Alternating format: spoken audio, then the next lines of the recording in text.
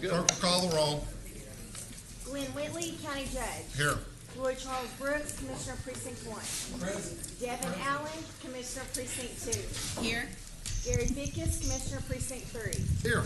J.D. Johnson, Commissioner Precinct 4. Here. Constitutes a quorum. Thank you. Mr. Manius, take it away.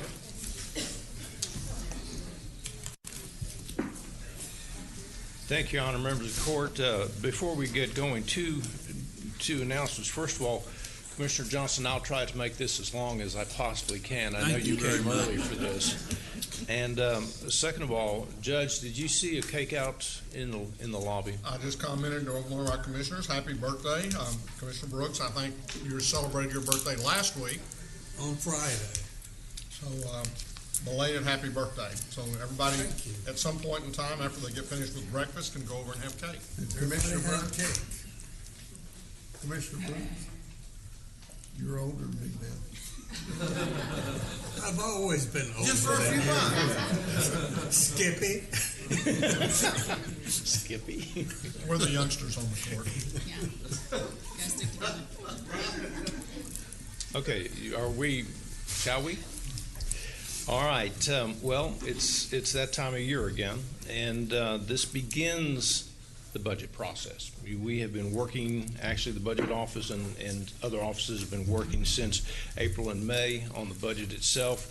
We're going to follow the same format that we have in the past, and so I'm going to start it off and talk a little bit about the economy and also about some of the things that we have experienced over the last year or so.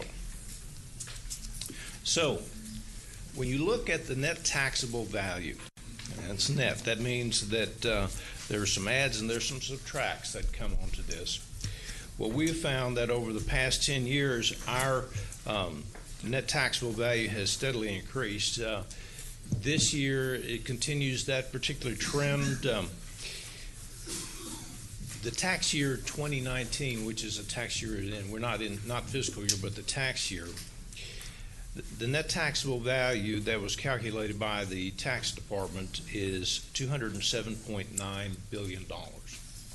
And that is a substantial increase from our net taxable value from last year, which was $186.7 billion. That's almost an 11.4% increase. And there's a reason why we have that type of an increase. We noticed also this is something that's changing a little bit. And at one time back in 2010 and 11, our mineral values were substantial. And then we saw a major decrease in our values, and we've seen a slight uptick. This year is a little bit higher than last year. This is about right under $1 billion. It's 975 million. Last year it was 959 million. So that all depends on not only exploration but also the price of mainly natural gas at the wellhead. Our tax rate. This is a good slide. Our tax rate basically says that over the last 3 years, we have decreased the tax rate by a penny every year. Now, that may not seem like a lot, but when you start with the denominator, the base of 26 cents, we've decreased the tax rate about 3 to 3.5% every year. So over the last 3 years, we have come very close to 11% decrease in the tax rate. The tax rate that we at staff are going to propose this year is going to be the same tax rate that we had in the last tax year, and that is 0.243. 234. Thank you. And as I said, we're asking that we hold that rate. So how do we compare then? When we look at tax rates of the top 6 counties in the state, when you look at those rates, you'll see that Tarrant County still has the lowest tax rate of any of the major counties in the state of Texas. So, what's driving a lot of our value increase? Well, what's driving it is basically the new construction. If you notice, we picked up a substantial amount of new construction. The last year it was about $4 billion. This year it's just above $5 billion. Now I think that's going to be important as we go along in future years, because with the action of the legislature and the capping of revenues at 3.5%, it doesn't include new construction. And so if we get to a point where we see new construction decreasing, then that's going to put the result of that is going to be that there'll be less money that the court will have available to fund its operations. And that's a lagging indicator, is it not? It's a year. Yeah, yes.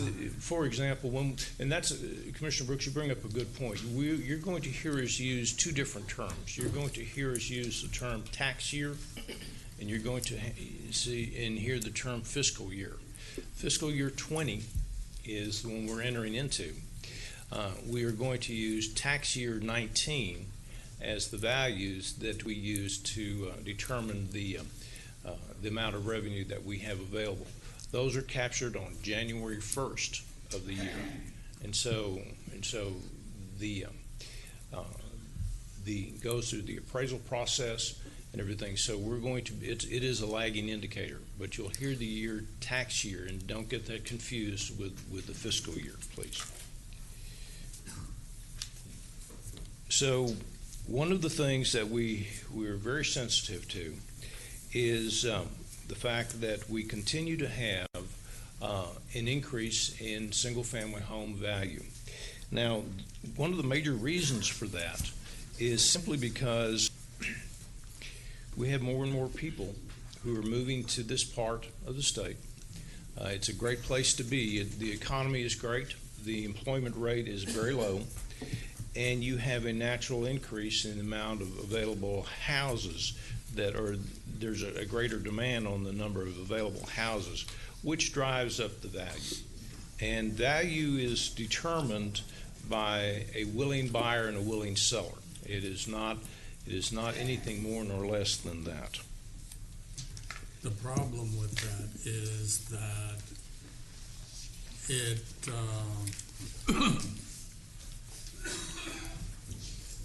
makes housing less and less affordable in our community, and there is already a scarcity of affordable housing. Yes. And the ability of younger people to actually get into that first home, there's a lot more stress being placed on that now. So when you look at tax rate history as it compares to the average price of a home, you'll see that using the proposed rate of 0.234, a homeowner would pay $512.11 in taxes on an annual basis to the county. That's an increase from $469.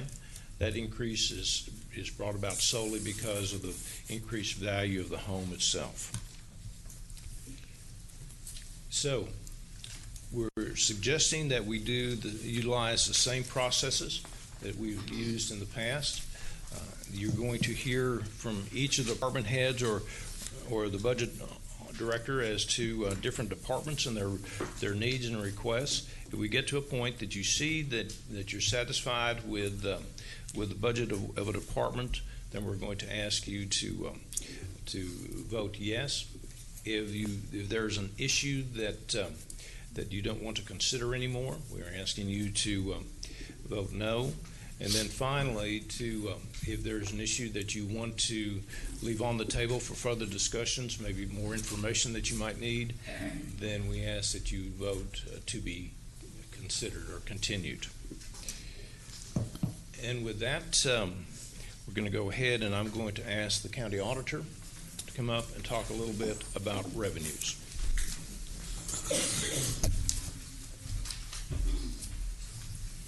Good morning. Morning.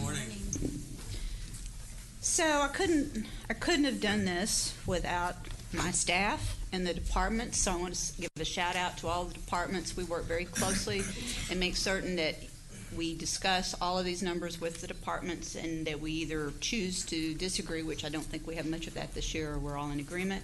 And I certainly couldn't have done this without Laura Wheat, Brett Self, Josh Underwood, and Craig Maxwell, and Suzanne McKenzie from my office. So, again, this is I think as GK said, we've been talking about taxes and revenues since like back in March and April. So we've talked about this for months and months and months. And so with that said, it's not nearly as exciting as maybe it should have been for us to have talked about it for so many months. There's just so much uncertainty that it makes it really hard to clean off the crystal ball and know exactly what's going to happen next year. But we did our best, and we'll talk about it a little bit. Sure.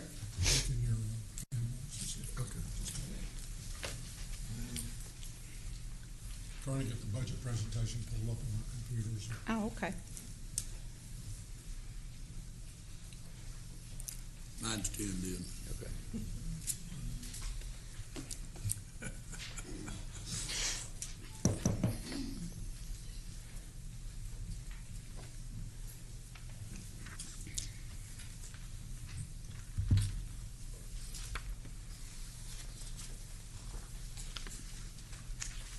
We got an IT person in the building. There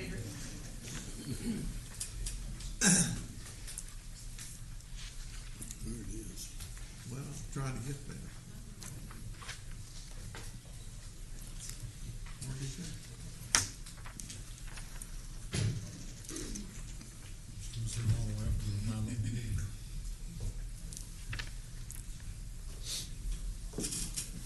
Trying to get my face. I'm going to go back. We're really kind of out of order. I mean, that's just the way it is.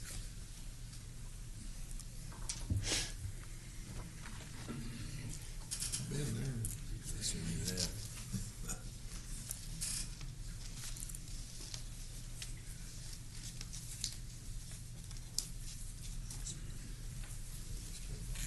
Is that?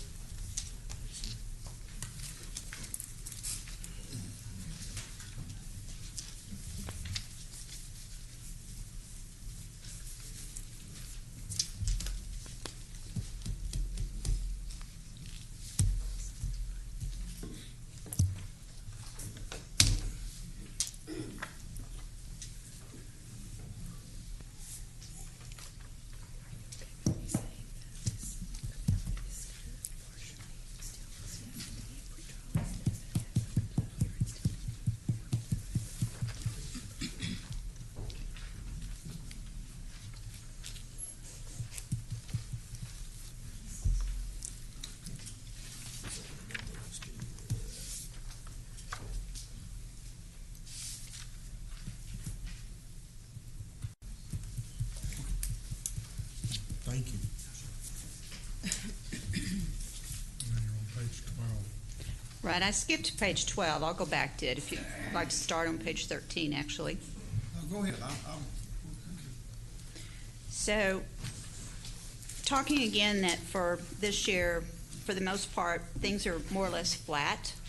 We do a trend analysis over as many years as we can pull together to actually look at things, and then, of course, we adjust that based on knowledge that the departments and fee offices may have related to any particular items, changes in the law. This was a legislative year, so there were some changes, obviously, that affected some of the items. And then any other just economic trends that we already know might be going on in the populace. So if you look at this chart, you can see that while there's a number of items on here that changed by, $500,000, a couple of $1 million, if you think about the size of our budget, even these changes are really relatively small because, again, it's a pretty flat conservative year based on the trends and where we think we're going. I guess the bingo prize fee that's listed there was an item that y'all discussed last week when I was out, so obviously there's a change in that one. If we go back up to the top, there's really not anything there. For instance, the county clerk is to open a new tax office. If that occurs, then we have projected that amount of revenue. Pretrial fees, of course, were off because of the way we changed. Passport, not tax, she's not going into the tax business. I'm sorry. Yes, I'm sorry. The federal flood payments, that pretty much is the money that comes from the Fed and related to a particular industry corporation that got moved from one line item to another. Interest income is certainly down because the Fed had a rate cut last week, and we've projected at least possibly another rate cut, and so we don't want to be short, so we're anticipating what those rate cuts might do to our ability to earn interest next year. Again, the rest of them are all based on trends. So if we went back up to the previous page, the total revenue that's projected there, the taxes are based on the rate, as Mr. Manius said, remaining constant, and the amount of the July 25th certified roll, based under all of the rules and procedures under the current year, not under any anticipated future changes this year. And everything there really doesn't change a whole lot. I mean, if you look at an $82 million fee of office and we're lowering it $2 million, or a little less than $2 million, it's really a flat year. I'd be happy to talk to anyone about any specifics. I know Craig did hand each one of you the actual line-by-line detailed account of the various revenues, and I'd try to answer any questions that you have on those. It is difficult in uncertainty to not be too conservative, but on the other hand, the last thing I've said many times I'd ever want to do is stand here and declare a revenue shortfall, because we were not conservative enough. And right now we just live in very uncertain times, and so this is our best guess based on the trends and what we know today. One of the things I would highlight to the court, and it may come up again at some point, the little asterisk there on the $460 million of taxes net of TIFs. That down below it explains that our senior tax freeze this year resulted in $19 million worth of less taxes. That's up from $6 million the previous year, I believe. It was 9 the previous year, right? It was 9 the previous year. So 9 plus 12 is the 21. I thought it was 19 million this year. 12.8 this year. So it is up. Okay, so is it only up, then you're saying it's only up 6 million? It's up from the 9 to 12.8, so little over 3. 3.6. Okay. That's not as much as then I thought it was. But it is growing. I mean, it's up consistently each year And as we more don't people. know each year, we have no way of knowing Right. how many people are coming in that year. We're getting into the baby boomers, but at the same time, for example, if someone comes in who is over age 65 or over, and buys a house, then that freezes it. So it's not just somebody who's here and happens to turn 65 in the house that they're currently living in or have been living in for many years. Right. Okay. And then the last item, of course, that affects revenue significantly is cash carry forward. And you have the numbers there from the actuals last year compared to what we budgeted and then this year's estimate. And they're all pretty consistent. There's some significant change in the debt service, but that's related to what we were projecting associated with the refunds. We had a lot of the refunds this year, the compressor refunds and other refunds. So we will adjust that out between now and the time the court adopts the budget to make sure we have the appropriate amount of reserves and cash carry forward in the debt service fund. So it looks odd, but it's really okay. We have to have enough in there to be set aside for debt service in the reserves, and then whatever the cash carry forward is after that. But with that, I'd be happy to try to answer any questions, and we're open to if anyone has any specific information that they want to share with us that might change a number either way. Questions? May I mention one thing? Sure. And Renee mentioned it earlier. It concerns the bingo revenue. Historically, the state has been collecting that is a 5% fee that is charged on video earnings. There's a piece of legislation that is going to become effective September 1st.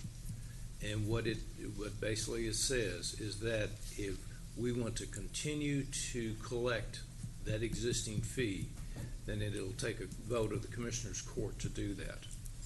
And so it is our intent to bring that up as soon as that bill is effective, probably the first week of September, to go ahead and ask you to vote to continue the collection of that particular fee.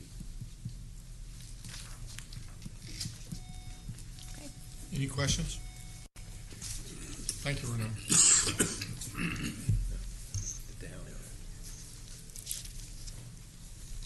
Now,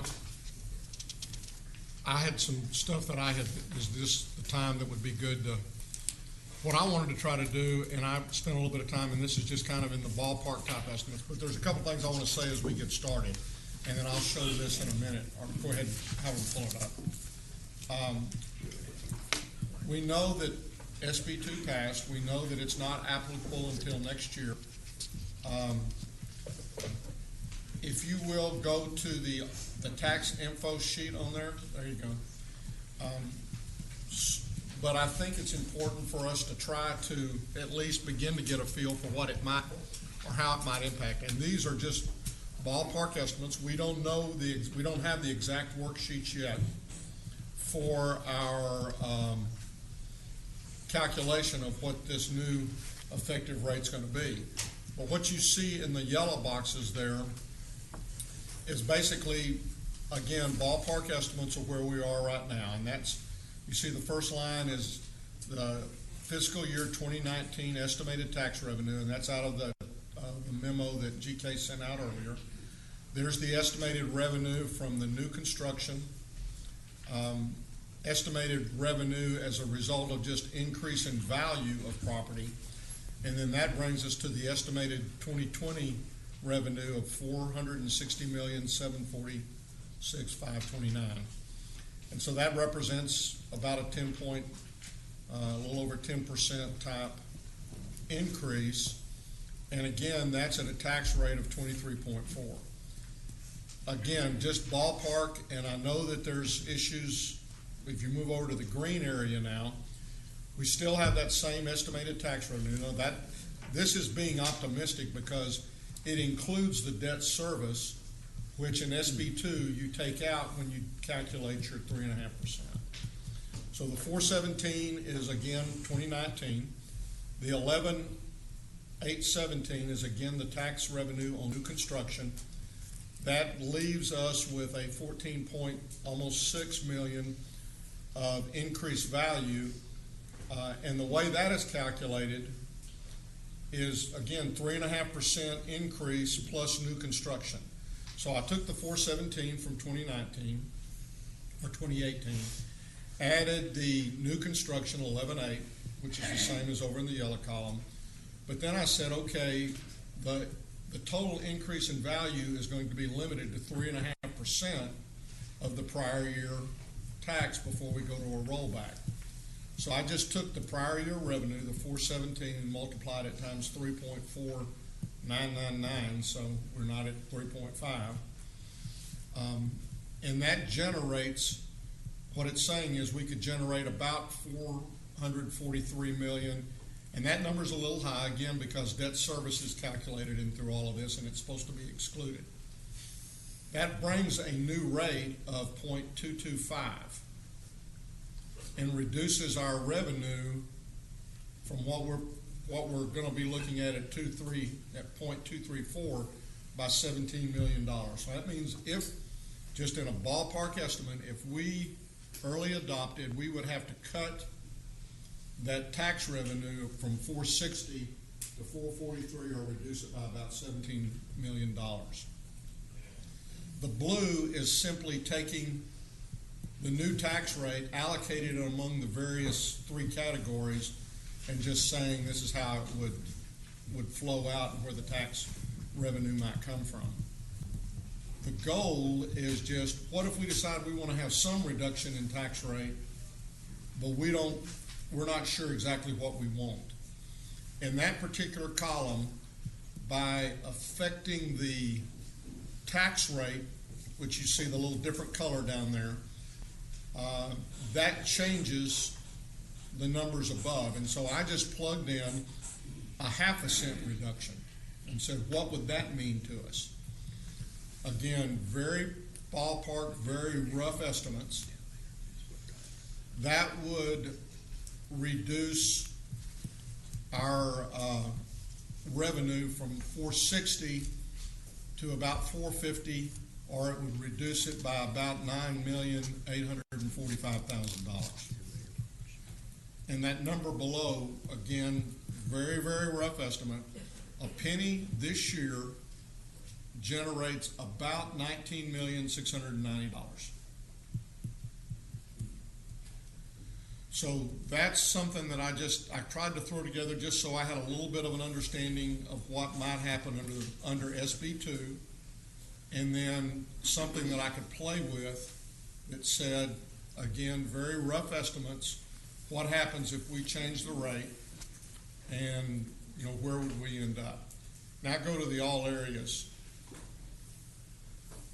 sheet.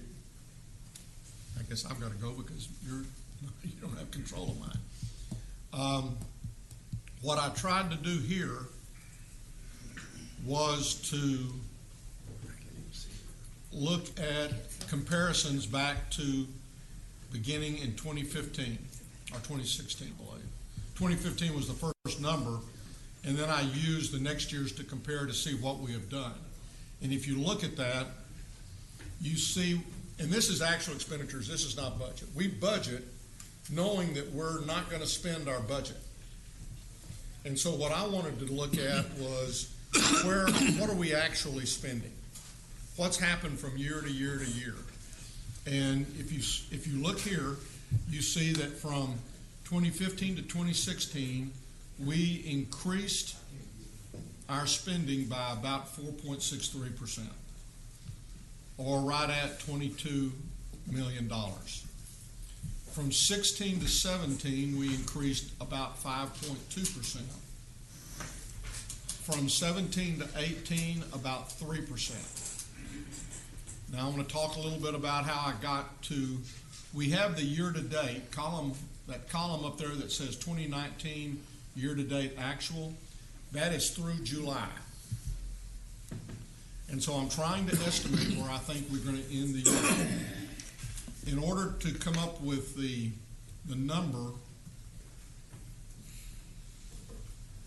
what I did was take, well, this is actually just from the budget area, I think, the actual forecasted there. And they're estimating that we're going to end the year at $551 million, or up about 3.97%. And so now we get into 2020, and I looked at the recommended column, and the number you see on our sheets is $706,925,243. But in order to get that to compare with, as a comparable number with our prior years, you got to pull out capital because that's not in the actual expenditures. You've got to pull out some items that we have in non-departmental, and that's our reserves that we don't spend. We've also got some undesignated, some contingency, and some matching expenses. And that comes down to about 600. Now again, that's not getting, I'm not, unlike many of you know that I usually do, that's not at the 10-foot level. I'm probably more like at 100,000-foot level, which is uncomfortable for me, but it's the ballpark estimate. And that shows that what Helen is showing or recommending is about a 9% increase right now. And so I think that's something that we've got to look at as various departments come forward. Then, and I've got our big departments down here on different sheets that just show by department, and maybe when they come up, we'll talk about them individually, as far as what they've done each year as we go forward and where we are, because, you know, I think this is the last year that we're gonna have a choice,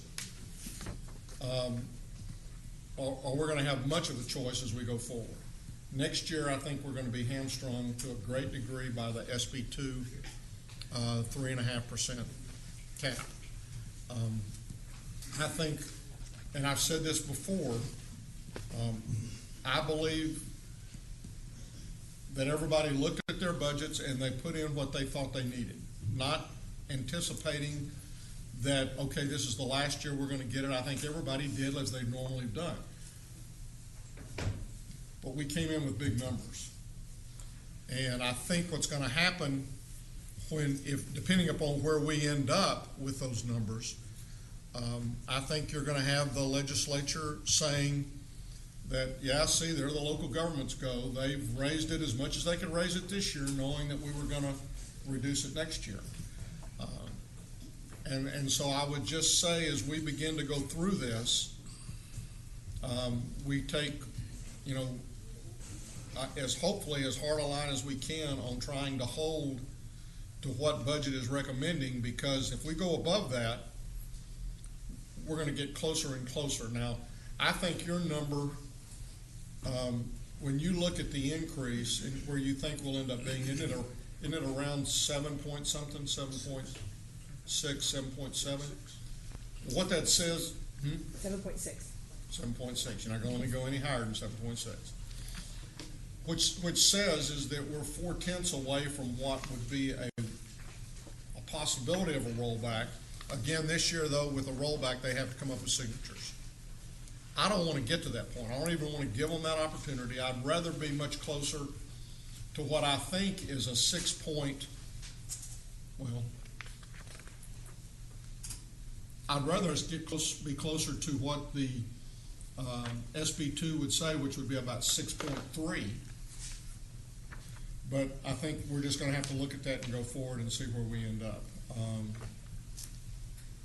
The other thing that I just want to caution 4 of us about is that we have a new person on the court.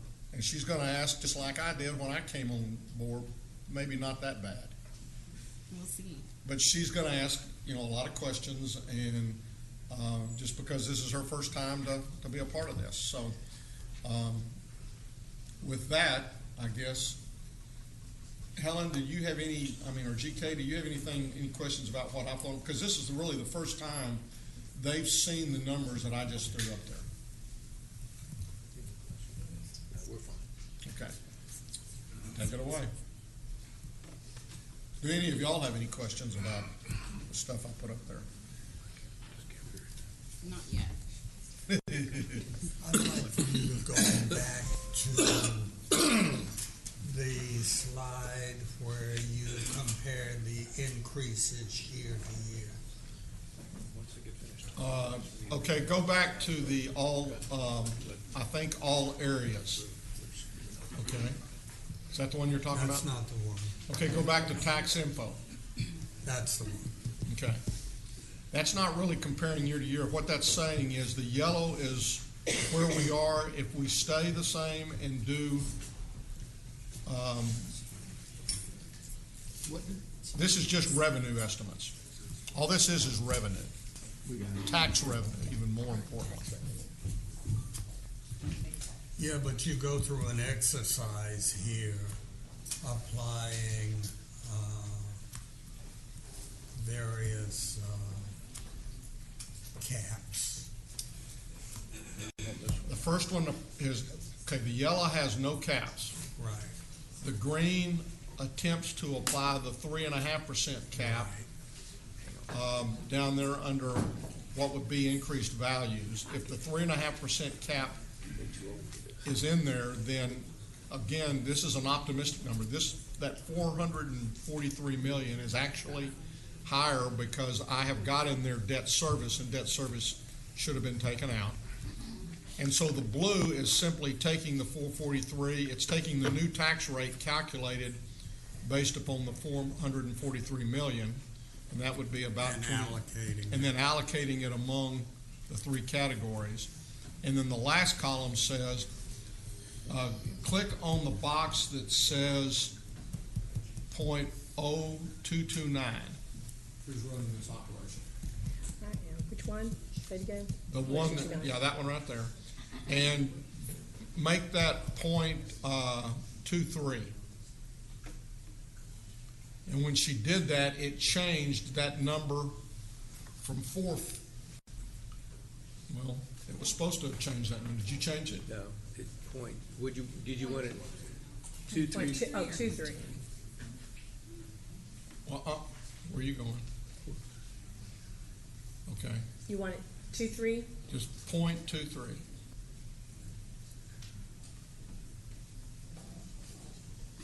So it changed the 450 to 452. So that's the where variable. So if the court says, okay, show me what it would be if it was point whatever, she can put it in there, and again, we will come in the neighborhood. Don't set it in concrete and say that's what it is. Now, change it back to .2. I gotta quit looking at this one when I'm looking at you're doing it up there. Okay, so leave it, and so that took it back to, that's a half a cent. Give me somebody. Half a cent reduction. Half a cent reduction.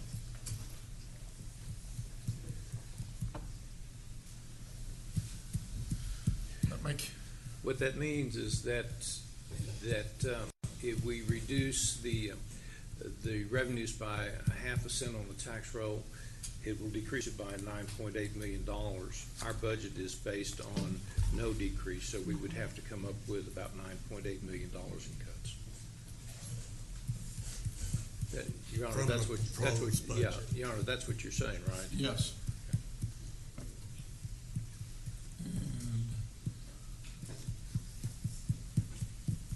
And as we speak,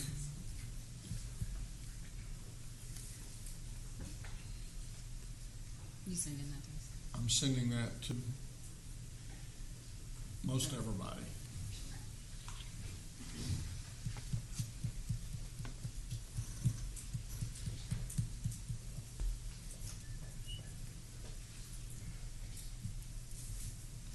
Okay, any other questions about that? Now, go ahead, Helen, I'm sorry.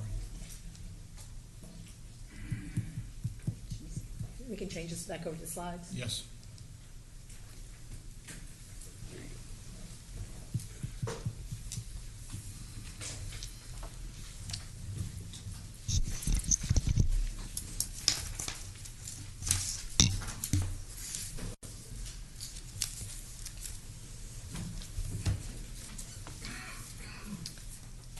Good morning. Good morning. Commissioner Fickus, are you ready? Do you need? No, but that's fine. I can look at JD's. Okay. I'm gonna need me an IT person sitting right here, if I can find one. She's right back there. She's coming. Well,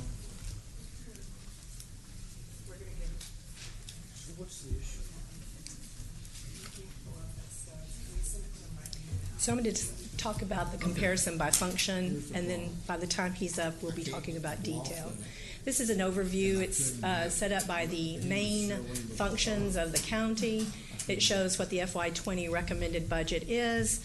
And on the next slide, I want you to hold for a second. okay, No, pull that, because that's the reason you couldn't get that, because she had it and I had it, but y'all didn't.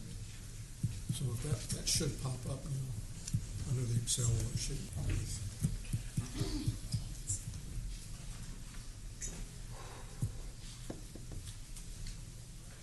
We all able to, you don't have it, do Your email? you? Yeah.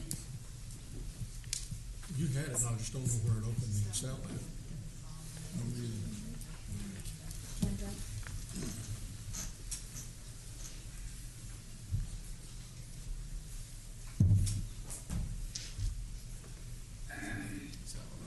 This one?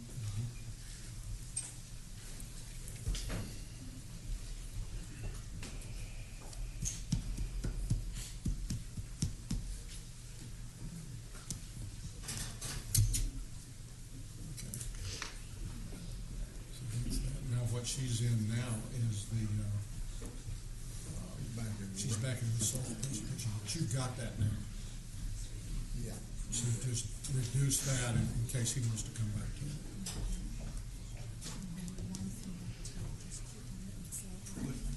Now go over That. Okay, not here. Okay. and then that puts you back in. You sit where I can see you, you can see me. And when I have a problem, I'm gonna look at you, and you're gonna look back, and you're gonna let me come back. Okay? We'll do good. Stay ready, you'll need to come back. Yeah, we'll be needing you again. Okay, so now, please continue. Okay, slide 17, significant variations in appropriations. So these are the items that significantly changed. Capital is down $2.7 million. The road and bridge transfer is up, which is tied to, if you look down below, the state right-of-way and the county right-of-way is increased. We have 42 new positions in this budget currently out of 154 requests, which is approximately $3.3 million. The merit and step increase for law enforcement and non-law enforcement is $12 million. Council fees continue to rise, so we've increased them approximately $3 million to try to level off and make sure that we have enough in there for them. Elections contract, it is, but there is an offset of $800,000 that is not showing on here. So they increased one side and decreased another side. The software and hardware maintenance, that's a continuing increase in cost. A lot of the IT expense is related to DME increasing. The MHMR contract came in above $518,000 more.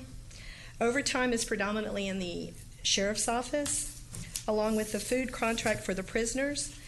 The professional services is spread throughout IT, HR, and tax, and there is others, but those are the ones that either have some type of audit or staff augmentation in IT.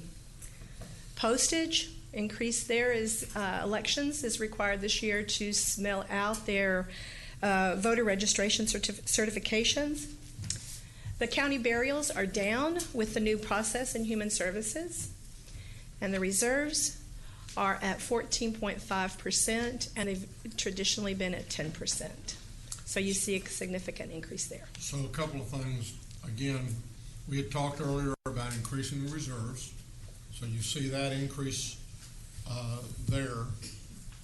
County burials is the policy that we passed earlier this year, where we're working with the Health Science Center.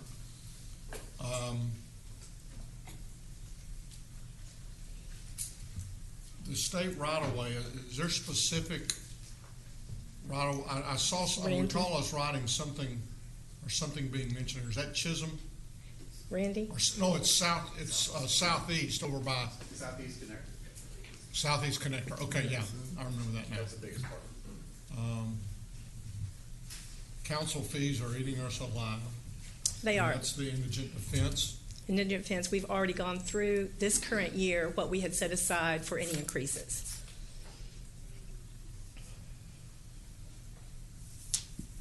Okay. We're good?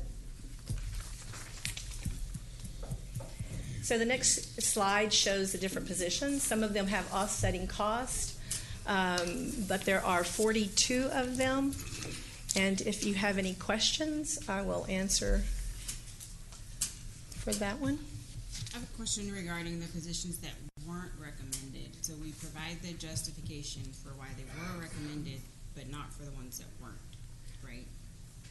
No, I presented to y'all both. They were in two separate sheets. One was recommended justifications and one were not recommended So justifications. for the, okay. I guess it didn't read that way, but okay.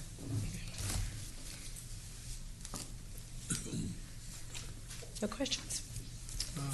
You know, I had a discussion. Yes, sir. That will be presented when we hit that particular fund center, budgeting fund center. The next one is how the cash is used. We've historically used it for reserves, undesignated, and capital. But because we significantly increased our reserves, there was a small amount for capital. in future years because the reserves is, or next year because the reserve is higher, it will then level off to the way that you've seen it presented in the past. That's a 14.5% for the reserves, and undesignated is, I need to be sure I understand what that means. Okay. You say total capital is 28 million. total capital request that has been total recommended is 28 million, yes. So, But of the cash that's left over after covering the reserves and the undesignated is only $161,098. so is the remainder of that 28 million coming out of current year Yes, sir. Revenues. Revenues. And there's always been a small amount that came out from the revenues. It never cash never covered all of the reserves, undesignated and capital. It's just with the increase to reserves, there's less to go through all of them. Okay.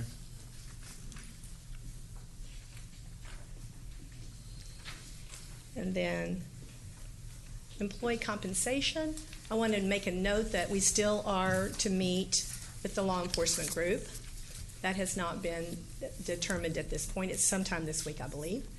And it's set with the Korn Ferry recommendations of structure and a 3% merit.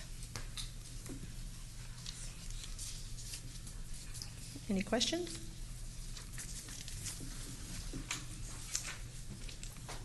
So the tax rate is the Go back, I'm sorry, go Okay. back to the.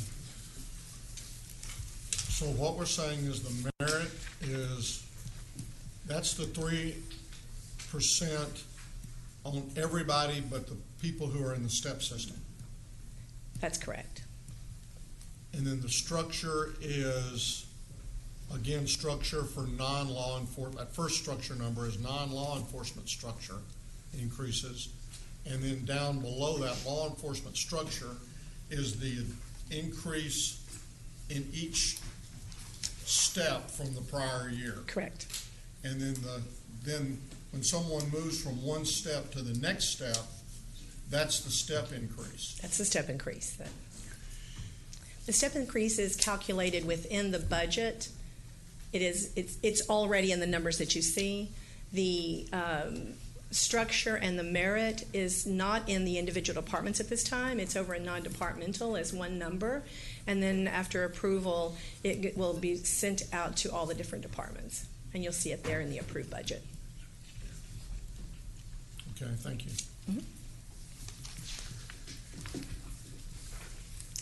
So this is the way we've come up with our tax rate with the M&O and the debt service. And that right there, remember back when I mentioned a few minutes ago that I had calculated it including the debt service? So that much, that debt service amount should have been pulled out of the total calculated in order to turn around and calculate the 3.5%. Just FYI. So we are presenting a balanced budget to you today. If the total capital requested was $45 million, the recommended is $28 million. And then our last sheet is important dates of when we're having our public hearing on tax rate, August 20th, September 3rd, second public hearing, and then September 10th when we adopt. Any questions? Is the public hearing to approve the budget and to approve everything else, could that not be our second public hearing on the tax rate? I don't believe so. Can we just can we use September 10th as our second and final? No, sir. Okay. Okay, yeah, there's publication requirements also. Okay. Questions? Okay, so going back to the recommended positions. So I Okay. saw there's two different documents, one that's recommended, and then there's a second that's not recommended. That's correct. And the not recommended, it has the department's justification for why they want the position, But what I was asking was, why don't we provide a justification for why the position was not recommended? Not recommended? Yeah. I can tell you why the budget office didn't recommend it. Historically, we've not written that down. So going forward, we can look at look at that as a change. That'd be great. Okay.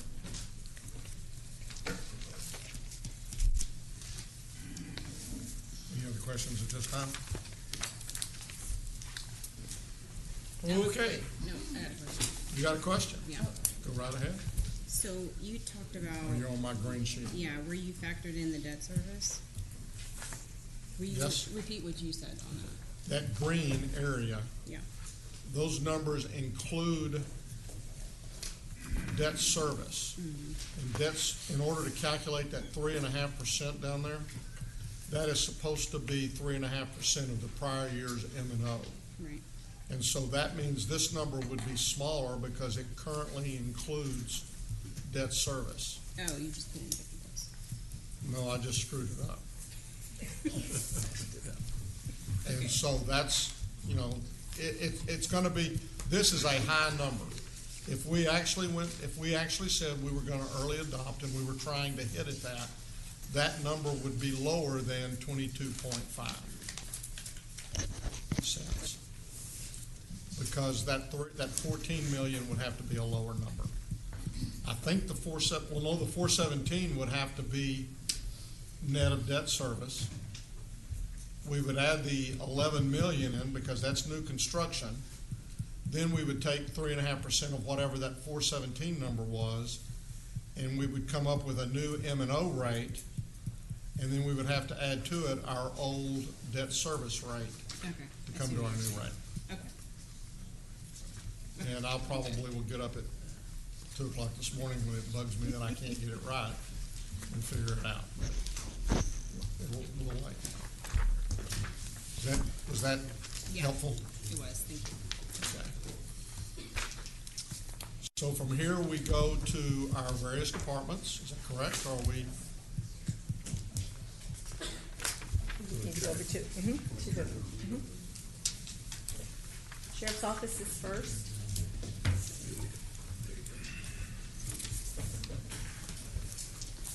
And I am gonna,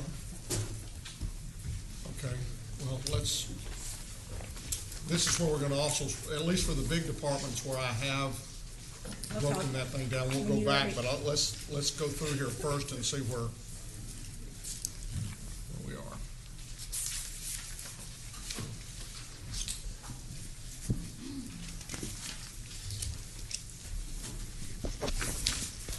So the first one is the Sheriff's Department Administration, and that's what you see in. You all good? Yes, you do it all. Go ahead. No, I just want to tell them where it was. Your department has different departments, sub-departments within it. Make sure they're looking at the correct department. So you're going to go over this. Any comments or anything?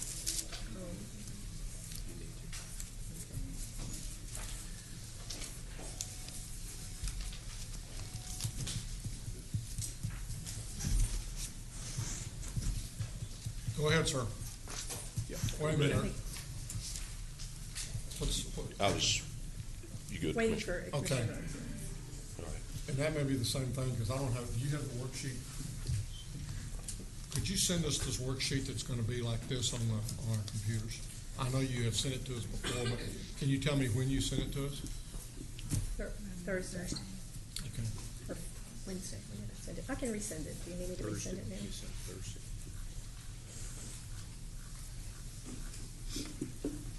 You resending it? Thank you.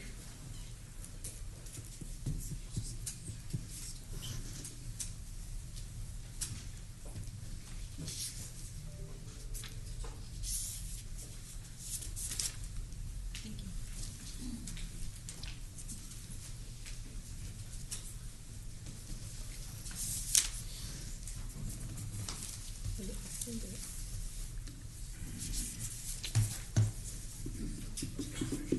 You got it up there? Yeah. When was it sent?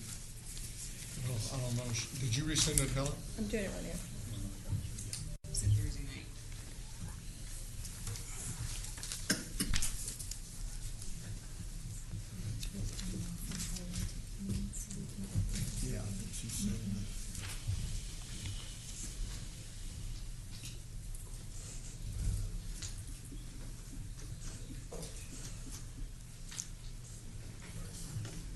This is not our normal way of getting information. It's during the court meeting.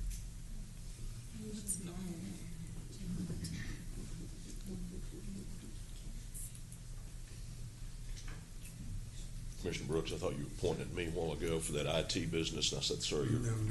need somebody else besides me, I Okay, assure you. I have mine up. It came in Thursday night. If you've got your email open, it might be just as easy for me to put there.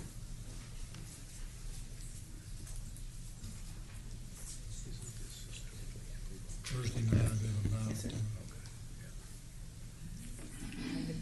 8:56.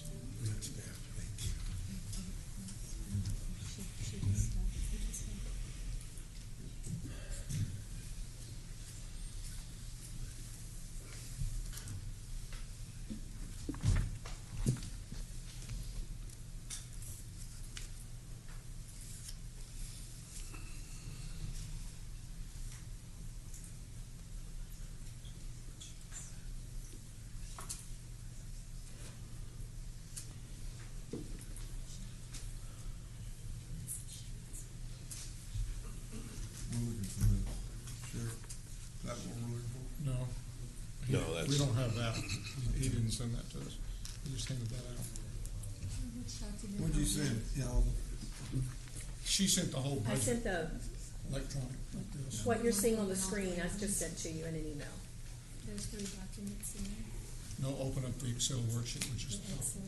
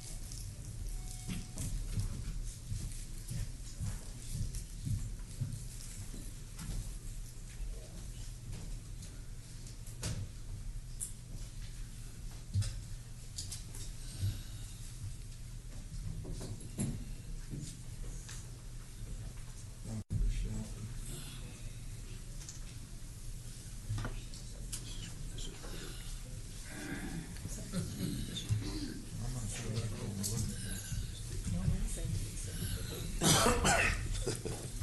It's still trying to open.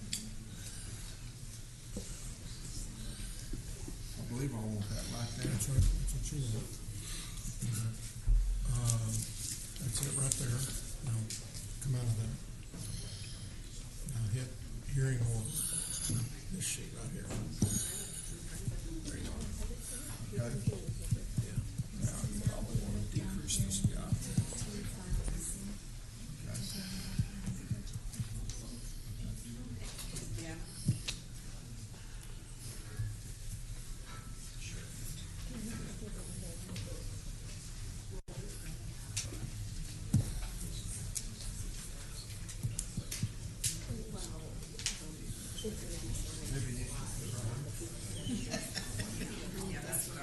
But go back to computer 101.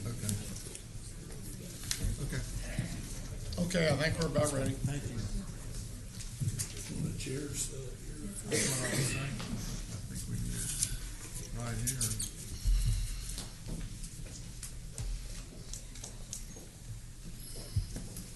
you waiting on me, you walking backwards. We're ready to go. All right, thank you very much.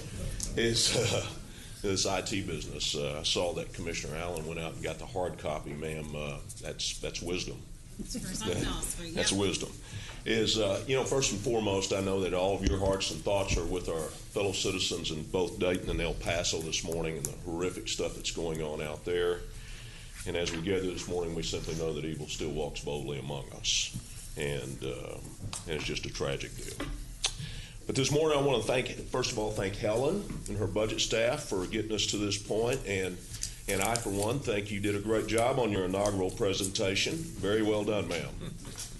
And I know it's sometimes a thankless charge, but we're at a great starting point. I'm here this morning to simply talk about personnel needs of the Sheriff's Office And in the budget, we requested, and several things were cut out, including there were 3 deputies for a mag court that judicial wants. And we're not here to argue about that this morning, is that those things are cut out, but the mag court could impact jail population. And without those deputies, of course, we cannot support that court. But my focus this morning will be on jail positions and overtime. Currently, we in the SO have 5 facilities with 5,000 beds. But only staff and support from JPS to operate 3 of those facilities, and with the exception of Cold Springs on the weekends is where our weekenders are at, which is completely and 100% driven by overtime. That brings the true correct population during the week to 4,150, and the weekends to 4,300. And our average jail population in July was at 4,382. In this budget, we requested 34 jailers and $1.5 million in overtime. This morning, you have recommended before you 5 jailers and $1.1 million in overtime.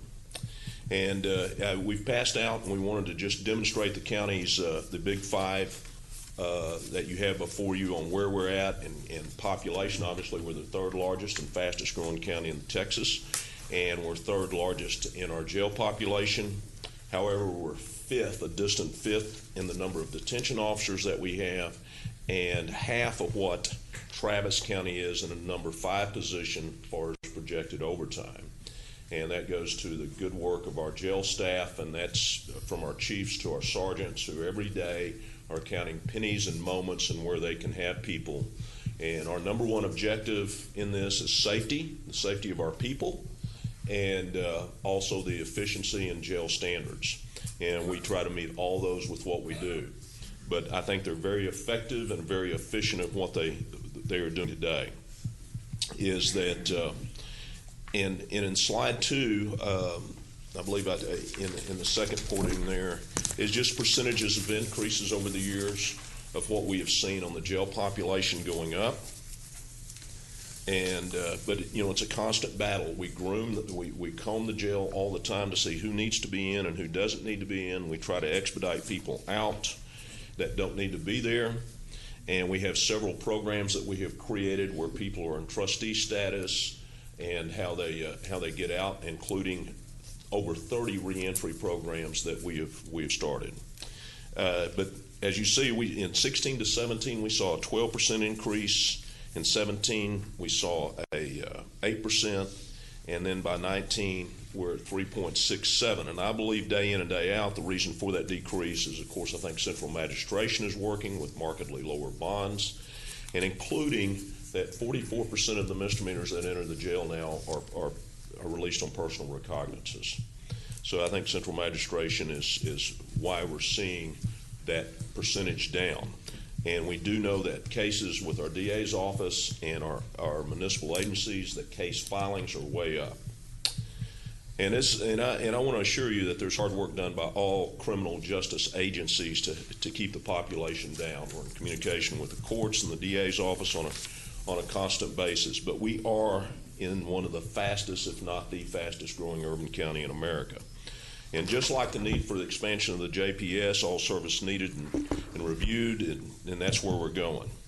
In fact, when you see a rise in need and service at a hospital like JPS, when you see that need rise, it'll be the same for the criminal justice agencies. It's just an anomaly that really does occur. And we got with our IT department, which they're doing some great job in some of this stuff, and we asked them for some predictions of what would be coming up. And next year, the predictions, unless the variables change, we'll see a jail population next July of 4,600 or so. However, if we even adapted the Harris County model, which is now out, and we've been reviewing the Harris County model and seeing what they're doing down there, and it is a settled in federal court, we believe that population would drop not from 4,600 down to about 4,300. And that still passes both JPS and our staffing capacity. We visited with several groups, including the Defense Bar, And in the last few years, what they have told me is that the Michael Morton and some other changes in the law has significantly impact our criminal justice system. And they talk about that, as a defense attorney, they have to review all the digital information before they can even enter a plea, and it's just time consuming. We made allowances for that a couple of years ago when we reserved a couple of days so that they could see their clients and not be have to compete with family members trying to get visitation, so that they could do that. So hopefully we could move that along. Last summer in 2018, the Jail Commission offered to provide from their angle of a camera a jail staffing study. And they came and they walked our jail and they looked and they saw some things and they reported to you. And that report is before you. And one of the more significant things that they said that we were doing, that our actions were, is that the true relief factor was 4.77, when normally we thought it was 5.0, meaning 4.77 per person per post rather than 5 people per post. Also, the study stated that if we opened all 5 facilities, we'd have to have an additional 185 officers. Now we're about to go into a second study, which I fully endorse, and it will include some efficiency reports, and we look forward to those things. And if we can do things better, we certainly want to do them. And the Jail Commission study stated that our current practice in population, that they were concerned with burnout and simply wearing out our staff. With our current situation, they believe that we probably still need an additional 85 officers. However, if the court gave us 85 officers this morning, it'd take us 2 years to hire them, because we are in a jail crisis all over the country. And while we have the lowest attrition rate of any of the major jails, in fact, this morning, as we were coming in, is that while we haven't processed, we have got people in process that will lower, that we only need, we have 10 jail positions opened as of this morning. Now, the 24 is what will show up on reports, but we've got 16 in process, and the other 8, we only have 8 openings. But our attrition rate is markedly lower than any of the other major counties.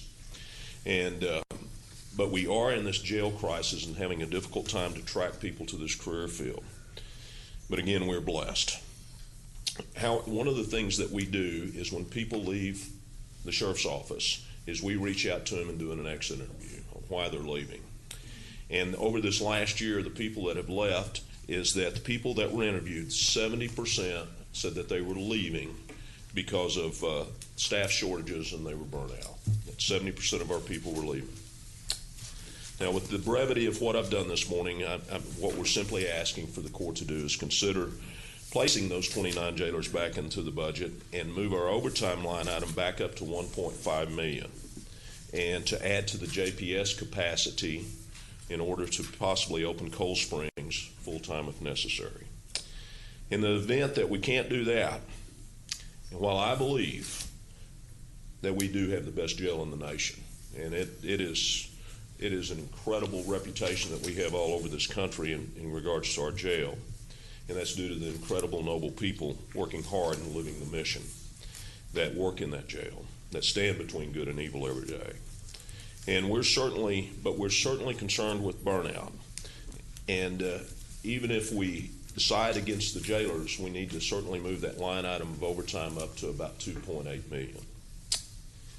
But finally, I want to assure the courts, I know there has been resistance in the past of staff studies. We're open to that and been wanting that since 2018. And we're in that process now to get a different look. We will always look for ways and work with the budget office, and we'll always look for ways to improve and to offset portions of the general fund by using the commissary and forfeiture funds where we can legally use them. And we continue that spirit of teamwork and wanting to figure out the resolve of these issues. But hopefully, through this process, we'll continue obviously to meet jail standards and the safety of our people and reduce their burden where we can. And I do appreciate your time this morning, and I'm open to any questions that I may or may not know the answer to, and try to do that. But thank you for your time and your consideration. Sheriff, excuse me, would you kindly explain to me how you use your overtime budget? It's all ate up by housing, And what I mean by that, for instance, on second shift today, we'll have overtime people come in because our second shift is the shortest shift right now, because it's easier to staff that in overtime than rather a midnight shift or a day shift. So the housing evening shift is going to be the biggest portion of that. Now, if you look at an overtime budget, what you'll see is that booking has an overtime that you'll see, well, it looks like you're spending a lot of money in booking. That's not true. It's people assigned to booking that's going to housing to do the overtime. It just gets credited to their PCN and assignment. We also are spending $10,000 a weekend out at Cold Springs, and that's opened up for our weekenders, and that starts on Friday evening and ends early Monday morning. And JPS has furnished us people out there to do that, but that's the only time that they have it. So we're doing overtime in housing, we're doing overtime in Cold Springs, and also overtime with medical. With a large population like we have, unfortunately, we're seeing a growing sicker population and a growing mental health population. So we spend a lot of time at the hospitals, and so we're spending overtime there also. So the hospital, housing, and Cold Springs are going to be the big three. So the hospital-related overtime costs are to provide a deputy to carry somebody to the hospital and stay with there them. Right. with And them. to stay with them. And to stay with them. Yeah, and stay there with them. And depending, like we've got an IPA, what we refer to as the IPA, where we have an area where we have 8 beds, and our officers, we can reduce the staff. It doesn't have to be 1-on-1 there, or 2-on-1, depending on the severity of the criminal activity. But if it's beyond that 8, then they go somewhere else in the hospital, and that has to be a 1-on-1 or 2-on-1 officers that go there, depending on what happens. Sheriff, on these, tell me about the weekenders that you're spending $10,000 a weekend on. These, How many inmates are we dealing with here? it fluctuates a little bit, but up to 192 is what Joe, 192 folks, and they're sentenced to come in and spend the weekend with us. They show up on Friday afternoon and they leave on Monday morning, and they work their sentence out, whatever their sentence is. That What are way. these people, what are they in for? Your Honor, I defer to Commissioner, I defer to the courts on that. They're going to be low-risk folks. They're not high-risk folks. They're going to generally be low-risk folks, whether they're, DWI or high theft or maybe, I don't think there's any state jail felonies in that group. It's all going to be high misdemeanors. Do you know how much money that is per person? $10,000 a piece. That'd be pretty high. It's $27,000 a year per inmate. $27,000 a year per inmate for Yes, sir. somebody to be in jail on the weekend. How essential? I guess they're okay on the outside 5 days a week. This is just a punitive deal. Yes, sir. Is there some mandate says we got to do that? Sir, Are we're we just. safer with those guys being in the jail on the weekend, spending $5.2 million a year? I see where you're going, Yeah. and I understand it, and I would defer to our courts, our county courts at law. We got judges in the room. Are we safer? What I want to know, are we safer that those guys get to spend Friday night through Sunday evening with us? Right, but In fairness, I agree with what you're saying. I had an opportunity to meet with some of our county court criminal judges on Friday. And, we have, in my opinion, and that's all it's worth is my opinion, as a result of coming into central magistration, we brought a lot more people through our jail, whether they've ended up staying there more than 2 or 3 days or not. We brought them through our jail. And as a result of that, we've ended up getting, JPS has to spend more time with them, MHMR has to spend more time with them, and they get booked in. So I think one of the requests that I made of our county court criminal judges, as well as our court administration and and this will carry through in some instances to the felonies, but not quite as much, is to see if they couldn't set up some sort of almost a weekly meeting to where we were gonna find a way to not bring them through the back door, and to be able to either, to look at several different areas for help. You brought up a point that I hadn't even thought about, and I see others back here that may want to come up and talk about this in a little bit, but you make a very strong point on that deal. Your estimates from a standpoint of population, I don't think it's just population growth. I don't think that's the only thing, but if we do those kind of forecasts, then we're going to be out of jail spots regardless of what we do in a year or two. And I'm not willing to accept that that's the answer and that we need to go out and pass a bond issue right now and build another big jail tower. No. Well, I'm not here asking for that. I understand you're not, but you're coming pretty cotton picking close because you're putting forecasts out there that say that 4 years from now, we're not gonna have any spots. And if your estimates are true and we don't change something else, Right.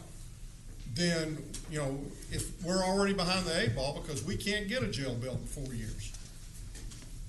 So I guess your point is a very strong point. I think Gary's point is an excellent point, and it's something that we had never considered.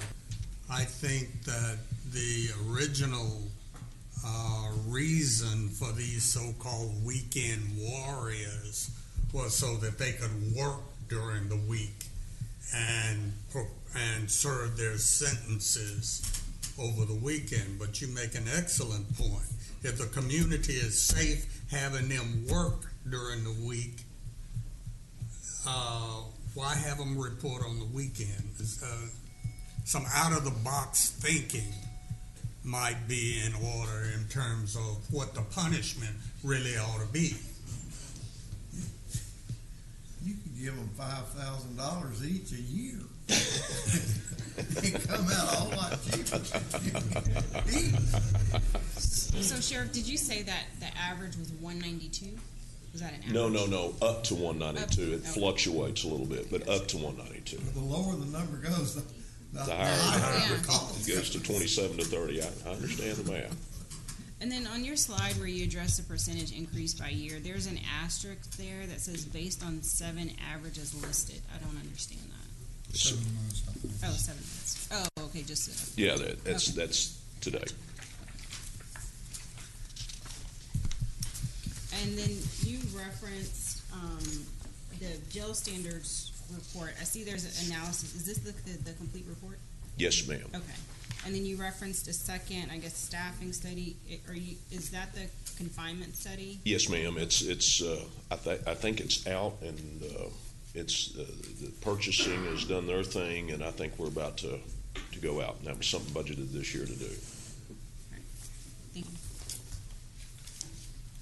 You mentioned on this sheet right here, it says you've got 677 detention officers. Yet on the budget page, it shows 956. That includes 677 is detention officers only. That full number that you just read includes our support staff of booking clerks and so forth like that, and supervisors. That's total people assigned to the jail, sir. Okay. And 677 is authorized strength for what we refer to as 51s or detention officers. Again, I think what we've got to find a way to do is to lower the jail file. We work on that every day, yes, sir. And, I mean, put up my little sheet that nobody's gonna like by the end of the day.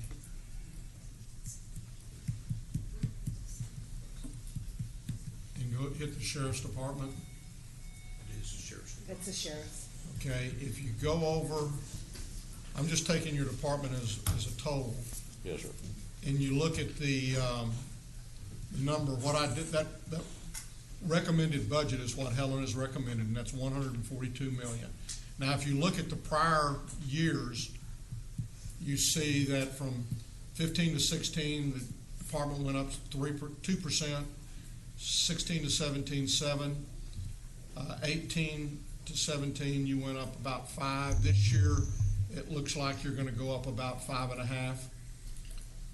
But right now, with the recommended, you're up about 8.7%. Again, remembering that next year, everybody's gonna be looking at about a 6.33. The way I got to this year in the recommended is I subtracted out your capital, I added your structure, added the step adjustments, and then the benefits on those above things to come up with the 146 million. You know, I think we're required to do a lot of stuff. We do a lot of stuff in addition to what we're required to do. What it may very well come down to for all of the big departments is that here's your 6% or here's whatever the deal is. Go back in and the argument that I made when I testified against SB2 is a lot of the stuff that we have done in the past that we didn't have to do, we're not going to be able to do anymore. And so you've got, according to the records, 1,438 people in your department. Under SB2, you're probably not going to be, well, I'll just say this about that area. At 3.5% increase, if we didn't have any growth, that wouldn't even cover your structure adjustments and your step adjustments. So it's very likely that next year, if we're, depending upon how much growth we have, that there will be no structure adjustments anywhere in the county. And that all you'll have is the step for the law enforcement and maybe 3% for everybody else. And then everybody's pretty well going to have to go back and begin cutting those things that they're doing that they don't have to do. And yours is going to be the department that's going to get hit the hardest. And that's why if we were to give you the 29, how much are we talking about, just ballpark estimates? Salary and benefits.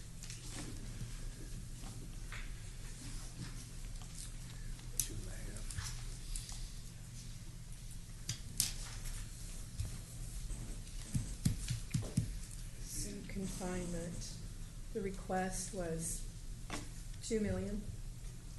2 million more? No, not 2 million more because we recommended 5 of those. Well, Yeah. so let's go 1.7. And that includes salary and benefits. That includes salary and benefits. Okay, so now go down to the bottom of go back to my little page. And between that the two 1.46s down there are 146 million.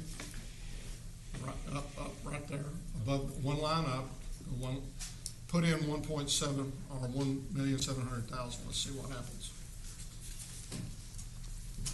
That means your budget's going up 10%. And next year you're going to be looking at 4% less. And this would put us over, could very likely put us over the rollback rate this year, because we're pretty close already. And that's with the one department. Now, does 1.7, that may not get us there altogether, but it's getting close. We would, since it's a balanced budget, we would have to decrease something because of the revenue. We couldn't increase the budget by 1.7 million. Well, what we'd have to do, something else. or we would have to reduce reserves. Correct. And so when we start talking about this reduction, that's why, again, you're the first one, so you get all the benefit of this. I'll take one for the team. That's right. Let's see who wants to be next year. But it's one of those things where, we've said we want to increase reserves. We've said we want to do these other things. So as we begin to put this up here, one of two things happens. We either say we're going to increase the tax rate, we reduce the amount of reserves that we have, or we reduce something else. Now, we've got reserves, so I'm not going to sit here and say, well, if we give him more, we're going to have to give her less. I heard that. But that's, So I don't think we're there, but we are gonna start reducing some of those things that we've said previously that we wanted to have in there. And that's my only, And Your Honor, you're very right. And this is a very perilous situation. We're good right now. I don't think we could be in a better position financially regardless of the 3.5% cap. But there's going to come a time when a recession is going to hit. We're going to have another 2008, 2009 when there is close to zero growth. And that is going to be a very, very, very perilous period for us. We're going to be actually looking at cutting not just meat, but bone under a situation like that. And we've got to get ready for that, because it's not a matter of whether it's going to happen. It's a matter of when. We will have a recession. Yeah, the indicators are already starting to show up. well, the market's only down 555 points today, so we're right. Is I recognize that, and I want you, and I know. I wasn't, that wasn't aimed at you. Okay. That was a global comment on the state of the county Right, and this budget. And, you know, on the brighter side, you know, we're doing more economic development, more infrastructure building than about 34 other states, is my understanding, here in Tarrant County. And we are growing at a pace of about 9% a year. And when that happens, your incarceration rate's going to be close to 2% of that growth rate. And I mean, those numbers, you know, we can look at them and figure out what's happening, and we just had tremendous growth now. You know, if we could just figure out how to stop people moving to Tarrant County, I think we'd be okay. And on a brighter note, Judge, as you said that, on as you pointed out, people, I did talk to our great district clerk, Tom Wilder, who said he was satisfied with the budget and probably won't be speaking today, and be sure to give any revenue extra that you were giving to him to me.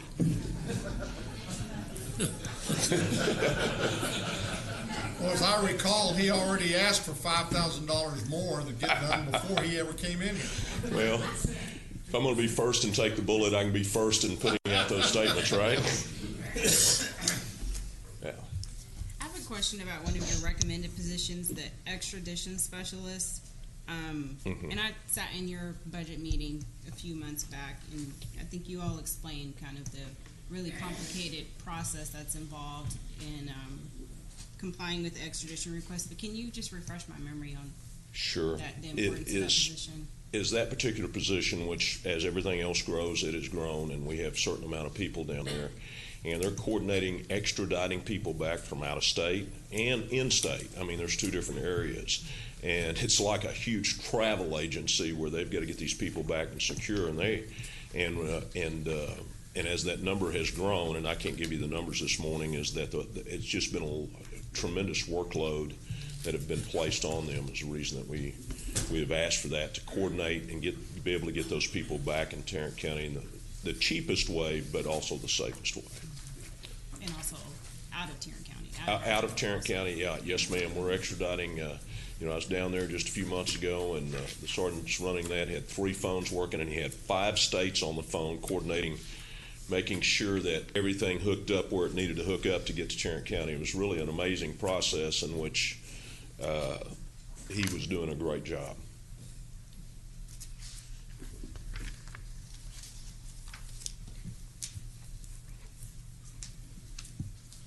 Other questions? We are, you know, one of the things that we've also mentioned, what is the, we've mentioned trying to get help from the cities and saying to them that, again, in an effort not to get them through if they come in the back door, they've got to go through booking. If we can keep them from getting to the back door, and I know we've met with the sheriff, and he's working with the chiefs of the cities to see about maybe holding them out there a little bit longer. Right now, I think you're trying to pick them up every 12 hours? 24. 24 hours. We are on a 24-hour deal. Okay. We are looking at what we refer to as a rocket booking program, where they skip medical. The people that we most eligible for PR, we're working that out with our magistrates. The most likely candidates to come in and go out, we're working on skipping part of the booking system. We have to positively identify them, and they have to pass MHMR, so MHMR doesn't have to go chase them down. And by the way, and Helen did do this, that budget line item did increase, and it certainly needed to just because of the population. But we're looking at a rocket booking program in order to get those people in and get them out. And it's not going to be a full booking program. It's going to be a partial booking program where we know who we have, and then we don't have to chase them down in the community. And then we've also talked, or I've at least had some conversation with Mr. Early. I'm not sure we're going to be able to give any kind of immediate relief, but right now they have room for, I believe, 8 prisoners in one little ward area where that only takes 2 officers to supervise those 8. Once those 8 fill up, then every prisoner is a 1-on-1. Or 2-on-1. Or 2-on-1. There's got to be at least 2 there, so if there's only 1 prisoner, there's got to be, I think, at least 2 people with them so that those people can have an opportunity for a break. So, I mean, Greg, would you or your illustrious judge there like to come up and make any comments whatsoever about the Weekend Warriors? I will defer on the Weekend Warriors. I defer to the judge on that. Put that sentence. Well, he might want you to take the bullets and come up here yourself. I'm going to take a bullet later, I promise. Oh, he's a Marine. He's coming. Just waiting my turn. Of course you'd like me to come up.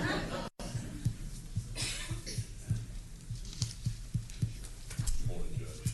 I'll be on your back. Okay. Good morning, Judge, Commissioners. I was going to say this later, but Commissioner Allen, I don't believe I've ever had the opportunity to meet you. I hope to rectify that in the near future. But welcome to the court, and there are certainly some things I'd like to share with you on other topics when the occasion presents itself. Didn't come to in depth prepared to address this topic, but a couple of thoughts do strike me. The penal code sets out 3 goals of punishment, rehabilitation, punishment for its own sake, and deterrence. So there certainly is a population within the punishment group that they're not really probation eligible. I'm just going to throw this comment out. Somebody might have a better response. So I don't know that the cost would be different whether they serve 10 days in a row or in 3-day increments. It's still going to be a cost. So there is going to be some population that is not probation suitable. DWIs by law, they can't do home confinement or other alternatives like other offenses can. But I'll tell you, as a personal matter, I don't really think serving a short sentence in jail accomplishes anything. It's not a deterrent. It doesn't deal with root causes of behavior. I don't know what my numbers are, but I probably put more people on probation, including repeat DWI offenders who were begging to do a jail sentence. And even the very few that I put on labor detail, I still make them go take the alcohol education, victim impact panel, the substance abuse assessment, and they know going in, if the substance abuse assessment is anything other than low risk, I'm going to put them on probation anyway, because I think that is a much better long-term solution. Actually, a dose of jail, 3 days for somebody who's not just focused on getting out on bond, actually does have some researched scientific benefit. But I will stand here to be the first in concurrence that short jail sentences, they don't accomplish much other than fulfilling the one of the 3 prongs of the goals of the justice system, which is punishment for its own sake. I mean, you got to do something with some of these people, and we get through our misdemeanor court people who have been to prison for murder and sexual assault and robbery. Just this time, they happen to have been picked up on a misdemeanor, and they probably are just not suitable under the current structure of community supervision to be dealt with in that fashion. So that would be my opening unprepared statement. Any questions I may answer? Just a comment, Judge Carr, and I appreciate your service in all things. But I believe there's some research out there that indicates that the longer time a person spends in jail, and they slice this down to days, the more likely they are to reoffend. The research is after about a 3 to 5 day period, you've actually become acclimatized to a new a new lifestyle. And so, you know, if you are and all the research is if you mix low risk with high risk offenders, then what you're going to accomplish is creating a lot more high risk offenders. Now, we can get off into discussions about mental health where people are not competent, and that's a big driver of costs as well. But yet it's a very multifaceted problem, but I'm all for the proposition. If we come up with good solutions to achieve the ends of justice, which is public safety and reduction of the amount of recidivism, I am going to stand here and say, though, that to some degree, allowing people who were struggling at the bordering on homelessness, somehow they've managed to scrape together a job. I mean, we can't lose sight of that factor either. Right. And I don't know that we're serving a long-term good by, you know, taking, when it's appropriate, by causing people to lose their job, get kicked out of their apartment, and things of that nature. So there are certainly many issues that are worthy of discussion on this topic. Do you think that there are alternatives that could be explored? As we talked about on Friday, in my mind, we're approaching a crisis in the jail. I think we're seeing a lot of things come together, not in probably the best integrated fashion as we can, but with the requirement for financial screening for attorneys, for mental health screenings. I mean, if I were policy czar for a day, I would probably start with the proposition that for low risk offenders, the jail is an opportunity. We have the leverage of the criminal justice system to cause people to address issues that they probably wouldn't otherwise do. So I think we need to buttress up our initial screenings as people come into the jail system so that we can be more thoughtful and have some information that, in accordance with researched data, we can make much better informed decisions as to what should be in the bundle of sticks in our response to this person. I think that was yes. Yes. In my own way. Thank you very much. Thank you, Judge. Thank you, Judge.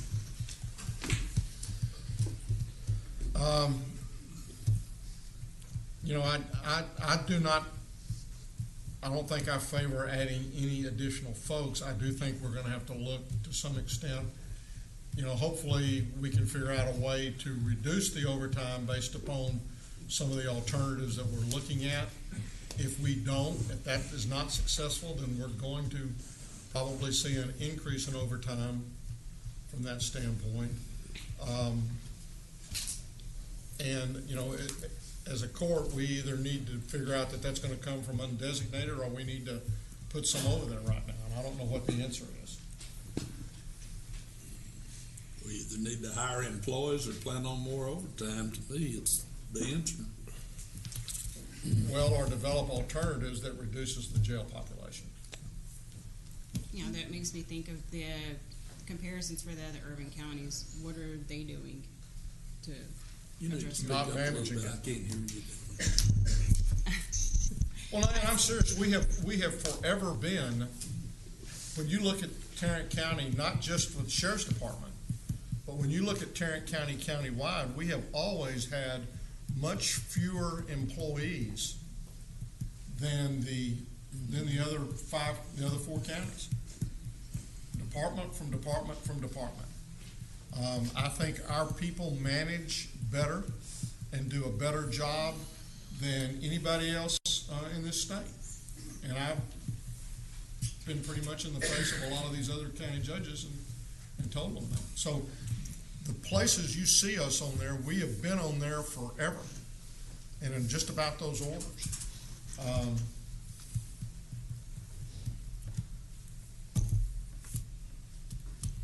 So, I mean, I don't want to come anywhere near approaching the detention or the overtime numbers that these folks are doing. And I think what it says is how well our sheriff and how his people are managing their department, and we need to continue to let them do that. And I understand, but we do know that we've got an issue with people going through that back door, and we've got to try to get that done.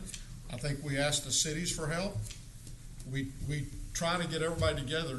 They did it. The judiciary did it with the rocket docket many years ago, and I think we've got a crisis that we need to bring everybody to the table and see what we can do about lowering that jail fine. Well, we've asked GK to reestablish or get this committee going again. Yes, sir. To take a look with all the departments that are involved in the justice system to see if we can reduce the population that we have. When we did this about, I don't know how many years ago, we reduced the hell out of our population in that jail. I think maybe we've gotten a little lax on that, and we need to go back and tighten it up. So what is the latest on that? Pardon me? What is the latest on that? We're reestablishing the Expediter Committee now. Okay. And it's really a process more than just a committee. It involves representatives, obviously, from the Sheriff's Department, from the courts, from the District Attorney's Office, probation, those to really, what we try to do is scrub our jail to see just exactly who we have in our jail and what they're in there for. See if we can move them out in a much faster way.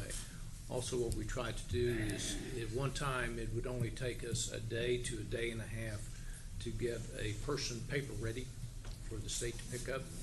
I know those numbers have slipped. We went from 42 days, Commissioner Johnson, I believe so, to a day and a half just through that process, and it decreased our jail population significantly. So we're putting that working group back together again. So how long does it take now? I don't know exactly how long. Pin packets. Pin packets. What's our?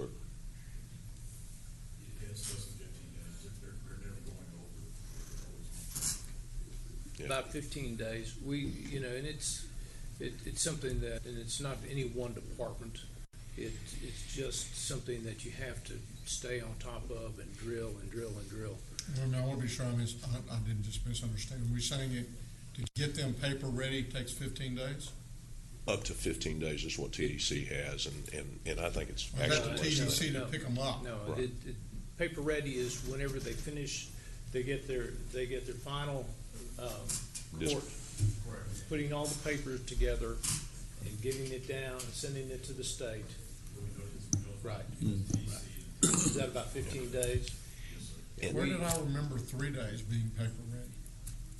Was that just something that was, Tom, what is paper, from y'all's standpoint, paper ready? How long? You stay within the 3 days as best we can, but of course we have to have the judge sign. We don't have a problem getting the judgment out.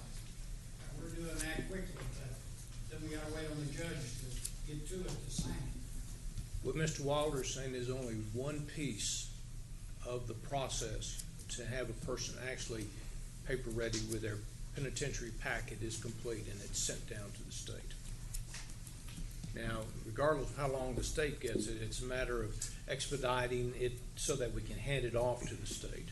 And that's what we. And that was, now that you bring up the state again, that's another thing. We have in the past, and we've talked, I believe there's been you know, we've tried to ask the judge, especially the district judges, to look at those people who were state penitentiary eligible prisoners that we're holding in our local jail. State jail. State jail prisoners that are here. Yeah, there's, We do hand carry that over, so there's no lag once it's signed. And in the new system, that will be automated. That's on the wish list anyway. One of the issues, and obviously, the sheriff has experts that work the jail, but when you look at the type of people that we're holding in jail, things have changed. For example, competency restoration. Good example. We have 216 as of 5 o'clock this morning in our jail that are there to have their competency restored so their case can move forward. Now, some of that is a matter of getting them back on their meds. Some of it, though, a large portion of that is that those individuals need to be sent to a state hospital. Right. And it takes you, how long to send someone to a state hospital? Last time I heard it was 9 to 12 months. About a year, isn't it, Randy? Okay, so 9 to 12 months. So and there's just no more beds available at the state. The state is not building psychiatric hospitals. So we have these 200 plus individuals who are simply sitting in jail. Sheriff's Department can't do anything about it. Courts can't do anything about it because there's a case pending, but you can't move that case until the competency is restored. And competency is not going to be restored in the jail. There's some where you just restore the medications, but at one time we were trying to do that, and we still try to do that. And so you have those type of individuals. You have what the judge said, where you have state jail felons, which is not a penitentiary person, but it's one who goes to a state jail facility. That we have 160. Yes, sir. Yeah, some of us read that report every morning. Yep. 160 of those that instead of being in the state jail, they're in our county jail. Now these are individuals who have already been convicted and have been sentenced to a state jail facility. And we're trying to push those people out too. If you deal with that, you're getting very close to 8% of our jail population. You know, when those two. 8%? 8% if you take the competency restoration and the state jail, you're talking about 8% of the population. That's close to 400, and we're close to 42 this morning. That's not where our opportunity lies to lower the jail population. The opportunity lies in those misdemeanants who are in jail who would do better somewhere else. And Commissioner, you're absolutely right. And the best way to look at it is that there is absolutely no one silver bullet that's going to kill this beast. It takes a bunch of different efforts. Commissioner Johnson, you might remember small streams make a big river. Yes. Yeah, that's the approach we have to take. That's what the Expediter unit did. We analyzed all of those. I think that Commissioner Johnson's suggestion that he made a few minutes ago, that you bring this task force back together and let's take a concerted look at ways to reduce our jail population. We can't do anything about what the state is going to do, but we can do something about those persons that we have a say-so over. What's the timeline for reconvening that group? Probably within the next couple of weeks. Well, I already had a conversation with staff this morning and trying to identify all the different players to put it back. We had this discussion last week with staff and the sheriff to get this expedition working. On the competency issues, just for instance, that he's right, we have 200 plus. When I came into office in January of 17, we had 20.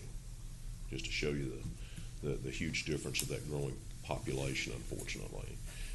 I have talked to the district judges have agreed that they were sentencing people to the county jail. And these people that are mentioned are waiting to go, and we're going to get them out. And they have agreed to that. So we are working every angle. The Director Collier, who is the director of TDC, we stay in close communications, and so when we have, if there's, we've had some hiccups with TDC, we talk to them, and Brian has been, he's been very, very helpful in moving through that system and getting people out of here, and so we have the relationships at every corner that we're trying to work on this. I do believe that as we march forward with the new jail outlook, there's a new jail outlook, that sooner or later it will be just a felonious population with very, very few misdemeanors. And I think we're heading that direction. That's a good direction for us to head. And I think the fact that our state hospitals, mental health hospitals, are almost entirely focused on competency restoration and are way behind in that effort means that we've got to do more things locally to address our mental health population. I think because the state, I would hope, is just not available to help. As Judge Whitley said earlier, from that 100,000 foot mark, I would hope that strategically that we would look forward to some type of diversion center where these people go to a diversion center rather than county jail. We're talking about it. And I think that may be one of the alternatives, but I think we're going to have to go back maybe in the interim. And I guess where I'm, and maybe trying to wrap this up a little bit, is I'm not ready to recommend any changes or any additional positions. We may have to talk back about what we're going to do on overhead. I'd like to get closer to the September date. Hopefully this group can begin meeting and can begin, and I know that it's going to be a very focused and concentrated work because we don't have that many weeks before we come back to the 1st of September. But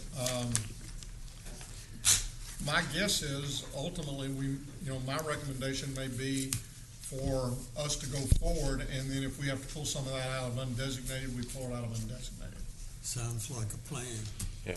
And I also want to share the court. The staff did work very, very, very, very hard on trying to crunch and figure out how to do things better. And I mean, you have an incredible staff that is doing that. So we don't come up here lightly and say this is what we need.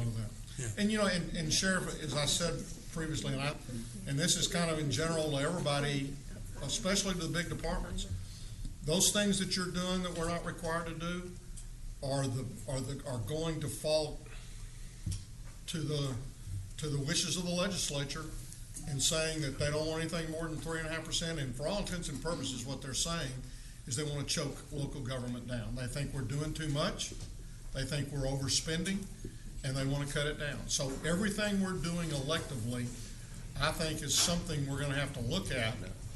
And it may be that some of the good programs that are, look cute, look pretty, and are something that the public will like, will be the poster childs when we have to go to election, if we choose to go to that election to go over the 3.5%. And that's unfortunate, but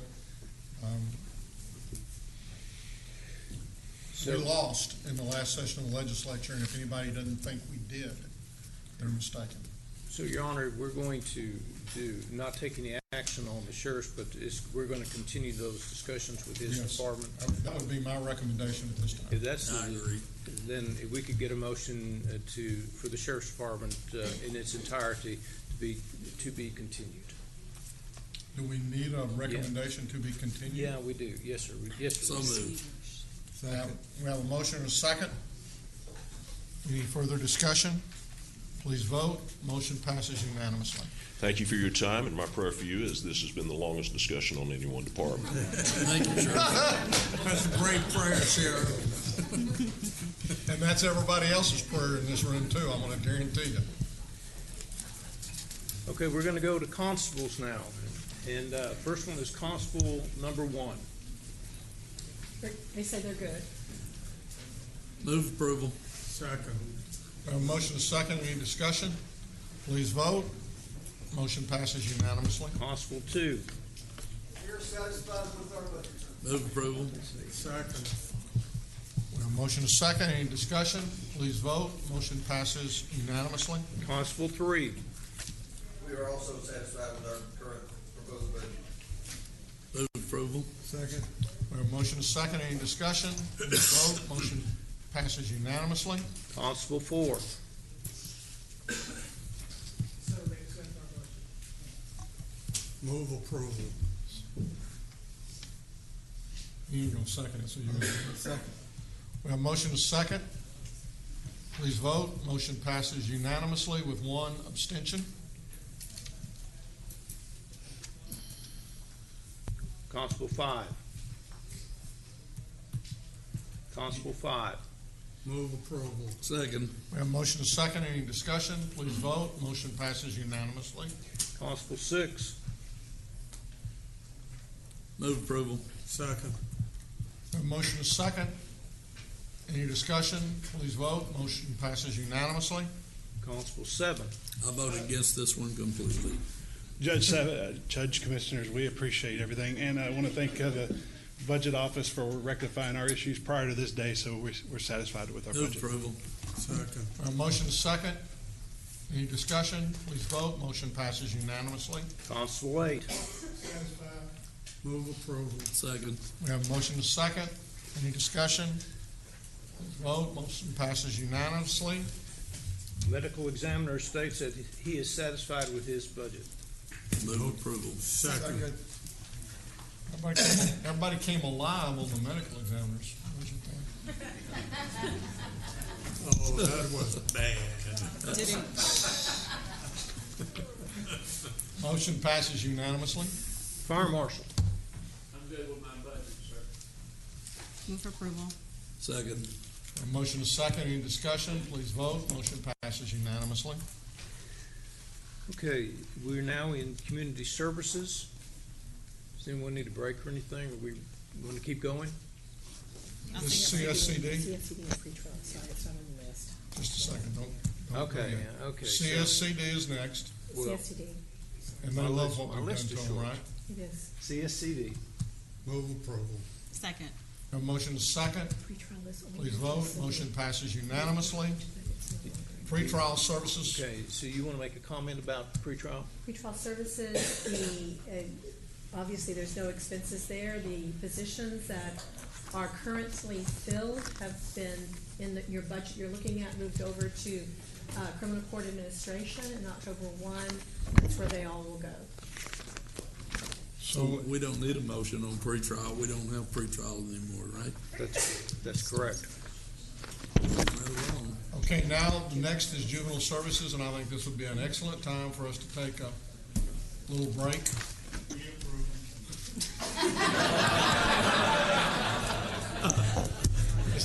You're supposed to get sassy after your budget has been approved, Benny, not before. Okay, let's take about let's try to get back about 11:15. That's 10 minutes.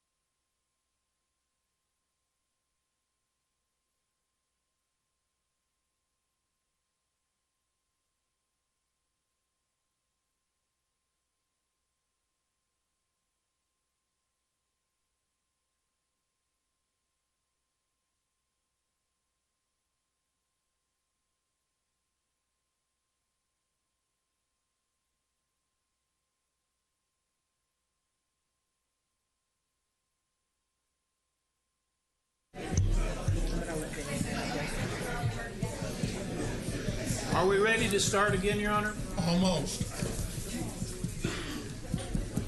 As everybody kind of makes their way back in, I will remind everybody that we do have a blood drive going on today. We have another one on August the 23rd, and we've also got another mini drive now scheduled for August the 12th. A lot of the blood that we're giving today, I think we had 48 people sign up. Some of the blood from we were low last week. With the El Paso shooting, blood left this area and went to El Paso, so we're even more in a critical shortage area. So tomorrow in court, we will have a slide that will say, if you're interested in scheduling a time, you'll probably be getting an email to all boxes today to schedule a time for the August the 12th. I believe that August 23rd, where we have 96 slots, I believe that one is already full. The one on the 12th, we'll just start signing up for it, but I hope everybody will do whatever they can sign up if they can. I know I went and gave, I know on Friday, I know Mary Louise went and gave on Friday. I want to thank Mary Louise and for kind of spearheading this idea, and Tom for also helping with his department. We had a couple out of my area too, but if you can, please either give on the 12th or the 23rd, and if that's doesn't work into your schedule, please try to go to carterbloodcare.org, find a location near you, and see if you can't give either blood, platelets, plasma, whatever they can squeeze out of you. So, thank you for I know what will be a lot of turnout from us. Okay, Mr. Manius, let's go. Okay, juvenile services is satisfied. Move approval. Second. Have a motion and a second. Any discussion? Please vote. Motion passes unanimously. The 323rd district is satisfied. Move approval. We have a motion and a second. Any discussion? Please vote. Motion passes unanimously. Is public health here? Public health, yes, sir. We accept our budget. Move approval. Second. We have a motion and a second. Any discussion? Please vote. Motion passes unanimously. Human services, they're satisfied. Move approval. Second. We have a motion and a second. Any discussion? Please vote. Motion passes unanimously. Okay. Child Protective Services. We still have not received the final number for their contract, so that is probably going to change. Which one? That's their, it's under Child Protective Services. There's $2,604,000 out there. And normally they have given us a change. She did tell me she was not going to be in court today, but they're still working on giving us the corrected amount. Normally she brings it in today. Does that normally go up? Go down. It should go down. Shouldn't go up. This is the worst case scenario. Okay. So what's your recommendation on this? Is it a TBC? You want to hold this until we get that number? Yes, sir. Okay, you say it's a worst case scenario. It looks like in years past, these numbers have gone up. So why would you expect in last year? Well, she gives us the contract. It's for every single potential scenario the state might put into play. So it won't go up from the 2.6. It may go up year after year, but not from the 2.6. Be higher than the 2.4 last year. Correct. Okay. So do we leave this pending, or do we? Yes, please. We can get a motion to be continued. And we approve all the rest of it except that? Sure. Move approval. Second. Now, motion is second to approve Child Protective Services with the exception of line item Texas Department of Regulatory Services. Right. Please vote. Motion passes unanimously.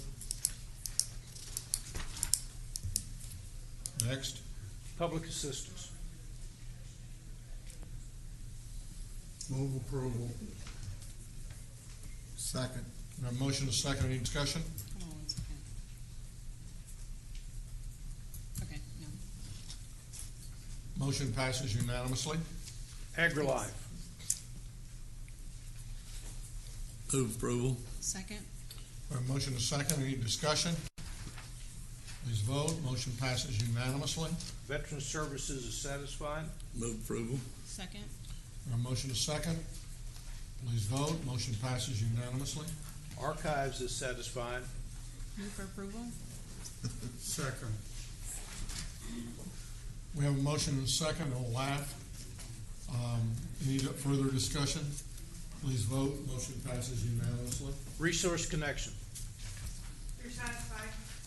Move approval. Second. A motion and a second. Any discussion? Please vote. Motion passes unanimously. Okay, we're going to move into the judicial area now. The 17th District is satisfied. Move approval. Second. A motion and a second. Any discussion? Please vote. Motion passes unanimously. 48th is satisfied. Move approval. Second. We have a motion and a second. Any discussion? Please vote. Motion passes unanimously. 67.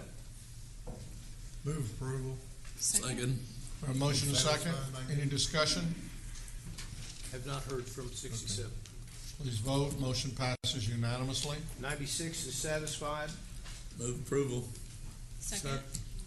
We have a motion and a second. Please vote. Motion passes unanimously. 141st. We have not heard from them. Move approval. Second. We have a motion and a second. Any discussion? Please vote. Motion passes unanimously. 153rd. We've not heard from them. Move approval. Second. We have a motion and a second. Please vote. Motion passes unanimously. 236th. We have not heard from them. Move approval. Second. We have a motion and a second. Any discussion? Please vote. Motion passes unanimously. 340. Second. We have not heard from them either. Move approval. Second. We have a motion and a second. Please vote. Motion passes unanimously. 348. Have not heard from them. Move approval. Second. We have a motion and a second. Please vote. Motion passes unanimously. 352nd. Have not heard from them. Move approval. Second. We have a motion and a second. Please vote. Motion passes unanimously. We're now going to Family District, 231st. They have no changes. Move approval. Second. We have a motion and a second. Please vote. Motion passes unanimously. 233rd, no changes. Move approval. Second. We have a motion and a second. Please vote. Motion passes unanimously. 322nd, no changes. Move approval. Second. Please vote. Motion passes unanimously. 324th, have not heard from them. Move approval. Second. Please vote. Motion passes unanimously. 325th, have not heard from them. Move approval. Second. Motion passes unanimously. 360th, we have not heard from them. Move approval. Second. We have a motion and a second. Please vote. Motion passes unanimously. We're now going to go to County Court at Law. Number 1, we have not heard from them. Move approval. Second. We have a motion and a second. Please vote. Motion passes unanimously. Number 2, have not heard from them either. Move approval. Second. We have a motion and a second. Please vote. Motion passes unanimously. And number 3, we have not heard from them yet. Move approval. Second. Motion passes unanimously. Probate number 1, what's his name? Okay, we're going to move to probate. I think probate 1 wanted to address the court. He's en route. He is en route, so can we go to probate 2? We have not heard from probate 2. Move approval. Second. Probate Motion court and a 2. second. Please vote. Motion passes unanimously. Tell one that when you snooze, you lose. We hadn't voted on one yet. He had court this morning. He's trying to get over here. Which means he wants to come over here and ask for something. Sounds like it. So He we're just going to didn't go. witness the sheriff, or he would have stayed where he was. So we're going to go to criminal districts. Yes. I'll speak, since we're coming out of the criminal district courts, if that's all right, sir? Because it'll move right into magistrate court. You can accept all 10 of the criminal district courts they're satisfied with their budgets. Move approval of all 10. Second. We have a motion and a second. Please vote. Motion passes unanimously. Please note that that was at the direction. Oh, absolutely. Yeah. Oh, Tristan. Right. Then I think we move to magistrate court at this time. We accept that budget. Move approval. Second. We have a motion and a second. Can we Vote. skip? Motion passes unanimously. Can we skip criminal court administration real quick and get all the other budgets done? What about doing grand jury? Well, grand jury's fine, sir. Move approval. Second. We have a motion and a second. Please vote. Motion passes unanimously. Criminal attorney appointment. We accept the budget. Move approval. Second. We have a motion and a second. Please vote. Motion passes unanimously. And mental health. Okay, now, wait a minute, let me go back. Criminal attorney appointment. That's, isn't that where we got the big overage in our budget? Oh, overage? Criminal attorney appointment. Criminal, isn't that indigent defense? It Yeah, is, but the cost doesn't hit there. The cost is in the individual courts. Okay. Okay. We're gonna do mental health right now, and then we'll let Ponder come up here and try to ponder what he wants to get from us. So, Is that where we put it? Yes. Okay. so This is now, I need Judge Carr to speak on the mental health budget. This is where we put our judicial staff counsel on our mental health issues. You mean mental health? Mental heal. Yes. That's correct. We're working on it. It's descriptive. Right? Are you prepared on this one? More than the last one. I've got paper and everything. Again, good morning, Judge and Commissioners. I am here after listening to the comments thus far. I see there's a big concern about projecting into the future. So I know that even though I'm here to talk about something that's not big in the grand scheme of things, I know every penny counts, but I am here to represent our little patch on the quilt. So right now, we currently have 2 staff counsel. The duties of both of these, I guess I'm sorry, the second other important observation is that there are many people who work very hard in this county.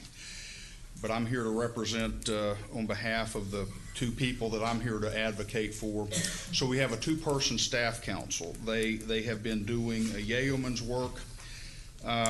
We started off with 1 staff counsel who was basically to serve the district courts some period later. We've added a 2nd staff counsel that had as a primary role to work with the county courts. Nelda Cassiotti, however, her job has morphed into, for lack of any other resource, very involved with mental health issues. She runs the outpatient competency restoration docket.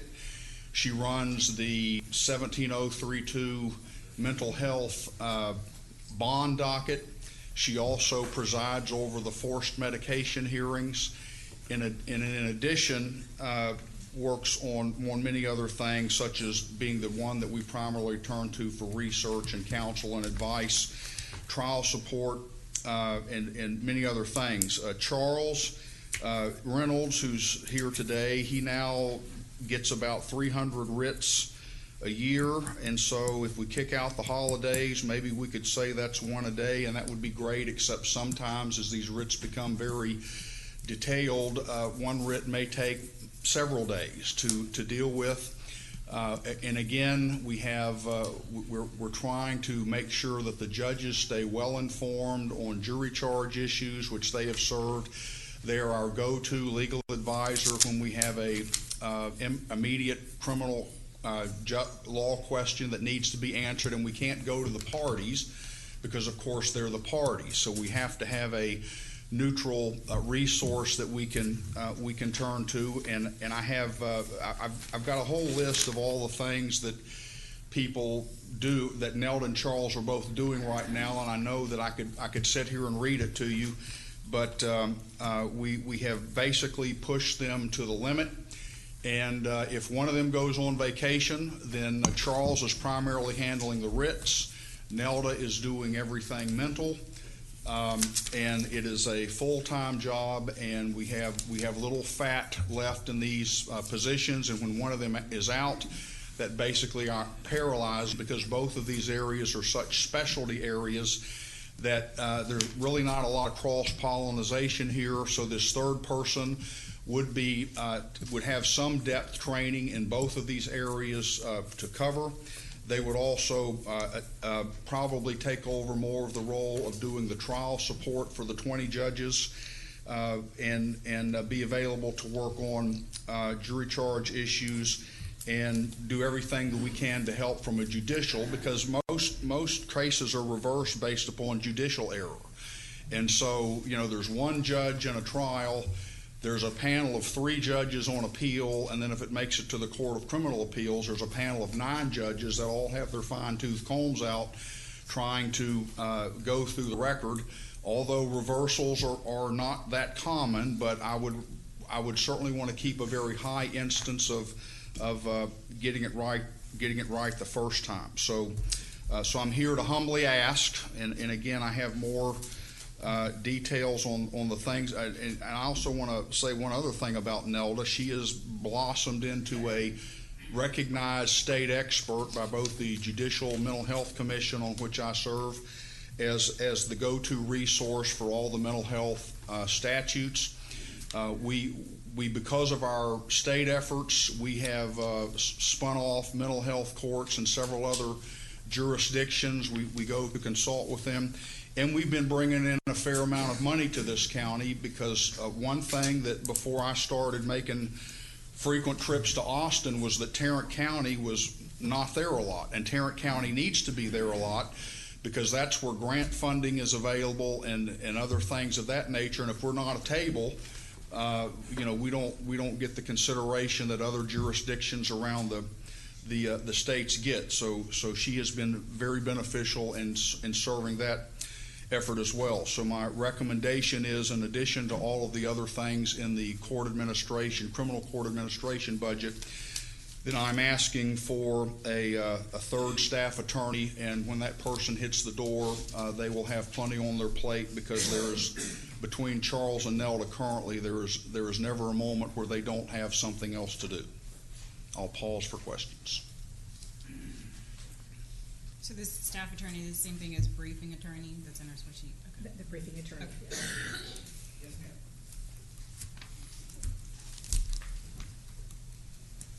ma'am. I'd like to move approval of that.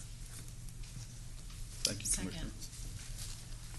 Here we have a motion and a second. Discussion. Helen, what will that cost us? $100,781. $100,000. $781. The new position. Does that include in benefits? That's everything, including a desk. Why was it recommended to cut it out? Excuse me? Huh? I'm sorry, I didn't hear you. Why did you recommend it? Why did I not recommend the position? Because again, Charles and Nelda have been able to maintain, and so I went with that. So if we were just looking, does the 100,781 include the desk? Yes, sir. So we're looking at the 96,931 for salary and fringes. That includes 11 months of salary and 11 months of salary, with the effective date being 11/1/2019. And then it would also include insurance and everything else. That 96,931 does.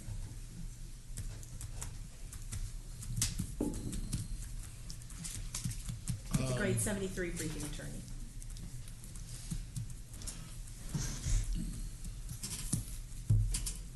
Call a question. Please vote. Motion passes unanimously. Thank you. Thank you, Judge. You reminded me of something, Judge Carr. Just hold on a second. Almost got away. Almost got away. And you're gonna get to be the heavy for everybody, because like the sheriff was the first time. Right. Russell, as I recall, there is a new law on the books that says in this budget that is coming up, we have to estimate all expenses toward lobbying or influencing the legislature. And when you mentioned that you went down to Austin, that's what triggered it. Now, I don't know in those instances whether you're simply going down to witness or to try to get a grant, but if in the course of that you are talking with the legislators about the grant or about the possibility of getting the grant, then that's going to come, I think, under this new, the way at least we're interpreting this new law. Come forth for a minute. I wish that I had remembered this. I think it's a committee hearing you're going to, isn't it?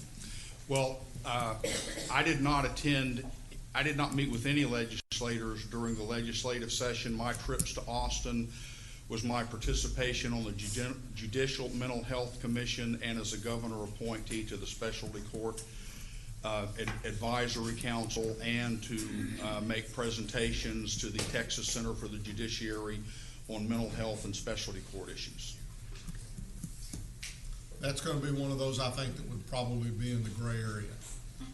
Because you didn't specifically, but with the judiciary, then the judiciary would be attempting to influence legislation. And I think this area is going to be very broad from that standpoint. But I think that we're supposed to line out separately in the budget an estimate of what we think we spend for any effort to impact legislation during the next year. Judge, if I could make one last, so pretty much all of these trips that I have described was paid for by someone other than Tarrant County. And that's a good thing. That's a good thing. And there are, judges are not allowed to do fundraising for private causes unless it's the State Bar Association or things. So, I mean, I guess it just kind of depends on whose ox is getting gored. But there are some very strict limits on judges. Basically, anytime a judge is there, it should be, unless it's a bar issue or a something other that the law authorizes judicial participation in, a judge should be there to testify on an issue and really not advocating an issue. Not for or against. Correct. Okay. Russell, I still want you to try to give us an interpretation of what we're going to have to put in this budget with regards to identifying the expenditures, because each department is going to have to do this. It goes to Austin, that is at a meeting where there may be a legislator there and they might have an opportunity to talk with that legislature if there's cost involved. And Judge, Commissioners, two bills at the very end of the session within the last 2 weeks, HB 1495 and SB 65, both had last-minute amendments crafted and put on those bills regarding legislative activity disclosure. And that's relating to interactions between local governments and the expenditures that local governments make on interacting with the legislature to influence legislation and as well as administrative action. There is a wide, very, very broad interpretation of these across various entities, and we're working on that. Currently, we're working to identify potential expenditures in this current year's budget, and we'll be working forward with this in the next several weeks to come up with what that number looks like for this year, as well as a budgeted number for next year. Okay, so we're gonna continue to work through this process. Again, the width and breadth of this statute is it was crafted hastily, and so the exact what falls in it, what falls out of it, so is difficult to to try to put ascertain. together some sort of a form that we hand out to all of our departments and say, fill in the blanks? Currently, we are working on looking at last year's or this current budget year's expenditures and seeing what's out there in order to understand what we may or may not consider as part of that, as falling as an expenditure under the bill. When are we required to publish that number? With the budget. So we've got 3 to 4 weeks. Yes, with this current budget. So we've got 3 to 4 weeks to figure out what we're going to ask our departments and for the departments to fill it out and give it back to us so we can accumulate it and put it in our budget. For next year. And again, we're still working on interpreting what exactly this bill requires us. Those two amendments to those two bills require us to do. Because what do we think we're going to... How are we supposed to estimate that when we don't know what they're going to try to do to us? Well, I mean, this is part of the problem, and I didn't want to wake up a week before and be sending something out to everybody saying, if you're going to, some have interpreted it as broadly to say that if you're at a Chamber of Commerce meeting and you talk with a legislator, or heaven forbid that you invite a legislator to sit at your table, you've got to identify those costs as lobbying costs. It's ridiculous. Well, since we don't buy tables from our budget, any table we would buy would be from personal funds or campaign funds. That's not necessarily the case, Commissioner. So we're working on this. Hopefully we'll be coming back to you within the next few weeks to have more definition on it. But this is a complicated, difficult issue. I understand it's complicated, but you just said you're going to be back with us in a couple of weeks. I understand the timeline, Your Honor. We're working on it. We'll expedite it. Has the governor signed off on this bill? Okay. On both bills, yes, sir. He was the one pushing it. So is it by department? It seems to be a single number of what expenditures were used and a single number of what we used for. Here's another example that was given to me. You've got an elected official who's a member of association.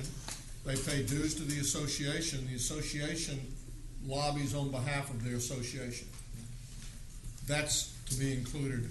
At least some are arguing that is to be included in this deal. So we don't have in some instances, we don't have any idea what other departments or what other people within those departments may be doing, and not only do we have to estimate, but then at the end of the year, we've got to come back with the actual dollars that were spent. Well, and as far as actual dollars, it's difficult because we're going to do our budget.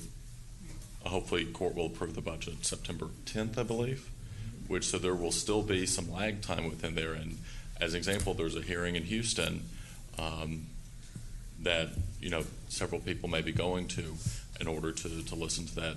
It's a House Elections Committee hearing over countywide voting places. That's when a number of us will be probably attending because of the importance of that issue. So again, we're working through this. It is a complicated issue of trying just to even understand what type of expenditures we have, and we're working through that process right now. We will give you as much of an update as we can. We're going to be working aggressive, but not tomorrow, but a week from tomorrow. We'll try to lay something out for you. Okay, that should give us plenty of time to put together some type of a sheet. And that'll give us then 4 weeks for us to get that out to the departments and get it back to us. Well, and we're looking at, yes, we'll continue to work on it. Is that, or if they don't return it, they don't get to go? They've already gone. It's been we're talking about next year or this year? Current expenditures versus also next year's. Does the bill require current? Yes. Okay, great. And then We'll figure it out. actual. Yes. We have to approve it for the future. We have to also report it. And that's the thing, if we can approve one number and then they have to come back for the actual. If we approve nothing, then they're not supposed to spend anything. So that's why it's important for us to approve something in this budget so that people can go down and that's why if you're doing it, you're going to have to put an amount down for us to approve. Otherwise, going down there, you're going to be violating state law. Let's figure out how to give them a number and not have this be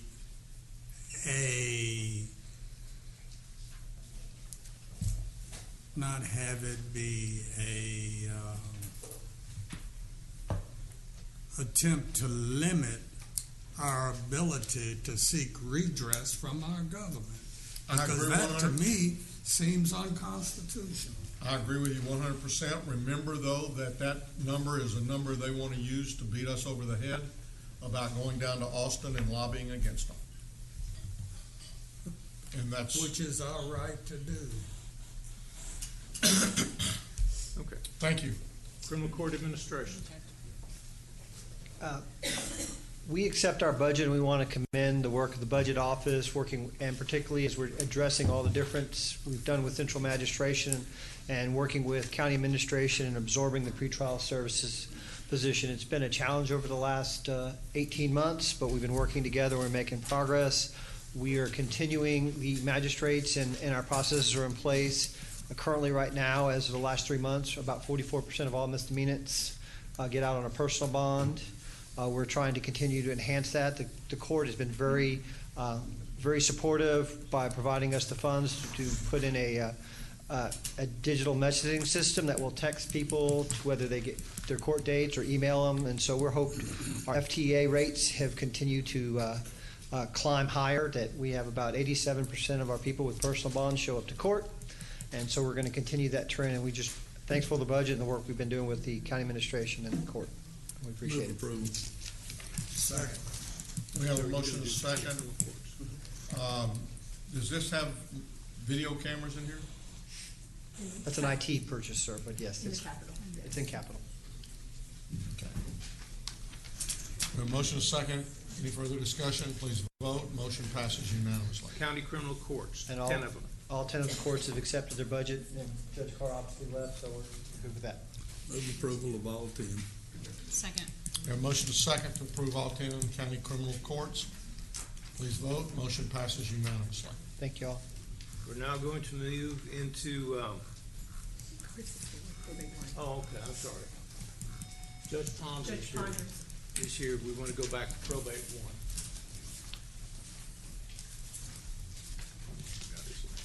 1. I'm sure he's satisfied with his budget. Pretty close. A rookie would want to be. Good morning, Judge, Commissioners. It's a different view here, Chris, than it is there. I'm here to ask you for the creation of an additional guardianship investigator. As you all may recall, I was on your agenda several months ago, 3 months perhaps, because when I took office January 1st, one of the things that jumped out at me, and Judge King warned me about, was that probate court number 1 does not have a social worker in its guardianship office. Now, a lot of this is a function of how the 2 courts evolved over the years with Judge Furchel and Judge King. Judge King, in creating his guardianship area, focused on having lawyers in the position of court investigators. And it was done with a very sound reasoning. Judge Furchel put his resources behind social workers. But a lot has changed in the last 20, 25 years, particularly with regard to how the law mandates we monitor and administer guardianship cases. As you all are no doubt told frequently, and you all have seen from experience, that the population is aging rapidly. And the greater diagnoses of dementia and Alzheimer's is going to put a strain on the part of this county that's going to have to deal with their individual oversight, and that's the probate courts. Currently, I have 2 court investigators. Both are lawyers. Both have been there, one in excess of 20 years and one just shy of 18 years, I believe. They're amazing. They do a whole lot, just the 2 of them. What they need is somebody with the background in a more hands-on managing of proposed wards, people that are being sought to be placed under guardianship, And then also for those people who are existing ward and who are what we deem at risk. We have about 100 to 120 what we call at-risk wards. And those are individuals that are over 60 years old, under guardianship, that do not live in facilities, which means they live in either their own home with a caregiver or they live in the guardian's home with them. We consider them at risk because there's not a structure necessarily to see them on a daily basis. We currently use court visitors, which are volunteer master social work students, to visit with more frequency those at-risk wards. Currently, we have a contract employee that oversees our court visitor program. She is the candidate that I would hope I could fill this position with. She brings some interesting skills and qualifications to bear. She is both a master social worker, a licensed attorney, and has a background in mental health. She is professionally, she sits at the epicenter of the intersection of areas that are of great concern to me, and I know they are to you all as well. I have some great ideas of what we can do with this position in the mental health field, in the guardianship field. And I think that I wanted this earlier, but because of circumstances outside of everyone's control in Austin, I was advised to hold off on this. But I hope you don't take my waiting until the budget season as any indicator that this isn't an urgent need.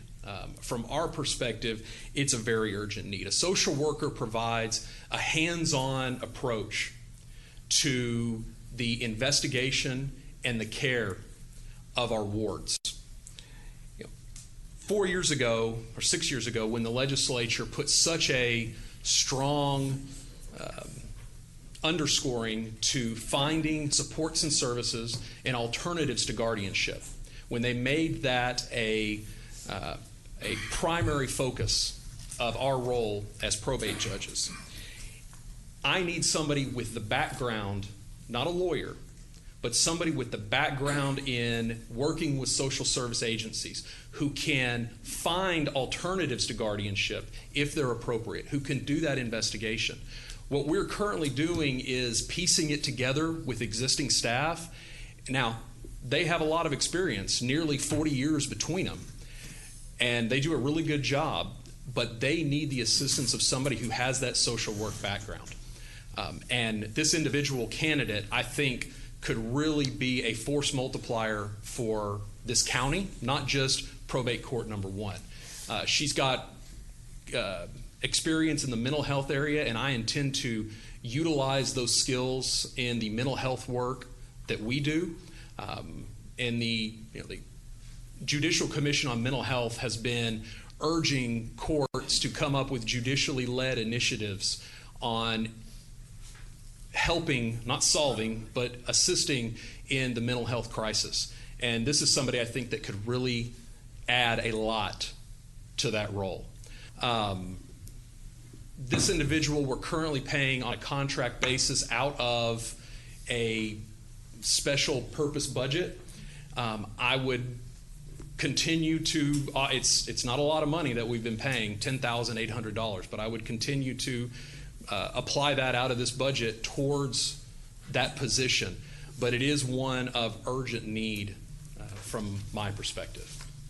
Judge, when I look at your numbers, you said that Judge Allen has 4 social workers? She has 4 court investigators, 3 of which are social workers and one's a lawyer. These are both what we inherited.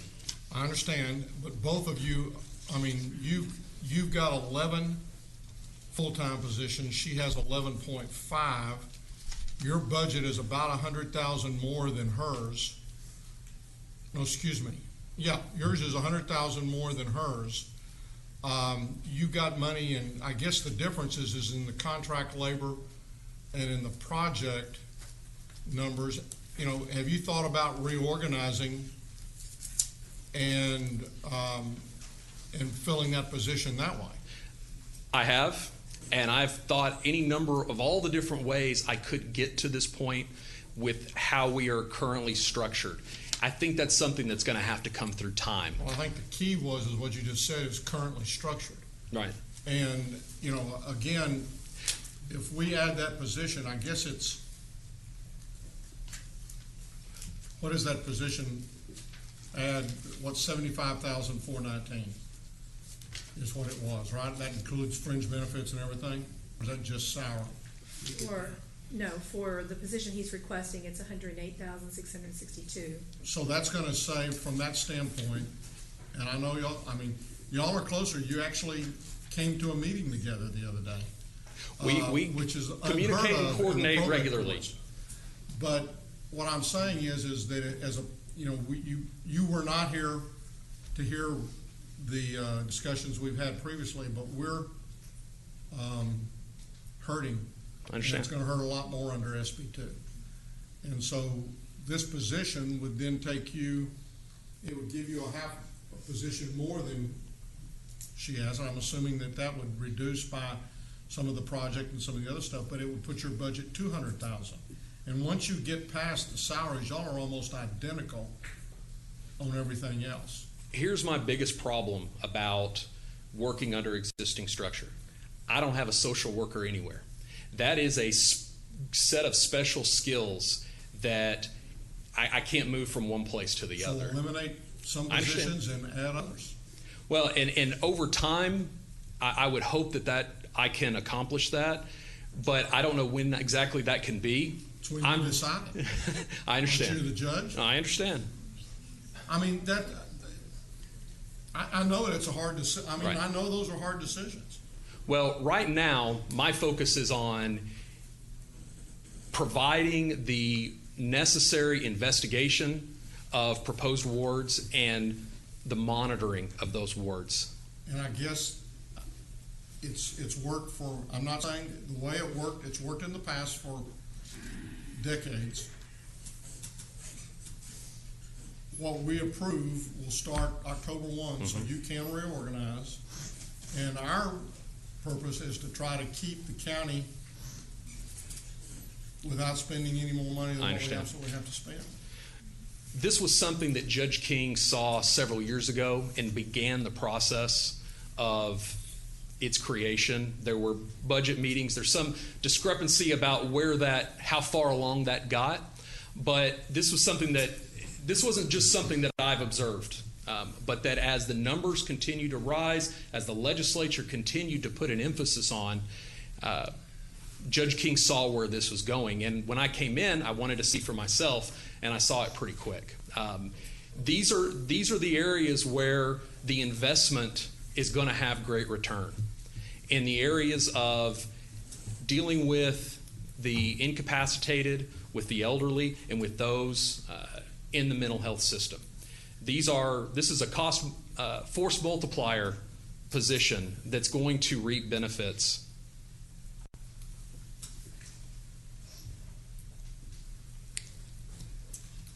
Should we put this in our basket to consider? I think that's a good idea. I'd like to be able to try to get to where he is, but I don't know that we can get there sitting here right now. I would move that we put that in the to be considered bucket. And approval of the rest of the budget. And approval of the rest of the Second. We have a motion is second. Please vote. Motion passes unanimously. All right. Thank you all very much. Thank you. Thank you, Judge. Okay. We're now going to go to JP's.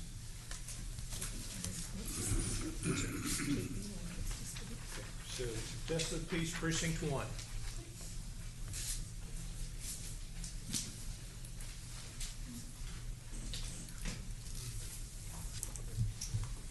Judge and Commissioners, good morning. Good morning. Good morning. And Helen also for all the work that she's done working with us. I appreciate it. Daisy Espinoza, if you haven't met her, is my court manager. She's going to pass out just a very brief information sheet We're going to cover two areas today. Number one is our training expense request, and secondly, the request for an additional person in our office. I think Noah said one time, sometimes faith makes you look stupid until it starts raining. Well, I'm hoping that I have faith today to believe that you will carefully digest the information I'm giving you and hopefully grant my request. I'd like to start with the training expense thing that I have here.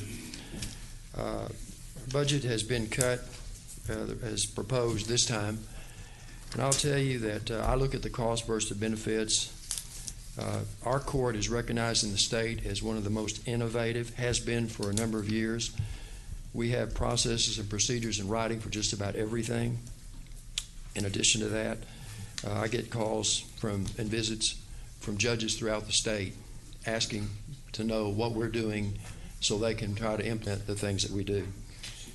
And the reason it's that way is because over the years, in the early years, oftentimes the budget didn't have the funding that I needed to go the places I needed to go, so I spend my own money. And I travel different places throughout the state if somebody has a better idea or a bigger idea. And that's things that are even outside just justice courts as if it pertains to something that affects the citizens of my court and as well as the duties as a judge in that court. We are one of the very first in the state to be paperless. E-file, electronic filings has been a part. In fact, we began in July of this year mandating that, and it has worked out very well.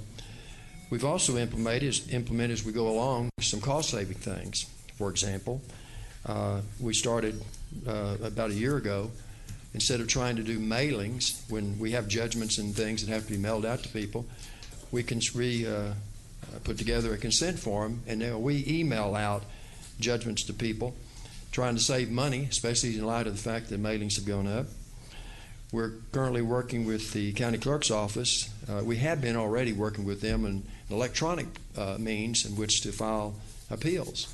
But we've identified through they're looking at their budget and the large amount of money that's being spent on mailings for appeal cases, and we're working on an electronic means to make that seamless also. So hopefully we can bypass and save money in that area. All of these things are as a result of ideas and innovations that come as by way or means of being able to find out the latest and greatest things and come up with innovative ideas. Myself personally, as an attorney, one of the 5% maybe in the state that are justice court judges, my CLEs that I attend, the training is free, but my overnight stuff and my travel that I spend money is my own pocket, personal money. I don't charge the county for any of that, never would, never will. I'm on a number of committees. In fact, I'm currently serving on the Supreme Court Committee, writing landlord-tenant forms for the state of Texas. That's at no cost to the county. I've been asked to serve on the Judicial Mental Health Commission, and I'm considering that. That won't be any cost to the county. Anything outside of what can't be funded, if I do something outside the normal scope of my job, I've taken it upon myself to spend my personal funds. So I'm asking you to please consider giving me back the money that I've requested so that I can have the most highly professional and trained staff and to attend the training things that we all need to do to become better at doing our job. That is number one. Secondly, staffing. I was really pleased to see the relationship that we've developed with Helen. I can tell you, though, I wish that she had recommended the one person that I'd asked for. But I tell you, we were all, as judges, all very pleased to see that she meets with us, spends time with us, and put together a means by which we could evaluate the amount of time that goes into the tasks that are performed by our clerks. And doing that, which took quite a while, by the way, but doing that, we actually came up and were able to identify what our staffing needs were, at least as close as we can, because numbers themselves don't always just tell the picture.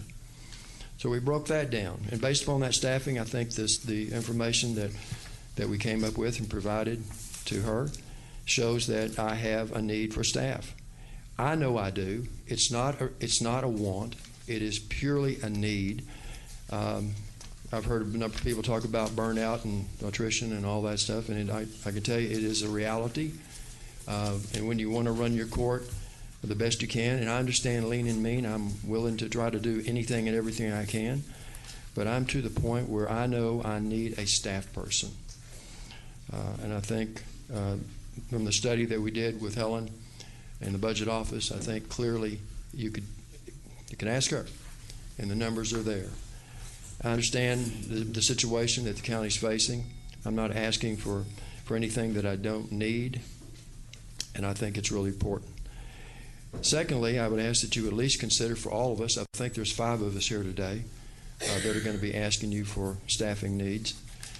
And in light of the fact of what's coming up in next year, September 2020, and also just the strain on where we currently are trying to fight this backlog and all the other things that we face and trying to run our courts efficiently, is that if for some reason you find that, at least with my court, I can't speak for the other judges, but at least with my court, if you believe that you can't fund my position for full year, at least give me half-year funding, something that will let me have an opportunity to, for sure, prepare for what is about to come in 2020. It takes quite a while to go through the process of hiring, vetting people out, and then the training that goes into training a clerk. It's not just somebody sitting at a desk answering a phone.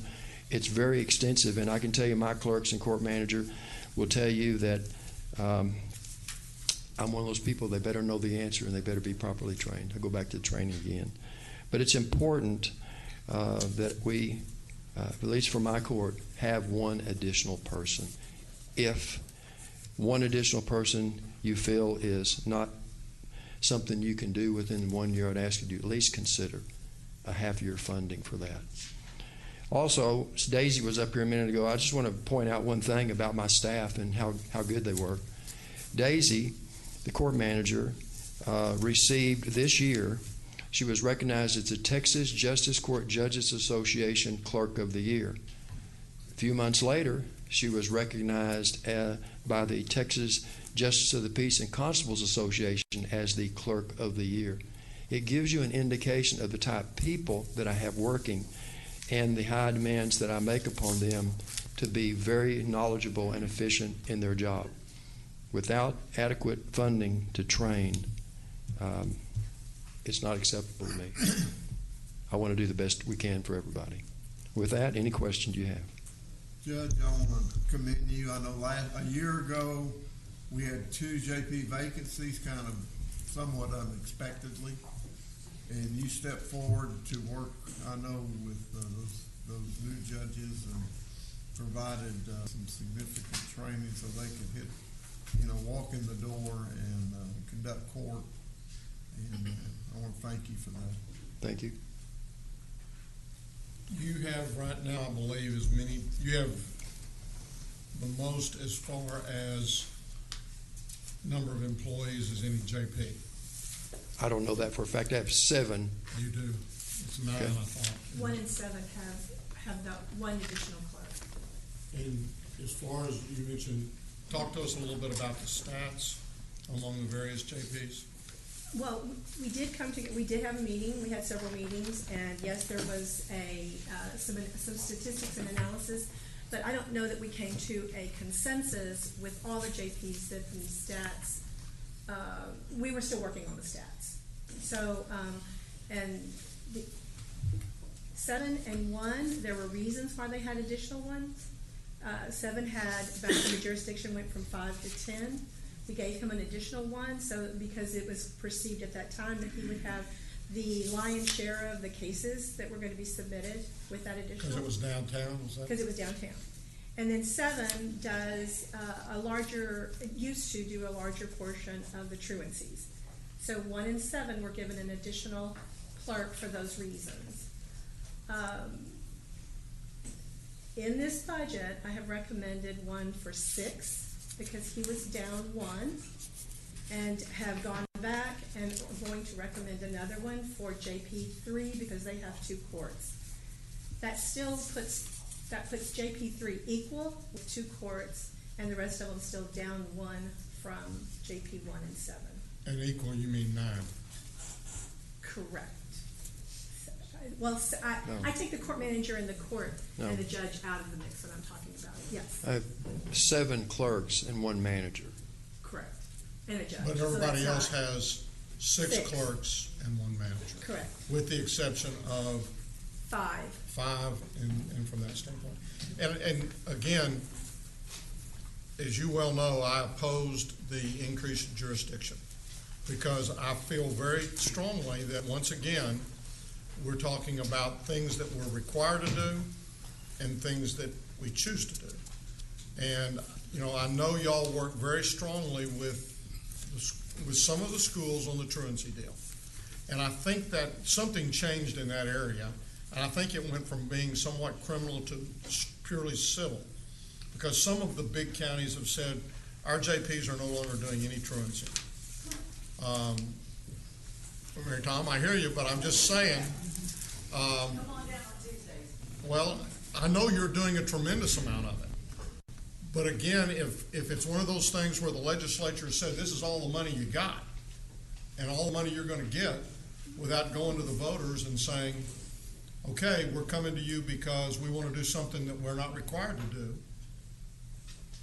then that's where we're gonna be, I think, in the future in a lot of different areas.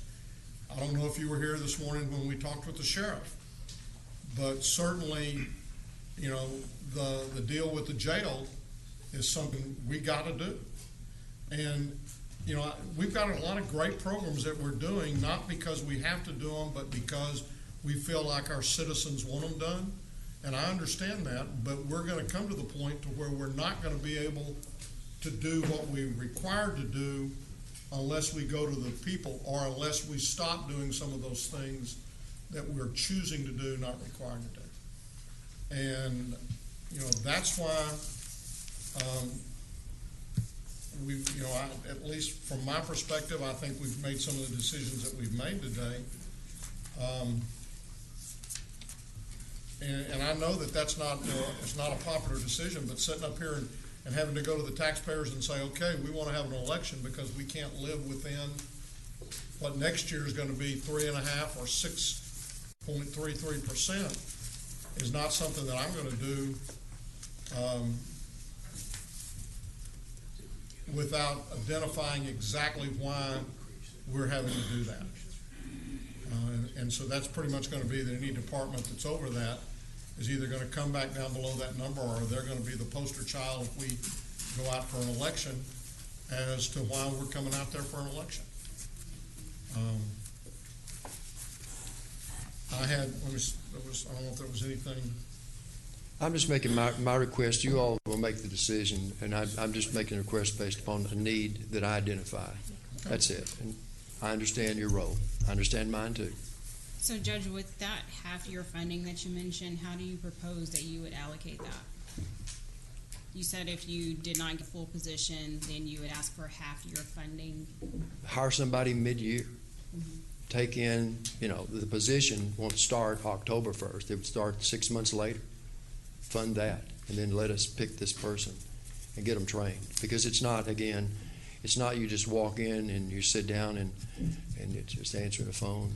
There's a lot involved in training clerks. And that's to get them ready for what you anticipate is going to be a significant increase when the jurisdiction goes from 10 to 20 on September 1st. In part that is true, but the reason I'm here today is based upon the need today.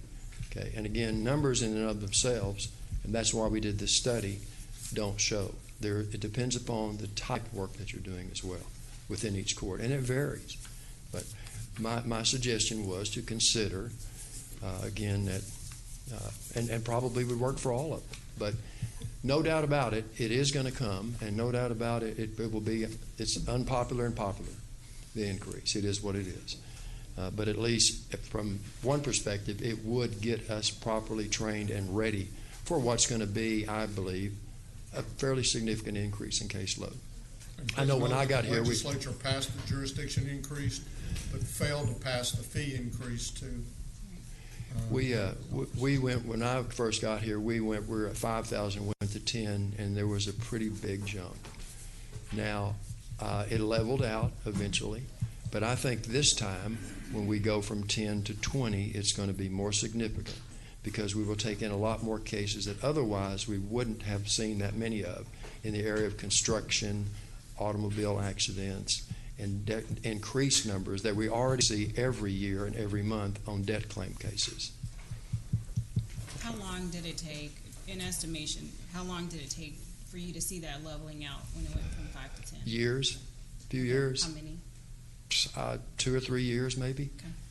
And leveling out doesn't mean that it went down. It just finally hit a plateau. Sure. So I've asked these two things, and I've asked for your consideration.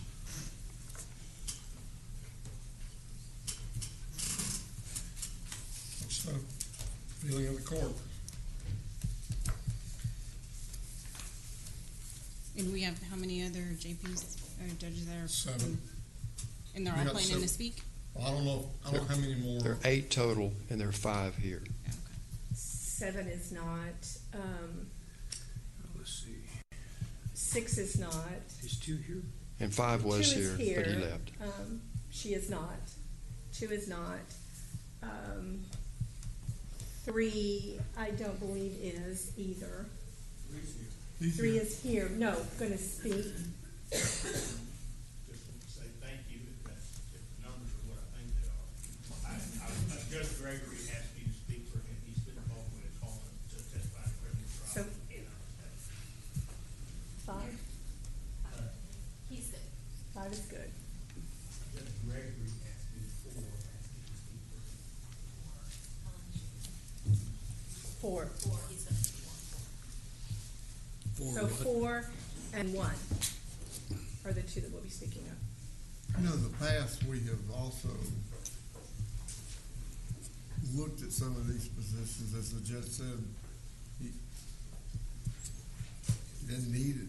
He could live with it if he knows it's coming. And I know in the past, we said, we'll look at some of these things as we approach, not at mid-year, but approach mid-year, and make some modifications. And I think that we have maybe a better understanding of where our spending is also once we get into the budget. That doesn't give you an answer today, though. Well, it gives me some hope.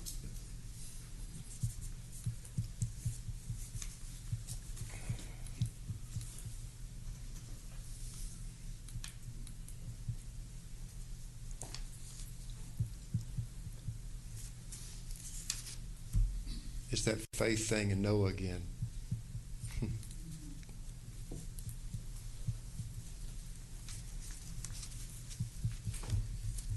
I think at this point, what do y'all want to do?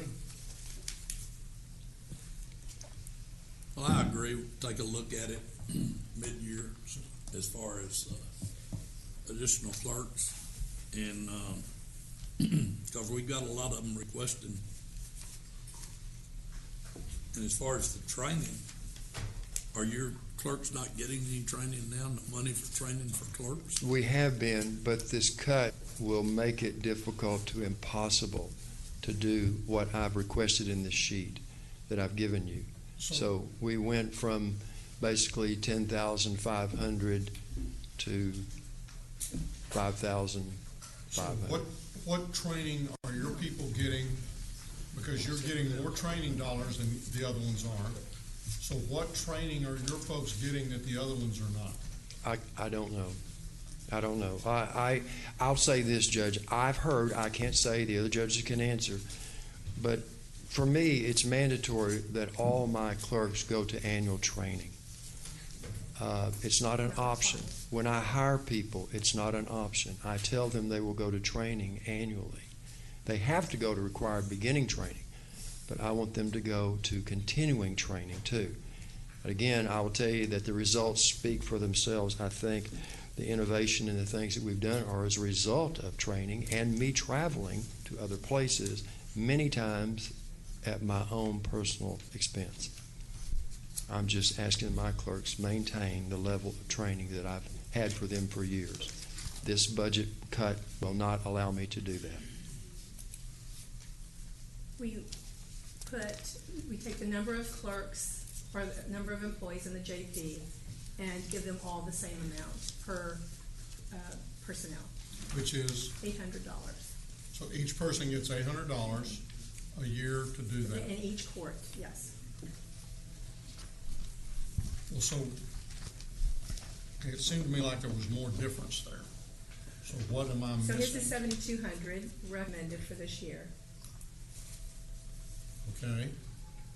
And then precinct 2, who has 8, so that would be, you're taking the JP and the chief. Take total number of employees and multiply by 800. Well, but do you do that including the chief clerk as well as the JP? Yes, it was calculated for the entire. And that's under it's under education, okay.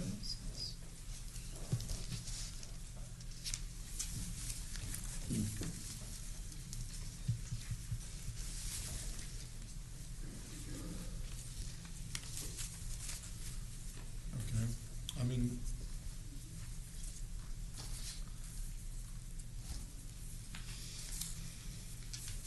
so 800 is not enough to go, where are they, okay, I'm gonna look at Daisy's, I guess.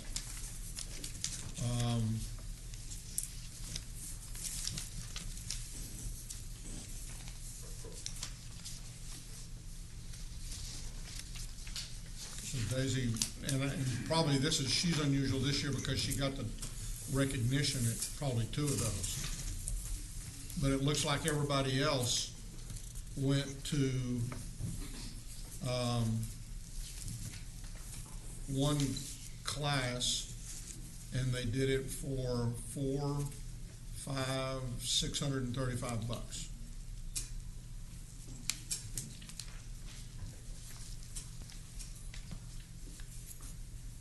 And then there's your training in there.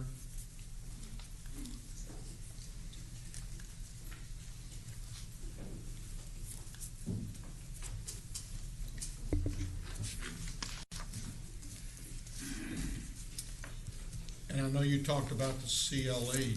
Do we pay attorneys to get their CLE on the DA's For the office? positions that are required to be an attorney, yes, in the DA's office, we do pay for their training, their education, CLE. Okay, so even though it's not required, it's required for him to maintain his license. What do we do with our CPAs and We do not. do not do For them that? to maintain their CPA, that is theirs. Their certification or anything. Okay. That's with most of the professional certifications, right? That we don't pay the fees. That's a correct statement, yes, ma'am. Well, I pay for it myself anyway, so the actual judicial training or the CLEs are paid for because I'm a judge, exempt, but I pay for anything else myself. When I go to meetings and drive other places throughout the county and go to the places, I don't turn in mileage. I drive myself. I pay it myself. Just the way I try to run it as lean as I can. Well, now, okay, if I'm looking at this year estimates, you've got amounts in mileage on each one of the things that you're going to. Well, it may be mileage in regard to what my clerks are driving to places. Or it could be a school that I'm going, but I'm talking about the CLEs, Judge, not other things. For a seminar or Look at here. something.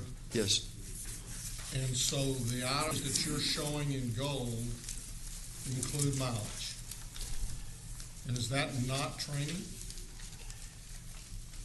It is training in regard to these particular judicial or justice court judges training, yes, but they're not anything related to my CLE training. Okay.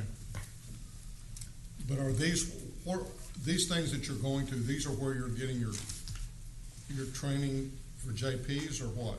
Well, it's a combination of training that I get and my clerks get. It's also training that I do for other judges.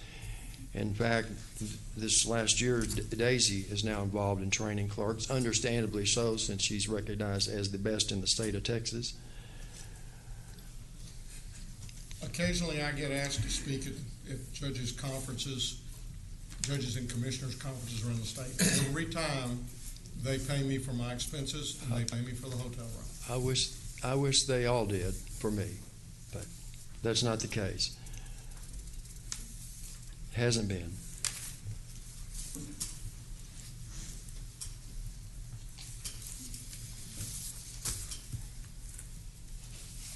Leave it pending at this point in time? I would suggest we approve this budget. And I guess we got the $800 per person, which is for 8 or 9? 9. It's for the, So that's 7,200. yes, sir, that's what the recommended budget is. $7,200 is what's in the recommended budget.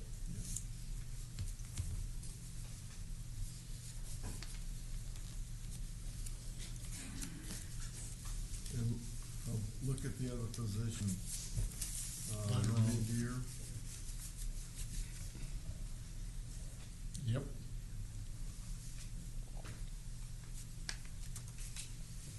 Judge, I guess I would think that if you had a extraordinary education expense or training expense outside or above what you would spend normally, bring it to the court. I would hope we would approve.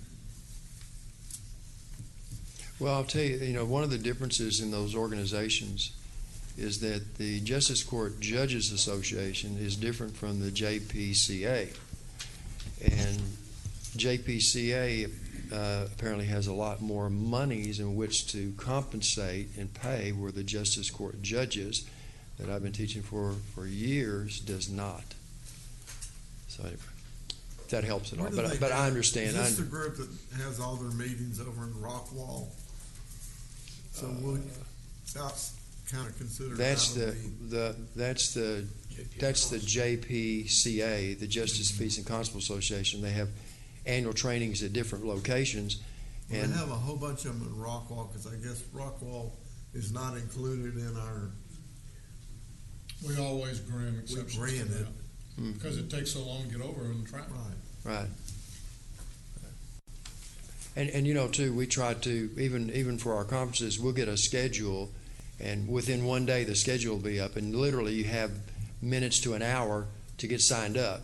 Because, you have to find, and we try to find the locations that it's less travel time for us to save money. Yeah. We try.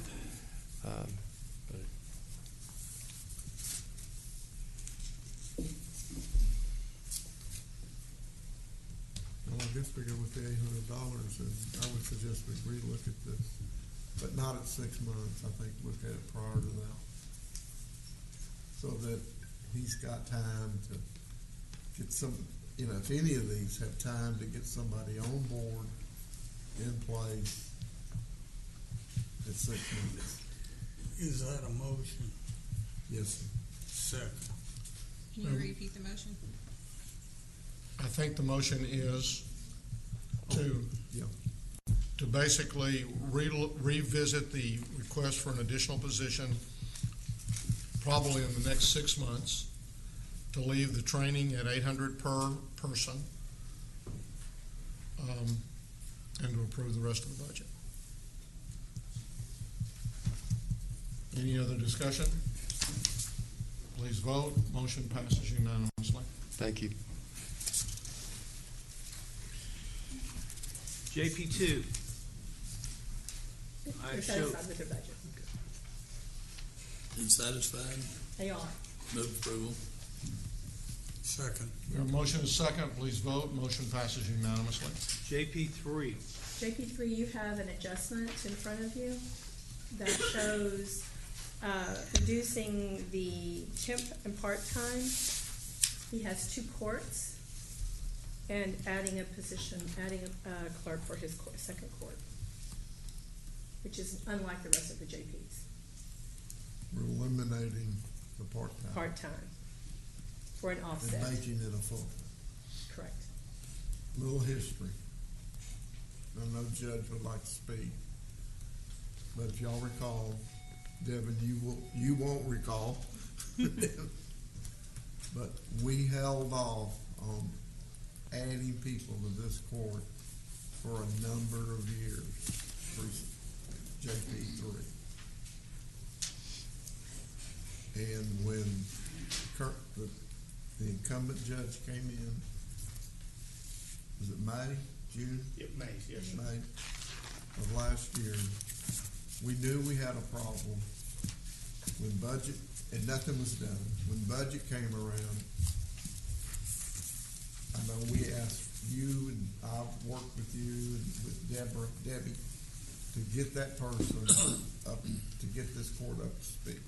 Because there was so many issues with personnel, and his number one person who never worked it with you, Melinda, was out on surgery, never came back. So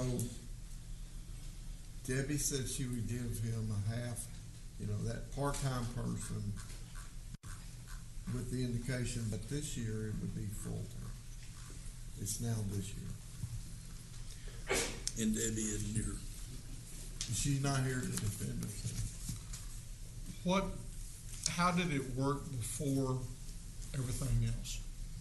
I mean, how many people did he have? Your Honor. Thank you for allowing me the opportunity to talk to you all today, Judge and Commissioners. We've had an authorized total staff, court manager, assistant manager, justice court judge, and clerks totaling 8. The records that I've looked at go back to 2011. So we've had 8 authorized positions since 2011. We were functionally down 1 person for a number of years, and then down since April of last year, another person who was out long-term sick. We were graciously allowed by the commissioners to rehire. We got that done 1st of September, I think, or maybe it was 1st of August. Then we had we were still short for Belinda, and we rehired that position and had her on board the 1st of January.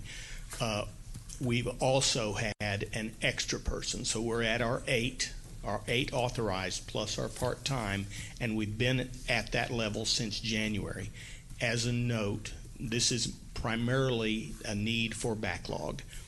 The statistics are our debt claim cases, which are a significant workload for clerks because all of the civil processes are incumbent in that, plus judgment, post-judgment remedies, and I have cases that are going on from 2012. They were heard properly, within 2 or 3 years, but I'm still dealing with processes of writs of execution, writs of garnishment, writs of appointment of receivers, etc. Debt claims, our civil docket is a major part of our case. And just to echo a point that the judge interjected with Judge Swearingen, we're not trying to do anything extra. We're trying to fulfill our statutory duties, and major part of my docket is civil cases, which means somebody files something, you take the filing. If it's within your jurisdiction, you hear it. As soon as they get somebody served, you got to work the problem because that's our job. Our civil docket has been increasing since 2014 at the rate of about 14% a month, and the backlog, combined with the paucity of our clerks over the last 4 years, as well as perhaps some inattention by the previous Justice Court judge, our backlogs went through the roof. When I took over for the fiscal 18, we were clearing cases such that our civil case backlog was increasing at about 120 cases per month, which cannot continue. But since fiscal 19, and especially since January, this is a statistic for 7 months of fiscal 19 beginning in January when I had full staff. We've only been going down about 50 cases per month. So our backlog is only increasing at 50 cases per month instead of about 120. So the team is performing wonderfully. This next person will allow me to get close to even with backlog. We've also implemented, thanks to Judge Swearingen's mentorship, our mediation program, which is superb, and that's helping us clear backlog, and we're going to keep working that. We're looking for other processes, mostly copying Judge Swearingen. He noted the electronic filing, but add to that email. So instead of they bring a piece of paper, you take a piece of paper, or they fax in a piece of paper, that costs us paper. We have to send mail out, that costs us stamp and clerk time. We're moving to get all of the litigants, whoever will, to waive paper filing and accept or paper service and accept email as notice. And as we do that, that will save some money, not huge sums, but it'll also save some clerk time, which is a bigger savings. I've probably taken up too much of y'all's time today, and I sure do appreciate it. I'd be happy to answer any questions. You also run two courts. Two courts. I'm here for Judge Gregory as well.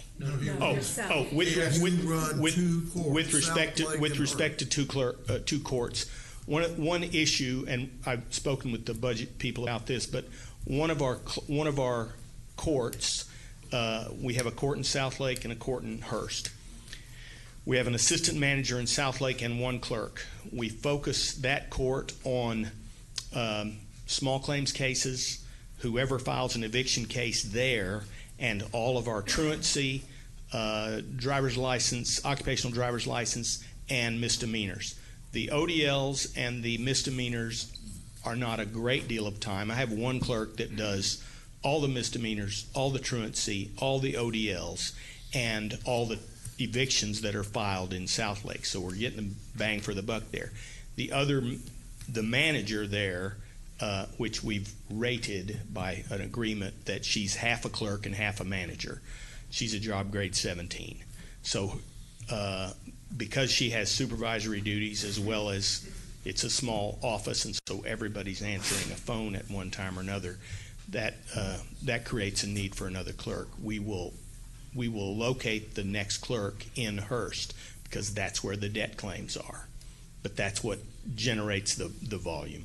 And I know several, again, of the JVs do the truancy. Has there been any discussions, or is there any possibility with the schools about asking them to assist maybe with security, with the security officers, or with somebody to help with some of the administrative, or to pay something so that we could put that toward administrative people to work on the truancy?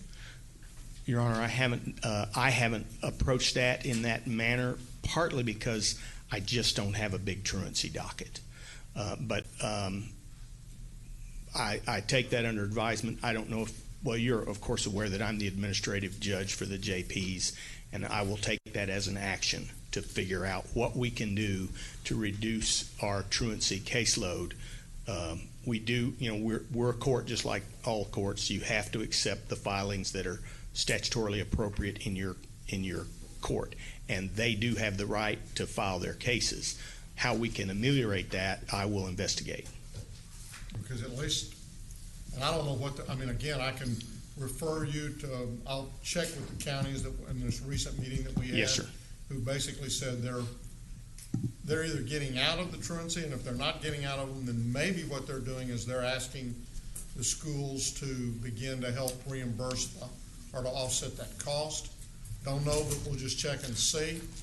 Again, from a standpoint of we should only do what we must do. If we do all that and then we have money left over, then we'll look at things we don't have to do. But all I want to do is what I have to do right now.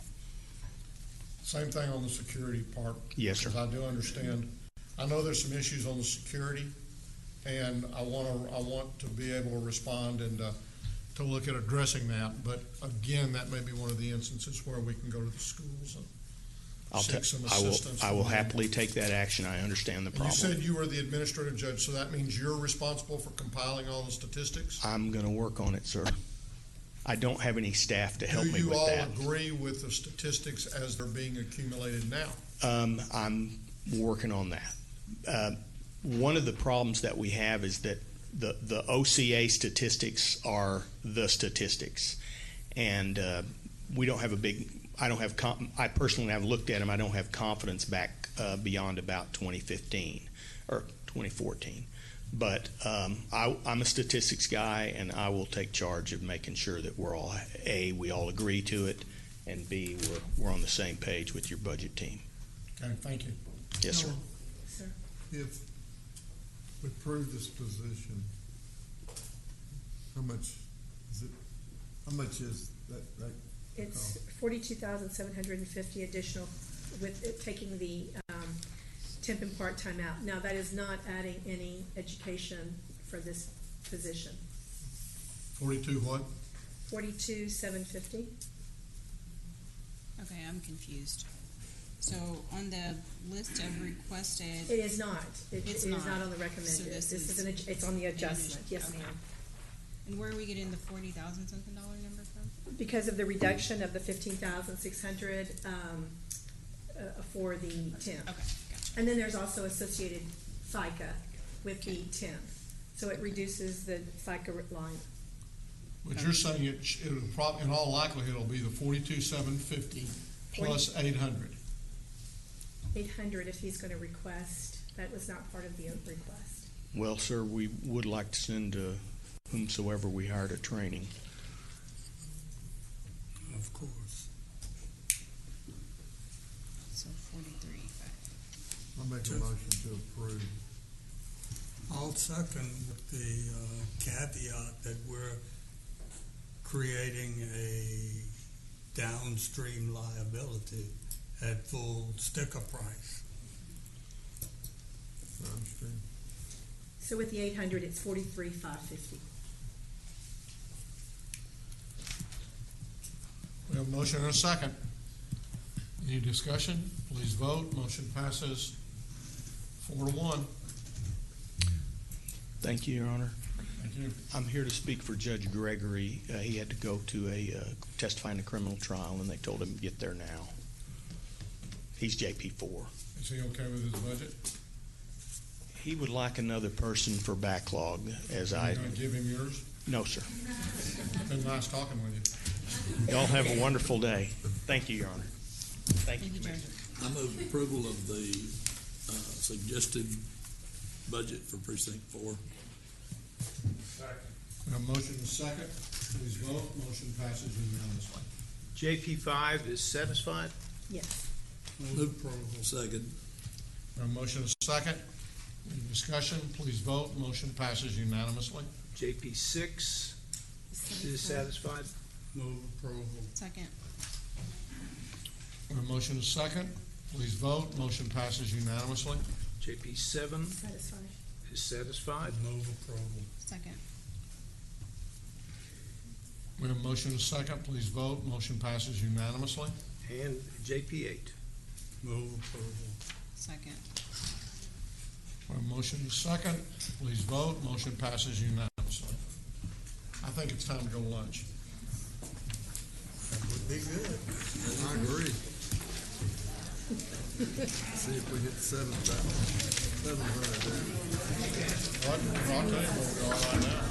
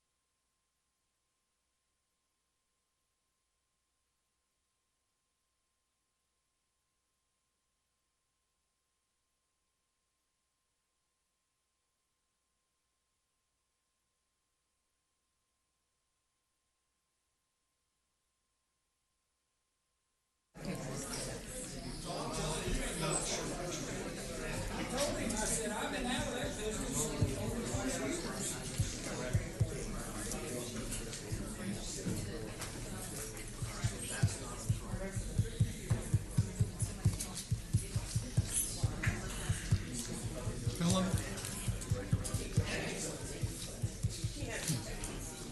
Helen?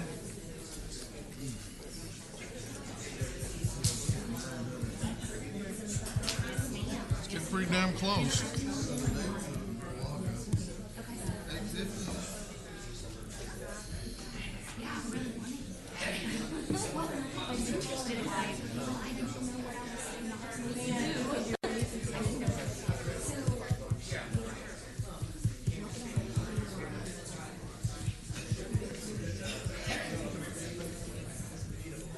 Oh, no, they're giving us more, yeah. That was the thing, they're giving us more.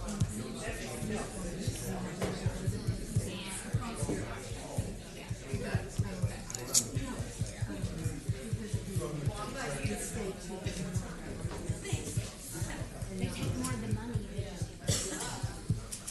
Helen?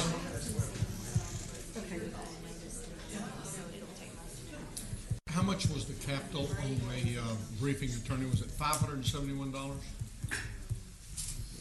I think it was, no, it wasn't 500, it was 1,000. It was in the thousands to buy a desk, but I have to go back and talk. And then was there any capital on the JP3? Because No, it shouldn't have been. no, they have stations.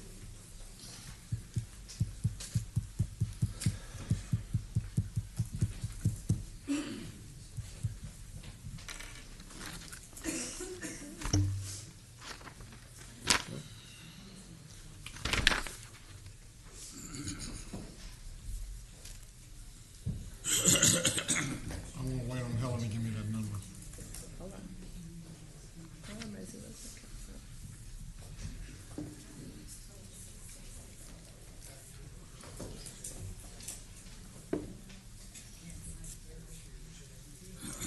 look $38.50 for the capital. That's for our briefing attorney. Yes, sir. Okay. So thus far, we've added about 140,000, 145,000. Correct. Okay. All right. We ought to be able to cut this much out of the next budget. I was hoping we'd cut a lot more than that. Next, District Attorney. come on down.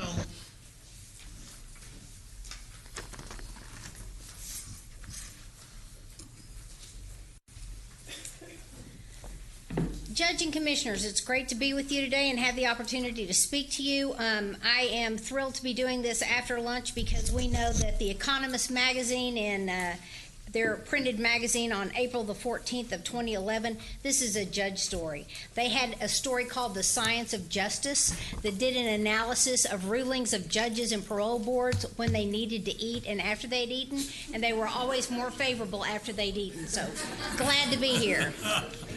You should have probably already known that as a judge. I know. Okay, so I'm actually, after listening to everything today, actually thrilled to hear you all continue to talk about what is required. And I say that because what is required is the county's role in criminal justice. So our state system of justice of criminal justice is that police agencies and cities arrest people, file cases, they get filed to the DA's office, and you as the county are required to provide the resources for those cases to be prosecuted.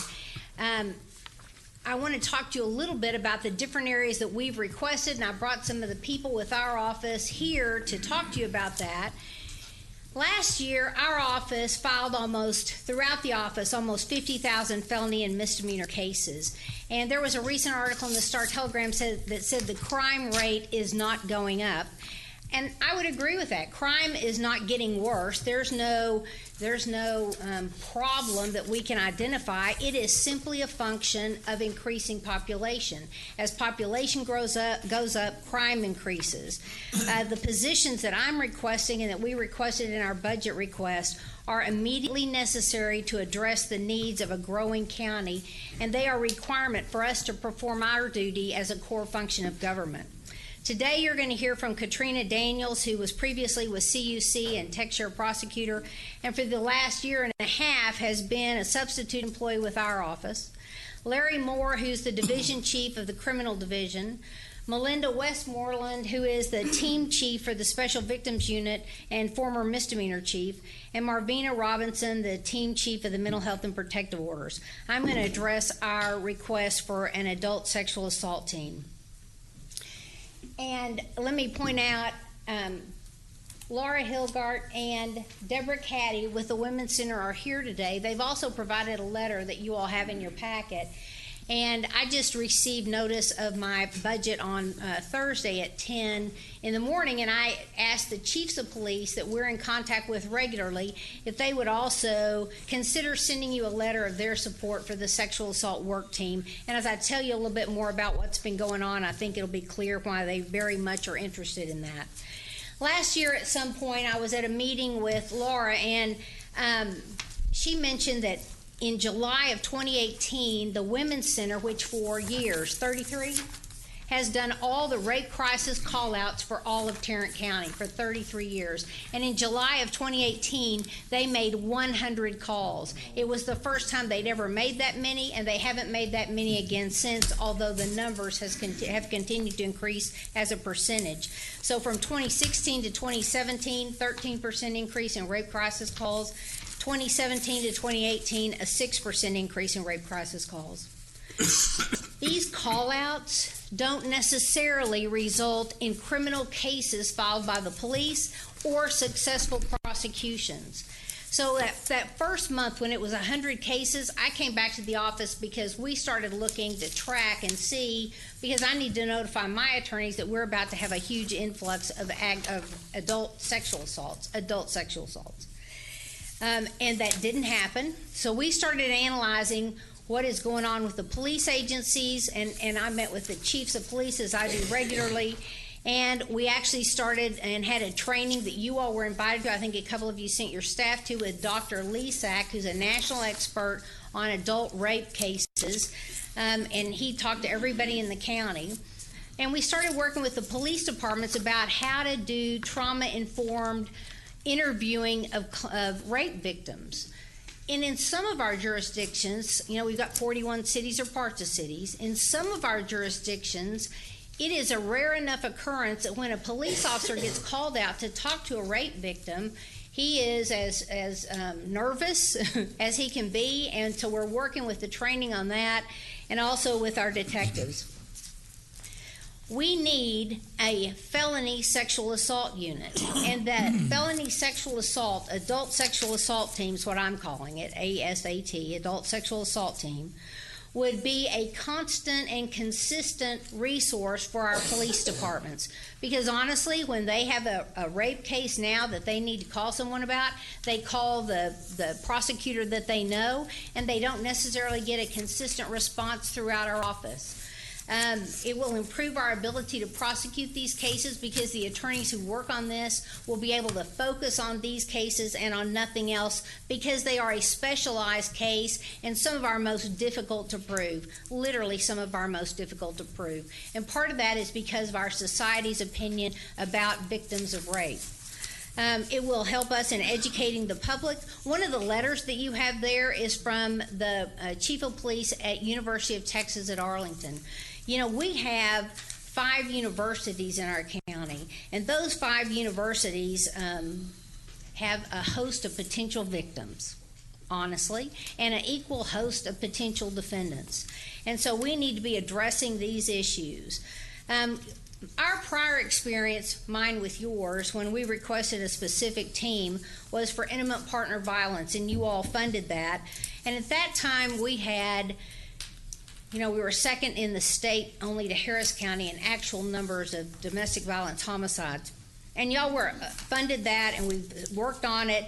We've given you credit for the fact that you funded it, and it has cut our domestic violence homicides in half. Our ask today is smaller because we are still working to improve how we get those cases with the police agencies. We've actually also started analyzing what we do with the sexual assault cases within our own office. This team requires our most experienced attorneys. These are our hardest cases. They're hard to win. They're just difficult cases. And I understand that what we had requested a team of 4 prosecutors, 1 investigator, and 1 secretary. What we were given was the 2 most least experienced prosecutors, which let me just suggest is not going to work, because we've got to have that experience and expertise, the creativity that comes with having been a trial lawyer for a while, to be able to work on these cases going forward. There's been some suggestion that perhaps we ought to just move a couple of senior lawyers out of the civil division. Well, that is equally as unsuitable, because while our civil lawyers are great attorneys, to take one of those and give them some of our most difficult criminal cases would not be an effective way to deal with and support our victims of sexual assault. The victims of sexual assault in our county deserve the best prosecutors that we can provide for them.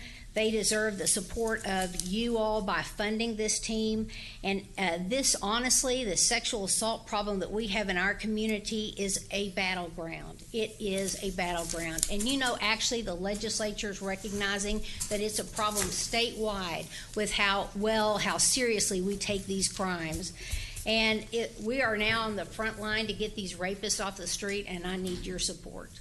That would be our first. Do you want to do these incrementally? What's your druthers? Let's do them all, and then let's go back. Okay.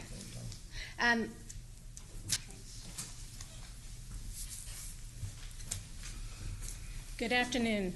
Good afternoon. My name is Katrina Daniels, as you heard, and I'm a substitute employee, which means that I only work part-time, but I ended up working full-time in January of this year. The reason being is because of when we first went live with TexShare Prosecutor in December of 2015, it was funded basically by part-time. We had an attorney who was doing 2 different tasks.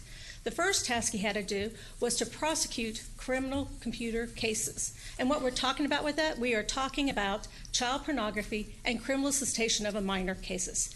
And second, he had to manage TexShare Prosecutor. Unfortunately, putting both of those tasks on one person didn't work very well. And what ended up happening is that even though we were able to manage TexShare Prosecutor by keeping the users in there and the basic functionality continuing, we were not part of new functionality going forward. And what I mean by that is we had a whole year where we were not able to deploy any new functionality in our office until I came back to assist in that. To give you an example, one thing was post-conviction. Post-conviction was a section that was mainly manual, and we've now implemented TexShare Prosecutor.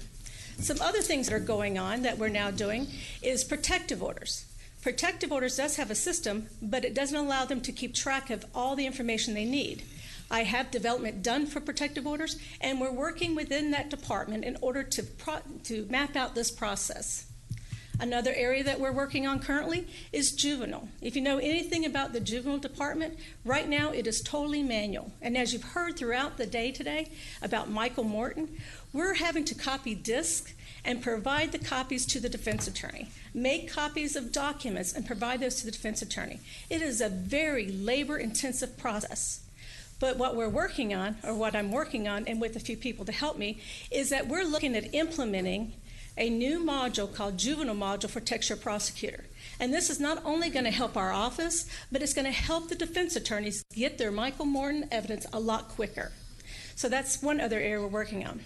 But that's not my biggest area that I'm working on right now. Right now, I spend anywhere between 4 to 11 hours a week working on the TexShare Court project. And you're probably saying, why is a TexShare Prosecutor person working on TexShare Court?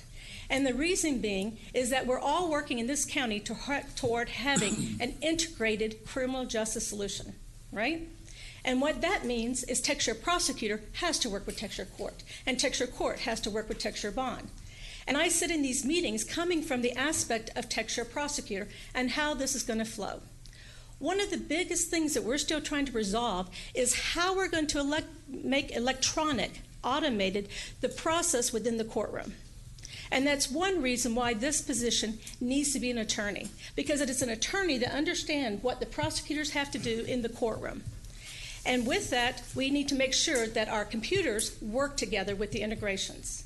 Now, you're probably asking, if you're doing all this and you're here now with us today, Why do you need a new position? Well, unfortunately, I'm retiring this year. And my fear is that if this position doesn't get funded, we're going to be back to where we were before. And all the M&O that we spend toward these enhancements and these new features, we're not going to have the manpower in order to deploy these. And we're going to continue doing some of the manual processes we have right now. And my other fear is with the whole implementation of Texture Court. As I said, I spend a good portion of my time on Texture Court, and there's not going to be anybody that can be able to pull in and do that task without it being a physician. Now, you might ask, why does it need to be an attorney? Well, there's two big reasons for that, or maybe even three. One I already mentioned, and that is when you're in the courtroom, you have to understand what happens in the courtroom in order to figure out how to make that system work. I need to know that this process needs to go first and then this process. And when I'm working with prosecutors, they know I know what they're talking about. So I'm able to take the aspects of being an attorney and combine it with the technology. And that's what makes it unique and why it's not just an IT function or anything else. It has to be an attorney who also has an interest in technology and knows our software. The other reason is for prosing language. In Texture Prosecutor, we keep templates for documents such as our charging documents. And in that, we have over 5,000 instances of prosing language that we have to keep updated. What that means is that an attorney has to stay on top of all the new law changes and anything else that affects as to what we have to prove as an element, and reviews the appellate cases in order to make sure that we are still consistent with the law. And that is what this new position is going to be doing. Are there any questions? We'll go through the whole thing and then we'll come back and answer. Okay, thank you. Afternoon, just with me, Commissioners. I'm Larry Moore. I'm Chief of the Criminal Division at the DA's office. And I wanted to take a minute just to talk to you a little bit about the request that we've made. And obviously we understand the amount of the request and the amount of resources that would have to be dedicated to meet those requests. And we don't make light of these. There's two things that drive, there are really two factors that drive workload in criminal cases. One is the sheer number of cases. And the second one is, based on the particular type of case, the amount of work that's required in each case. Both of them have increased dramatically for reasons that I'll explain. The first is the increase in the number of cases. The increase in the number of cases basically depends on two things. One, the crime rate, and the increase in population. The crime rate for the last few years has been fairly static, but the population has increased significantly. And so even though the crime rate remains the same, because you have more people, you have more crime. The second thing, the amount of work has increased dramatically, and part of it, y'all are well aware of, the unfunded mandate from the legislature in regard to the Michael Morton Act, where they foisted upon the counties the obligation to meet certain discovery requirements. And that increases dramatically each year. When we first started, when they first passed the Michael Morton Act, the digital media evidence that we had in cases across the county was minuscule. Last year, 2017, we had 121 terabytes of digital evidence. Last year, in 2018, it went to over 206 terabytes. And what that means is, in that 1 year, that was an increase of 80 trillion bytes of digital evidence that we have to review.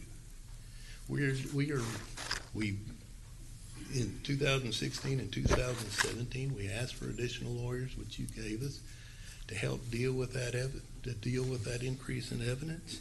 But in the last year alone, it's increased over 80 terabytes. We have requested another lawyer for purposes of our intake section, simply for the fact that we can't deal with the volume. I cannot deal with the volume with the lawyers that I have. It became very acute. We became very acutely aware of it this year when we had one of our lawyers in intake go out for surgery, and I simply couldn't cover the workload. I had to move a lawyer out of one of the courts to be able to cover his absence. That's the reason for the request. Over the last 3 years, from 2016 to 2018, the increase in the number of cases that we review and intake has been over 20,000 cases. with the same 7 lawyers that I've had for the whole time. I can't continue to sustain it. That's the reason that we have requested the two additional intake lawyers. For the past 3 years, from 2016 to 2018, it was almost a 20% increase in cases that are coming through our intake session that have to be reviewed and filed, or not filed, depending on their decision. They also, the intake lawyers are the people that advise the 56 law enforcement agencies in the county that are responsible for investigating these cases, making the arrest, and presenting the cases for filing. They are the people that they call, and they do that as part of their duties. The second part of the request that I want to address is the request for the grand jury lawyer. We had requested 2 intake lawyers, and they have recommended 1. We requested 1 additional grand jury lawyer, and they recommended none. The grand jury, since 2014, essentially when we took office, the increase in cases in the grand jury has been about 40%. You gave us additional lawyers in 2016 and 2017 to help with the increases at that time, but like I told you last year, there was an 80 trillion increase in bytes of digital information that we're having to deal with all those lawyers. I cannot do it. We had over 206 terabytes of digital information filed with our office last year. A lot of it is the result of the police departments upgrading their technology, getting body cameras, pole cameras, and everything else. But the law requires that before I can indict a felony case, my lawyer has to gather all that information together, review all that information, file an indictment, and announce ready for trial. And if I don't do that within 120 days, that person is released from custody. And I would like to tell you that we have never had that happen in Tarrant County, and that would be a lie. It has occurred very, very infrequently. But that's what happens, whether it's capital murder or stealing a pack of bubble gum. If I don't have all the information, I don't have a charging instrument, and I have not announced ready for trial, the criminal goes free. He is on the street under whatever type of personal bond it takes to get him to be released from custody. And that is what we're talking about here. I cannot process this such much information with the people that I've got.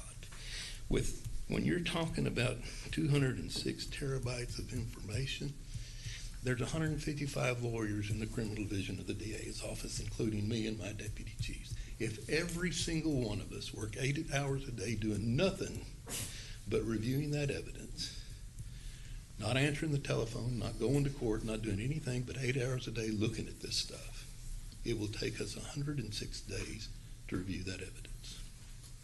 That's with every single one of us and nothing else.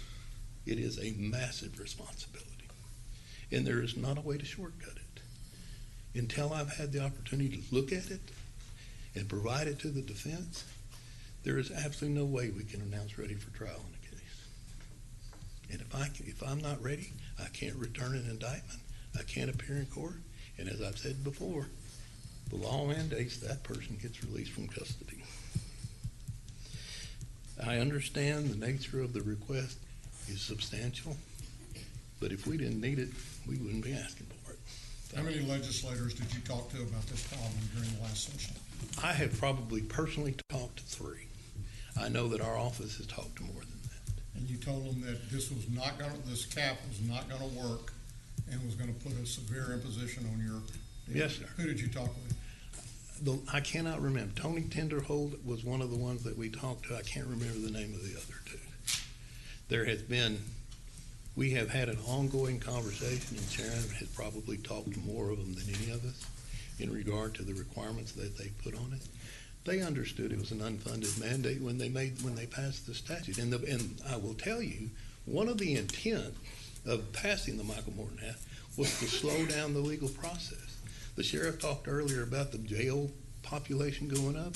That was one of the intended results of passing that statute, to slow down the process. And yet they didn't provide any funding to help us in that regard. The idea behind Michael Morton is to increase our responsibilities to distribute the information to the defense lawyers so that a more fair result can result in the cases. But the unintended consequences is it has slowed the process tremendously. I will tell you, I am very proud of the fact that we are among the big urban counties in Tarrant County in Texas. We are the most successful in terms of getting these cases disposed. Our dispositions have essentially remained about where they were. In some counties, Harris County, their dispositions are down 45% as a result of these requirements. So I'm very proud of the job that we've been able to do, but we're pouring water on a drowning man, and I can't continue to do it. Why would the legislature be interested in slowing down the process? To make it more fair. There was a concern when they passed the Michael Morton Act in terms of the representation that the defendants were receiving from their lawyers. And so they passed, we've always had the responsibility to provide exculpatory, what's evidence that is inconsistent with the guilt of the defendant to the defense lawyer. What they did when they changed the statute is enacted the statute would put the responsibility on us to show them all the evidence that inculpates him. And that's never really been the law before. It was a complete change of direction. It prevented, basically, from on the indigent defense side of it, it prevented them, the appointed lawyer, from being able to talk with the district attorney and agree to a plea or agree to some sort of a deal prior to the time that they'd had an opportunity to look at all the evidence. And it also required that the DA had to basically attest to the fact that they had looked at all the evidence, which is a part, these videos are a part of that evidence. And so even if the individual said, make the deal, get me out of jail so that I can go back to work, both the attorneys had to sign off basically saying, we've reviewed all the evidence. And so in order to sign off, you've got to look at the videos. And that happens in every single case. We execute a statement to the court saying that all the evidence has been provided to the defense and that they've reviewed it. Which is in part also the reason why our outside counsel, indigent defense counsel numbers have gone through the roof because of the fact that they're having to listen to that. And the frustrating part of it is the legislature doesn't care. Yeah. And that's the sad part about it. Well, it's a noble ambition. I mean, they had a good idea in mind. The problem is they just passed the cost directly onto the counties without any assistance. I thank you for your time. Melinda Westmoreland is the head of our Special Victims Unit, handles child sexual assault, and she was formerly head of the misdemeanor section. She's going to address you.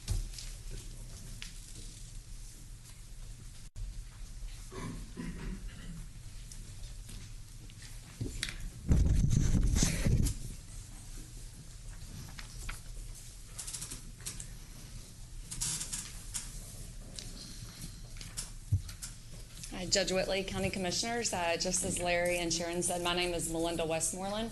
I have been with the District Attorney's Office for almost 13 years. I spent about 3.5 years as the Deputy Chief of the Misdemeanor Division, and then I recently moved into our Special Victims Unit as the Chief up there. First, I would like to address our request for our misdemeanor positions. As I know you guys have heard throughout the day how much Michael Morton has affected the landscape of prosecution. When I was in misdemeanor in 2007, we had the same number of prosecutors that we do today. We have 26 misdemeanor prosecutors to cover 10 misdemeanor courts as well as 8 JP courts. And when I was in misdemeanor, it was sufficient because we didn't have all this digital media evidence that we have now. And from supervising these attorneys firsthand, I can tell you it is quite a task for them to try to keep up with all of this. And whenever I hear the word terabyte, I don't really know what that means. I know everybody, I'm not really a computer person, and so I take that it's a very large number. And so when I did a little bit of research, the best analogies that I could come up with is 1 terabyte equals 1,000 hours of video. So if you take the digital media evidence just last year in misdemeanor for 2018 and all of just the misdemeanor cases, it comes out to 99,000 hours of video. So if you would divide that among our 26 misdemeanor prosecutors, it would take them over 5 months of 24-hour days just to get through that digital media evidence. It's honestly almost impossible. And that is just digital media evidence alone. That doesn't include court settings, that doesn't include trial, any type of pretrial hearings, witness meetings, and also one of our most important tasks, contacting the victims and keeping them updated with the cases. And so it really is almost impossible for them to keep up. And when I started supervising misdemeanor at the end of 2015, our DME numbers at the end of the following year, 2016, was 37, little over 37 terabytes, and by the time I left, it was over 99.54 terabytes. Which, like I said, it's extremely, just comparing the numbers and just by way of example, the hours of video, it makes it impossible for them to keep up with their legal duty. In addition to that, the caseload is quite high for the misdemeanor attorneys. On any given court, a misdemeanor prosecutor could have up to 700, if not more, cases assigned to them. Which is a lot. I mean, that's a lot to even review the digital media evidence, as well as contacting victims, contacting police departments to make sure that we have all the evidence that we need to plead our cases. Whenever defendants are in jail, there's even a more rush for us to make sure that we get everything. As you pointed out, Judge Whitley, we're not allowed to plead those cases, even if the defendant wants to plea, until we have all of these things. And even with that, we are still getting media after cases are disposed, and then we have to deal with that accordingly as well. Being that I was a misdemeanor chief for 3.5 years, I've also been involved with training across the state for a large part of my career, and I've gotten to know a lot of the misdemeanor chiefs in the other bigger jurisdictions. And I will tell you that we are the only county that still only has 2 prosecutors per court in misdemeanor. Collin County, who was quite a bit smaller than us, they have had 3 prosecutors per court for quite some time now. And as you know, we are the 3rd largest county, and we are way behind with our number of misdemeanor prosecutors compared to other jurisdictions. And to move on to the human trafficking position, I have specialized in child abuse cases for about 7 years. And I can tell you firsthand from prosecuting these cases that child sexual abuse cases are inherently complex. And human trafficking, in 2009, Texas created the Human Trafficking Task Force. And with that, in the last 10 years, this task force responsibilities has been to recommend to the legislature different laws and different regulations that would help combat trafficking and protect victims. And as of the end of 2018, 65 of the 70 bills that they recommended were passed through the legislature. And there were even more passed this session. And that being said, one of our foundation for child abuse cases is our multidisciplinary team approach, which I know that you're familiar with, the Alliance for Children. So that is an organization that my unit, the Special Victims Unit, so our unit not only specializes in child abuse, child sexual abuse, child injury, child death, as well as any injury or sexual assault to the elderly or disabled. So we have quite a wide range of cases that we deal with. There are currently 6 prosecutors in my unit, including myself, one of which does all of our child pornography. And then also, in addition, I handle all the capital murder cases involving children. So any child deaths would also come to our unit. That being said, this is one of the reasons why we need a human trafficking position. At the end of 2016, the University of Texas did a study and concluded that there were approximately 79,000 victims of child sex trafficking. And from that, it has continued to grow as far as the funding and also with regard to our child advocacy agencies. In 2018, Governor Abbott's Child Sex Trafficking Task Force designated 6 different agencies to be the designated care providers for, or designated social advocates for child trafficking victims. 2 of the 6 of those are here in Tarrant County. One of those is Traffic 911. Executive Director is George Lynch. We work with him quite a bit. And also Executive Director Stephanie Bird, who came today, and she works tirelessly as the Executive Director of Unbound.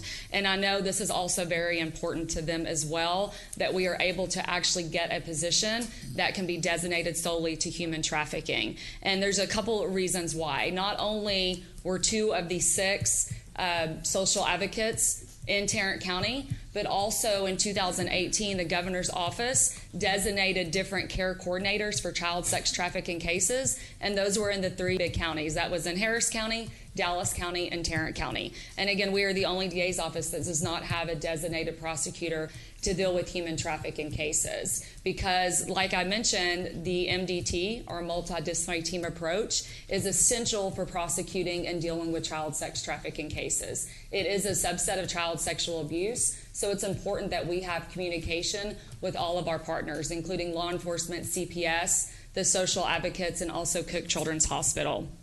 In fact, just recently, just a month ago, Sharon was very progressive about working on a memorandum of understanding with Traffic 911, CASA, as well as Unbound, to get them involved in our investigative staffing so they can come to the table to make sure that no child slips through the cracks and all of these services are being offered in a timely and efficient manner.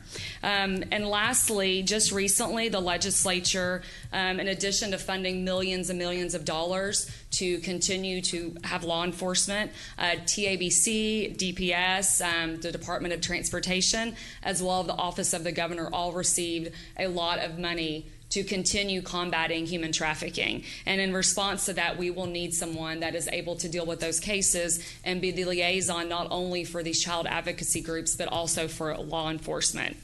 One of these statutes that goes into effect on September 1st of this year is House Bill 3800, which requires local law enforcement, county attorney's office, as well as the district attorney's office to give a report to the attorney general's office on any case that could involve an element of human trafficking, whether or not it's actually filed as a human trafficking. In that situation, there are 6 different statutes that fall under this, and just from running our case numbers this morning, that would be 184 cases alone that we would just have to go through. And if there is a human trafficking element, we have to submit a report to the Attorney General's office, so that way we can keep up with the amount of human trafficking cases that are coming through. Thank you. Thank you.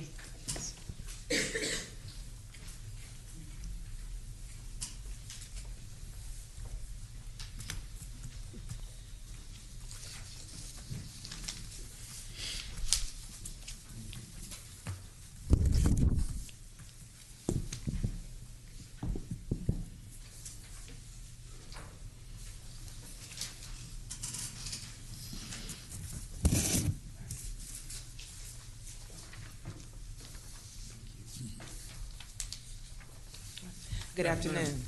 My name is Marvina Robinson. I'm an assistant criminal district attorney. I have been with the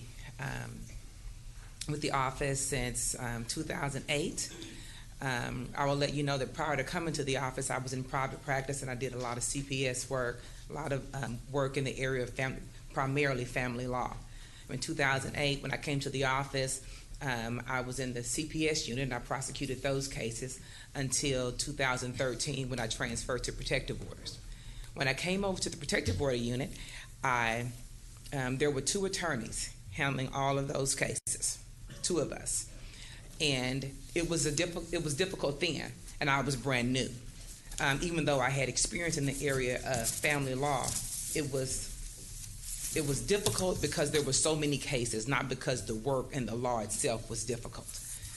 But we began the work, I and another attorney, and we did the work for a couple of years, and then I believe it was 2016 that we got a 3rd lawyer. We were happy. The problem is the number of questionnaires that were coming into us. These are individuals requesting protective order assistance. Those numbers were increasing. And so what the process is, for those of you who are not familiar with it, is that an individual who seeks protection for themselves, which is going to include not just them, but members of their family, members of their household, those individuals submit to our office this questionnaire. Those questionnaires are reviewed by attorneys. Every single resident who submits a questionnaire to our office receives a call back from an attorney if they have provided a number that we can reach them at. We do not rely on staff. We do not rely on legal assistants and receptionists to make those calls, because those calls inevitably are going to call for an attorney's response, someone who has some knowledge of the law. And so we were able to get a third lawyer, and the third lawyer, all three of us were handling those cases. We had a supervisor. The supervisor was in a supervisory role but wasn't in court. Well, as you can see from our numbers, they've gone up. In 2015, we had just over 1,400 questionnaires. In 2016, it went to 1,945. In 2017, it went to 1,974. In 2018, it went up to 2,070. Just as a point of reference, I can tell you that as of today, we've received some 1,451 questionnaires. At that pace, we are going to be at 2,500 questionnaires by the end of the year. And as you recall, last year for 2018 was 2,070. So this is calendar year, not fiscal year. Calendar year, thank you, sir. Yes. And so we, in 2017, got another lawyer. And that was good.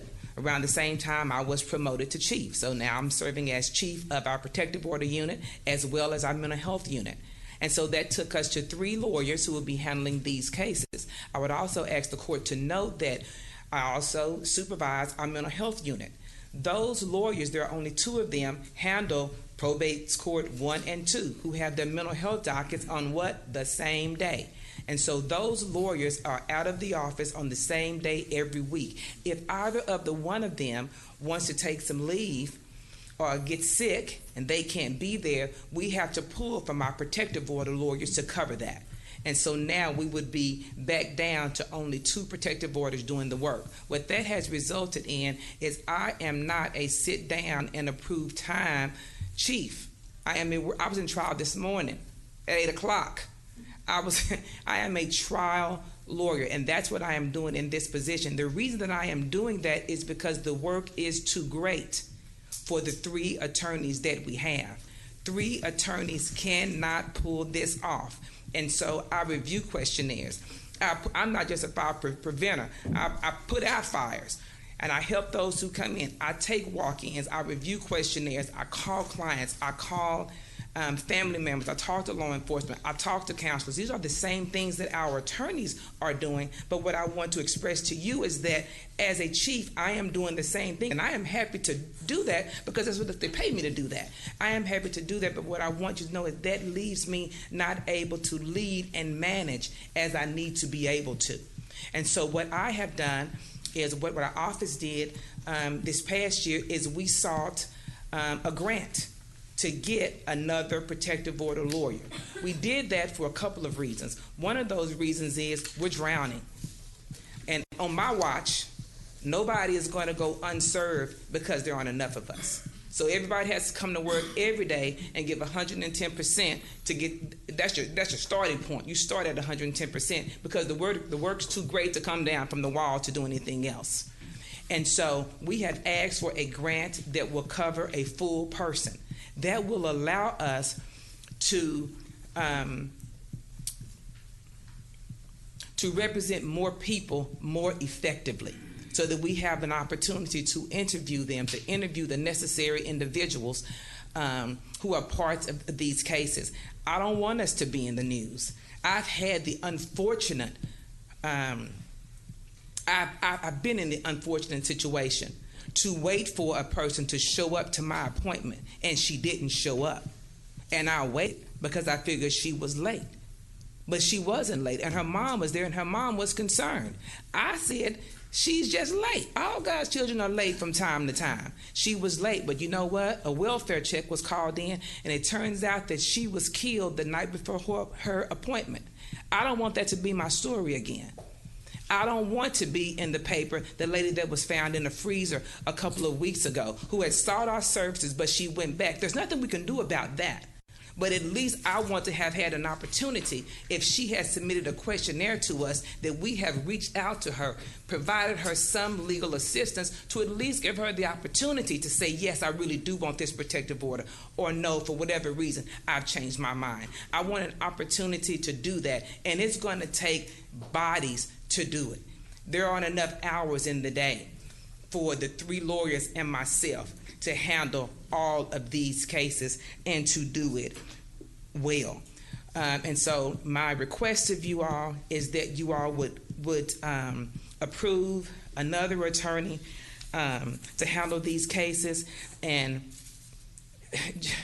Judge Whitley, you spoke so fondly about the legislature today. I just figured I would add this. Effective September 1, any person who is convicted or placed on deferred adjudication community supervision for continuous sexual abuse of a child, indecency, sexual assault, aggravated sexual assault, stalking, trafficking, continuous trafficking, or compelling prostitution must have an application for protective order filed for them by the state. That's every single one of them.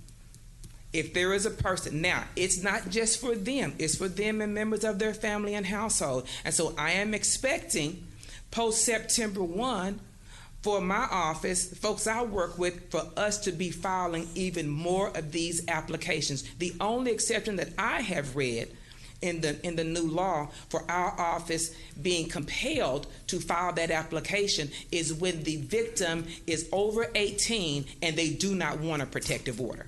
But for anyone 17 and under, it is a shall.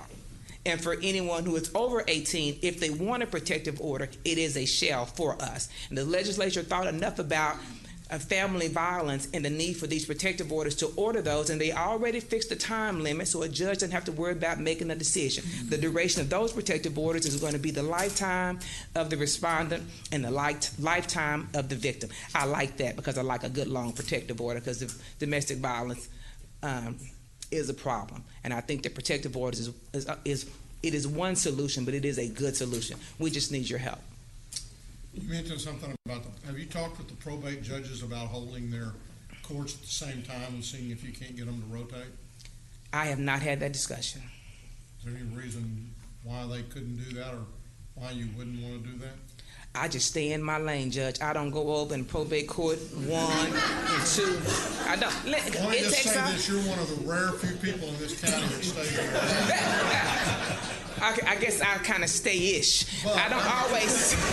I stay. But this is the thing. I haven't had that discussion, because even if they switch their courts to different days, so let's say they alternated days, and they did that, we would still have to have our attorneys who have to go to JPS and the other hospitals to meet with all the attorneys and all the interns, not the attorneys, to go meet with the doctors and the other interns that are on those cases. And so the workload is going to still be the same. So whether we split it up over 2 days or not, the workload is going to be the same, and at some point someone is going to have to show up and work in that role. And when they are not there, we have to have a protective order lawyer to step in to do that. 2 questions. You mentioned that was there more? Is she the last? Almost. I'll wait. Okay. Thank you. We'll be back. Thank you, sir.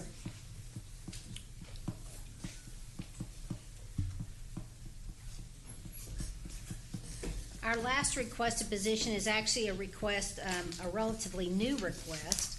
Although in our original request, we had requested a civil attorney to handle game room legislation, the regulations that you all are considering. We now would make that request, instead of for game rooms, as a civil attorney assigned specifically to the juvenile probation department. So I received the letter from commissioners about the budget on or from the budget office to the commissioners on Thursday, and after that it said that there was a request for an attorney to represent the probation department, juvenile probation, and I called Melody Wilkinson, Judge Wilkinson, the chair of the juvenile board, And she interestingly said she had no complaints at all about our representation of them, that the board had voted 8-6 to make an attorney request, that it was hardly unanimous, and that it was Judge Alex Kim's idea that there be a specific attorney assigned to the Juvenile Probation Department. And he got that idea because he attended a state judicial conference. And while he was there, he talked to juvenile judges from other places and hearing about the other large counties who had dedicated prosecutors assigned to their department. And he mentioned Travis, Dallas, Bexar, and Harris. Some of those are county attorneys' offices. Some of those are criminal district attorneys' offices, just like us. But what they had was a dedicated prosecutor. I am willing to provide a dedicated prosecutor to assist JPD with their JPD contracts and to advise on state and federal laws regarding detention facilities. And in fact, as the construction goes on out there, I told him we'd be able to put somebody out there if we had the person, they could be out there and be close advice to him. That would be a dedicated prosecutor, and he was thrilled with that option. Our civil division is structured so that every attorney does multiple tasks, and there are about 50 different practice areas that they cover. And while that is fiscally sound, I think that it has meant that we don't spend enough time with our clients. And I think Juvenile is an example of that. And while we were doing the work for Juvenile, he didn't feel like Juvenile Probation had the opportunity to ask those questions and be doing that. So we will be looking at that in the future, and that is our additional request for the juvenile civil attorney assigned to the Juvenile Probation Department. And I'll kind of address, because as being a part of the juvenile board, I was there at that meeting. I don't think the 6 that voted against that, they voted against just a general overall approval of the budget because of some of the increases and because of the fact that it was still kind of an interim type thing going on with the budget department. It didn't have anything to do, I mean, the attorney was definitely talked about, and it was talked about in terms of the fact that because there were also recommended attorneys for or an attorney or more for the purchasing and to help with also the audit area, that there was a request for a full attorney, and my suggestion is to see if we got the attorney over in that was going to be on 4-4, but it was going to be primarily for the purchasing, audit, and for other times when you had conflicts, that those individuals would also take care of the purchasing thing. Okay. And do you want to go ahead and address that now? Because we literally don't have any conflicts. But we can talk about that later. What I would be happy to do is for you all to fund a lawyer for us to send out to juvenile probation. Judge Kim seemed satisfied with that. Judge Wilkinson seemed very satisfied with our representation to date. Finally, in closing, well, I don't want to argue with Judge Wilkerson, but I will tell you that again, I don't think that was necessarily that vote was not for that. Now, and I'm also going to talk back about the fact that you say you have no conflicts. There was at least 2 or 3 times this past year where either the purchasing or the audit area had issues with things that were going on in your department and couldn't very well ask your advice when they had questions about those things. So there have been conflicts. Okay, so let me please address that. So the issue with the auditor, and I think that in her budget she requested, I think her original budget request was for the money to hire an attorney to advise her at the filing of Chapter 59. We don't have a conflict, we have a disagreement. You know, in the law, conflict has a specific meaning. And we are the legal advisor, that's our job by law, right? That's what I got elected by the voters of Tarrant County to do, and we just do law. We don't do emotion, we just do law. And on the law, on that specific issue, we had told her what we believed our civil, told her what they thought our interpretation of the law was, and she disagrees. That's fine. And it really doesn't matter. So she, at the last, every time we file a Chapter 59, she goes ahead and does her additional statement, and that's fine. That's not a conflict. Excuse me, Sharon. Chapter 59. Chapter 59 are the forfeiture funds, and it's a report that's due to the state. And I can explain the legal issue if you want to hear it, but you probably don't. Unless you want to. So under Chapter 59, it's filed electronically with the state of Texas, right? It is a state requirement that it be filed, and every agency that gets forfeiture funds has to file a report with the state attorney general, and the prosecutor signs off on the different criteria. The money was brought in, and it was used for these statutorily authorized areas. That's what the prosecutor does. Under the law, the auditor signs off that the numbers, the money is correct, right? Without regard, in our opinion, to what the results or whether or not it was in a proper category. Because that's what the Attorney General does, right? The reports go to the Attorney General, and the Attorney General reviews it and makes a decision about whether or not it was properly used. And we've been doing this for years. These reports have been filed for years, and that was the, oh, sorry. I can't see with it. I'm too short. So that was the legal issue. You know, it's just not even that complex, but I would not call it a conflict. Has a legal definition, and that's really just a difference. But she was seeking advice, and she could not very well seek advice as to whether what she thought it said was different than what you thought it said. Right. She disagreed with our legal advice. And let me tell you. Could I interject just a moment since she's talking about me? I did not disagree. I questioned it, and I did want independent legal advice. And as an auditor, independence is a very specific term for me as well. And I don't feel that someone has an interest in the matter can be independent, at least not in appearance. And so I didn't disagree. I'm not an attorney. I never practiced law, but I was seeking independent advice. And I do not think I can receive that from the person filing the report. Which is why I think that she had requested a certain amount of money in her budget for an independent advisor on that specific issue.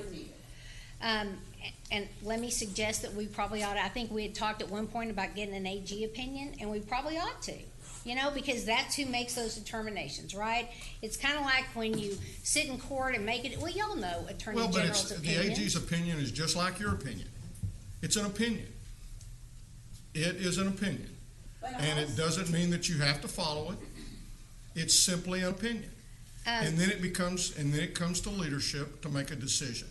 But I also don't think the AG they don't opine on matters of fact. And some of the questions that I had in understanding the law and helping me opine on a matter of fact would still be my decision. And so I still would want someone who is independent. The AG's opinions never opine on the matter of fact. So for me, to be able to do that audit and to certify it, if I can't disclaim, which the AG gave me the out by the disclaimer, is I would still need someone who was an attorney who was outside of the process. And that's all I asked for the money for. I didn't need it last year, but I would request that for that reason. And I would say that some of you talked with your judges as far as the district judges go. Yes. And some of the judges that were in the juvenile board meeting who voted against the approval of the budget, because the way it was done in that budget was we want to approve this budget, which would have potentially implied to Helen that we were not interested in looking at her recommendations. Also were supportive of the fact that as long as we were going to be looking at a judge over there, they had no problem, and they did not want to hire an extra judge sitting over in the juvenile area. An extra judge? An extra attorney from that standpoint. I think that what's important about our request for an attorney for the juvenile probation department is that after talking to Judge Kim, he made it clear to me that there are areas of law that I was not, actually, he had never talked to me about this before. That's I would say to that is that Judge Kim is over the juvenile court. Right. The juvenile probation area is something that belongs to the juvenile board. Absolutely. Not Judge Kim. I agree. But it was Judge Wilkinson, the chair of the juvenile board, who told me that the request for the attorney had originally come from Judge Kim. And And so I called Judge Kim to find out what was the concern. Why did he think that would be a good thing? And he felt like he needed a full-time attorney for the juvenile board because he's there all the time. You know, he's there all the time with the juvenile board. That they actually have some legal issues regarding the detention facility and the regulations about the detention facility and their contracts that perhaps a lawyer has not looked at in the past. I don't know. I'm not sure it was just Judge Kim that thought there might be the necessity for a judge or for another attorney. I wasn't at that meeting, and so that's why I understand. I'm really saying. not trying to Well, and I argue understand, with you.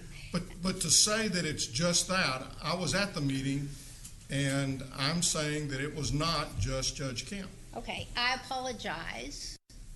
You are, of course, correct. On Thursday was the first I heard of any of this. So honestly, you know, I mean, I didn't know, I didn't attend that juvenile board meeting. I dropped off Judge Westfall while I was on my way to another meeting. If I'd realized that there was going to be discussion about an attorney, then I would have gone in, because heck, I was there 10 seconds before. So there's a certain amount of gotcha in all this that I'm a little uncomfortable with, because it was on Thursday that I found out that there's going to be a couple of lawyers under the proposal assigned to GK's office to render legal advice, when obviously statutorily that's what we do. So I'm not trying to say that I know what happened at the juvenile board meeting. I'm trying to relate what I heard when I made those 2 phone calls. And those 2 phone calls were made after Thursday when I first learned of the proposal. So you have me at a disadvantage. This has been planned for a while and I just didn't know it, I guess. But we are definitely willing to do that. So our requests are on this piece of paper. And the first is for an adult sexual assault team of actual felony attorneys, the full team, and that would be including the grade 77 and 76. Maybe especially the grade 77 and 76, because they'll have the expertise to deal with these issues.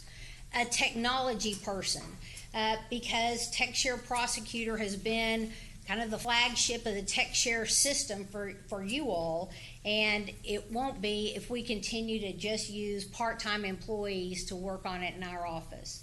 Intake. We originally asked for 2 prosecutors. We're still asking for 2 career path prosecutors. The sheer volume of cases has got to be addressed.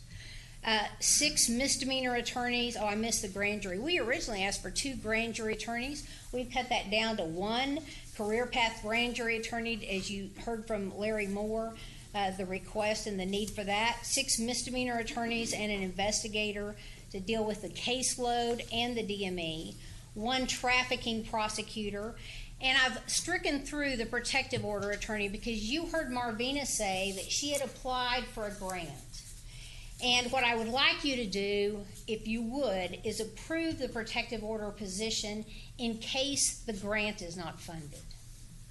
But we think, and Marvina, correct me if I'm wrong, we're good. Are we comfortable that 1 person will be able to? I mean, you'd love to have 2. Well, yes. But the whole idea being, I mean, either y'all fund 1 and because we're already seeking a grant, but I can't go a whole year if that grant isn't funded. What's the source of the grant? VAWA. And what's the likelihood? VAWA, and she thinks it's good. But that's why we went ahead and presented it, because, you know, a grant is never a done deal, so.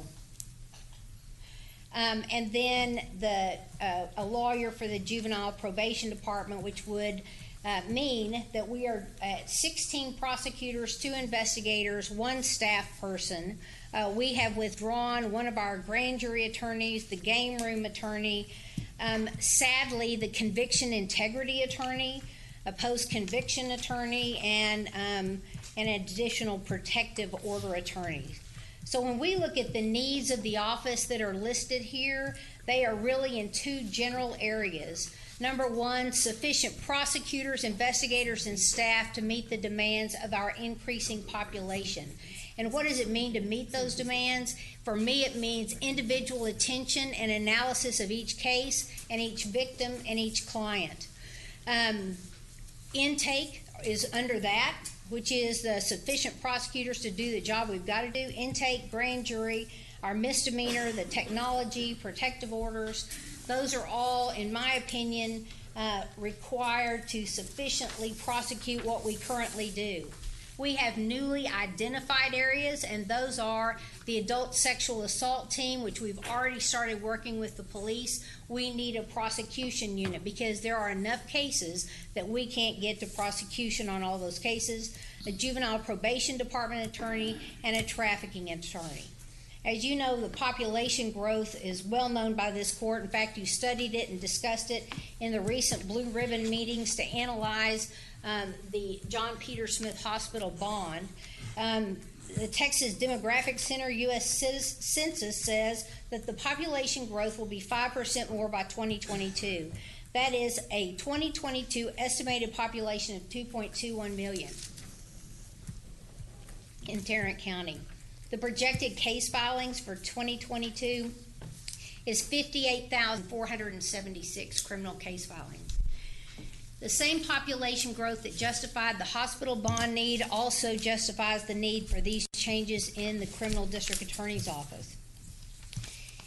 You know, I took office, my first budget meeting with you all was 2015, and I think our county budget's gone up about 18% from 2015 to this year, to FY 2019, looking at the actuals and forecasts that you were using earlier today. Our actual budget, I think, went from 2015, an actual of $38,000,001, and to FY 2019 to $41,000,006, which is about a 9.2% increase. I am proud that we've been at about half what the increase for the entire county was, because that means we're working hard with the amount of people that we have, and we've not padded our office. Since 2015, with your help, we've had intimate partner violence team, elder financial fraud, conviction integrity, the felony DME attorneys, the expunction fares and the increase in those case filings, deferred prosecution program increase, white collar crime increase. We continue to do everything that we possibly can with the resources that you give us. We have a great need for the specific things that we've asked for here. You all have questions of our different sections? Under the adult sexual assault team, there are 4 attorneys listed. You're only asking for 2 new ones, 2 new positions? I'm asking for 4. Our original budget request was for 4, but what was granted by the budget office was 2 attorneys, but they were the 2 least experienced. So we asked for a 77, 76, 75, 74. And I think that the budget approved the 75 and 74. Well, that's some of our, lower level felony attorneys. I need experts. So I need that entire team, 77, 76, and on down. It would be 2 additional, in addition to what the budget office approved. And you're also asking for an investigator and a staff person. Yes, and the budget office did approve those 2. Are those Yes, sir. people out there for you to hire? You know what? I think it's interesting because we're actually meeting on a state level as well as locally about our how we handle sexual assaults in the state of Texas, because the truth is hardly anybody's doing a great job at it.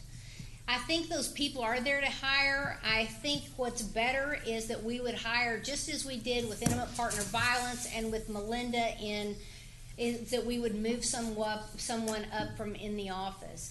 And you remember intimate partner violence started with Art Clayton as the chief of that, and we just put the notice out that we, because of y'all, had funded this new position, and who was interested, and tell us why, and we're able to get great help doing that. So I guess if you're going to move somebody up from within, then why do we need to go to the higher positions, and why can't we take someone who's already in the department and then move them up as time goes by? There's no position to put them in. We're asking for the position. Well, no, we gave you 2 positions, and those are the 75 and the 74 in the sexual assault. Right. I need a 77 and a 76. I need a chief that can answer and the questions of the police, that has tried these cases before, that can guide the rest of the team in how to do these cases and win them. But I thought you said you were gonna move somebody up from within. So the question was, am I going to be able to hire somebody to be our 77 and 76? And I said the goal would be to move someone into those newly created positions, I should have been clearer, from within. So if you're moving them from within, then you're either gonna be taking them from someplace else, or you're gonna be taking somebody who's already been doing this, and it would, you know, whether they're the 74s or the 75s, or you move the 77s and the 76s, it just, as opposed to going with 4, we're looking at going with 2. That's what budget is recommended. Except that if we don't create the position, there's nothing to move somebody into. I'm not saying that we don't create 2 positions, but it's a matter of whether we create 4 or 2. And if we create 2 and make them the 77 and the 76, you're going to be moving them over laterally, I guess, or you're going to be moving somebody who has some experience, I'm assuming, in the adult sexual assault area, and they're going to be focused on that as opposed to just that being a part of what they have done in the past. Well, let me just say this, that this unit is something that is very important to the smaller cities in the county, because they don't have the expertise on their police forces to do these kinds Well, a of lot of them are investigations. usually men that are doing it, and it would be nice to have women that could go out and have some of these interviews. It would be nice to have somebody who could go out and do it, whether it's a woman or a man. And a lot of these agencies just don't have anybody who can go out and do it.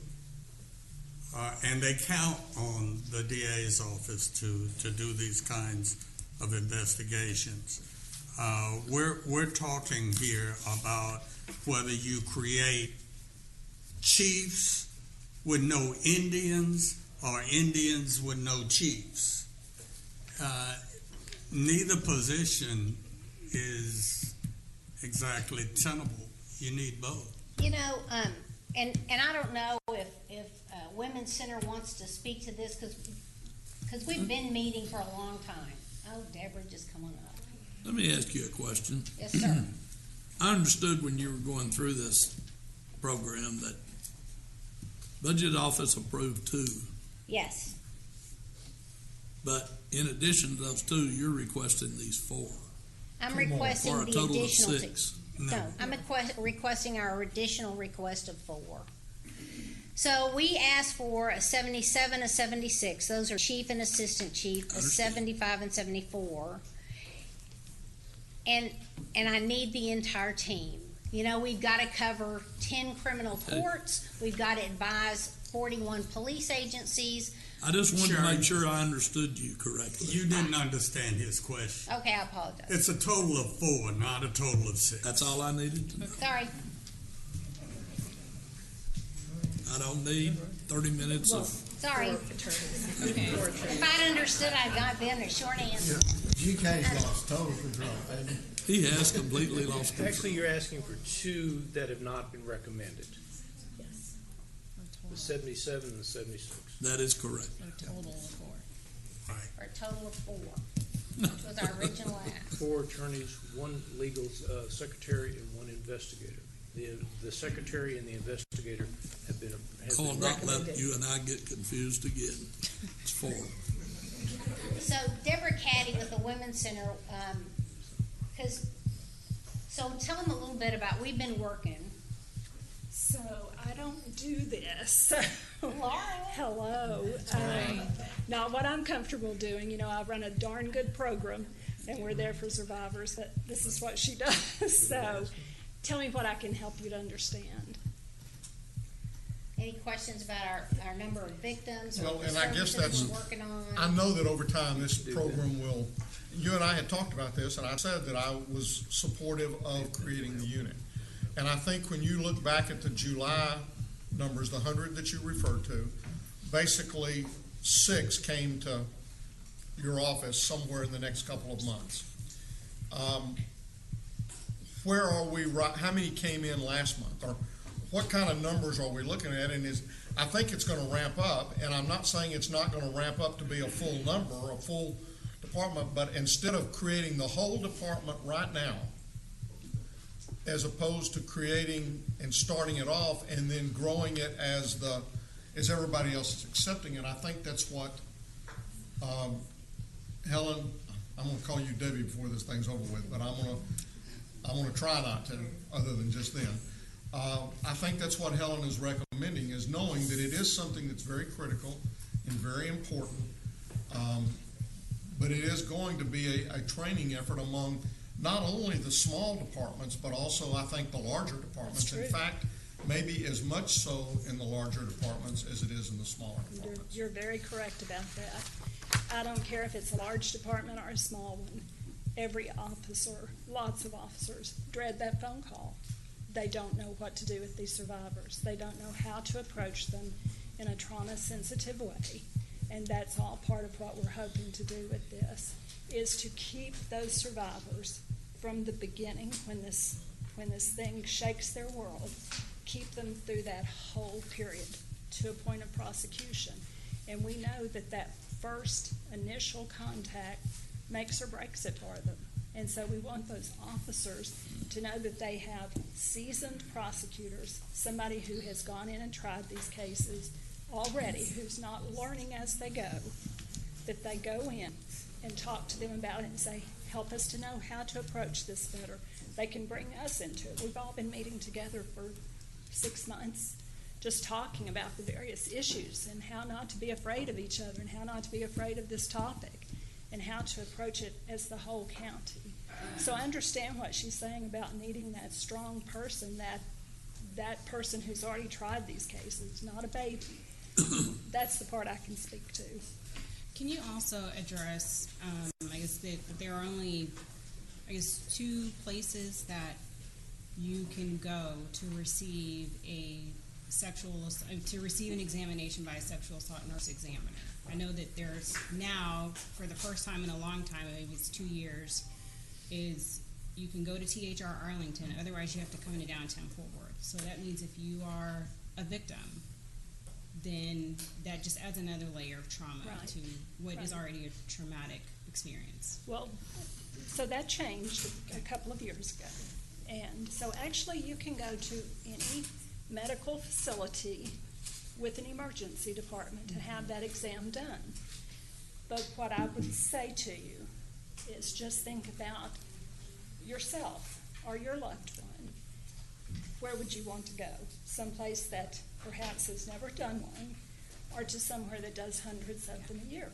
So certainly John Peter Smith Hospital is a pristine program. It is top of the line. It's probably, I would say, the best in the country. But also now we have the THR facilities, which have started what they're calling a roving program. So they have a group of nurses who are going to all of their facilities. And so it's growing and it's changing and it's getting there as well. But actually you can go anywhere that you want to go. I am very sympathetic to this request. The problem I've got is a more global one. People often ask me, what is your biggest challenge as a commissioner? And my answer typically is managing growth. In this new environment in which we find ourselves, managing growth is becoming increasingly difficult, which means we've got to make difficult choices.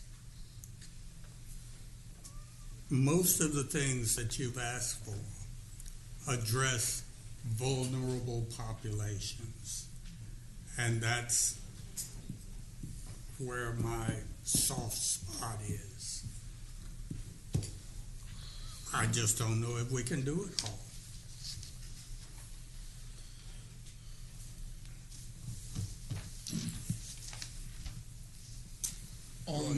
talked about chiefs and Indians, maybe what we can do is hire one chief and one Indian in this department. Then you've got to start both. Maybe start with the chief and the assistant chief, and the two No, of I'm them talking can about the cover- chief and the Indian. 77 and a 74. Okay, Not two so- chiefs. So let me just suggest that, And let me apologize for that politically incorrect reference Thank you. that I made. okay, so Didn't even have to say anything. my concern has been that the victims of rape in our county have not been served appropriately.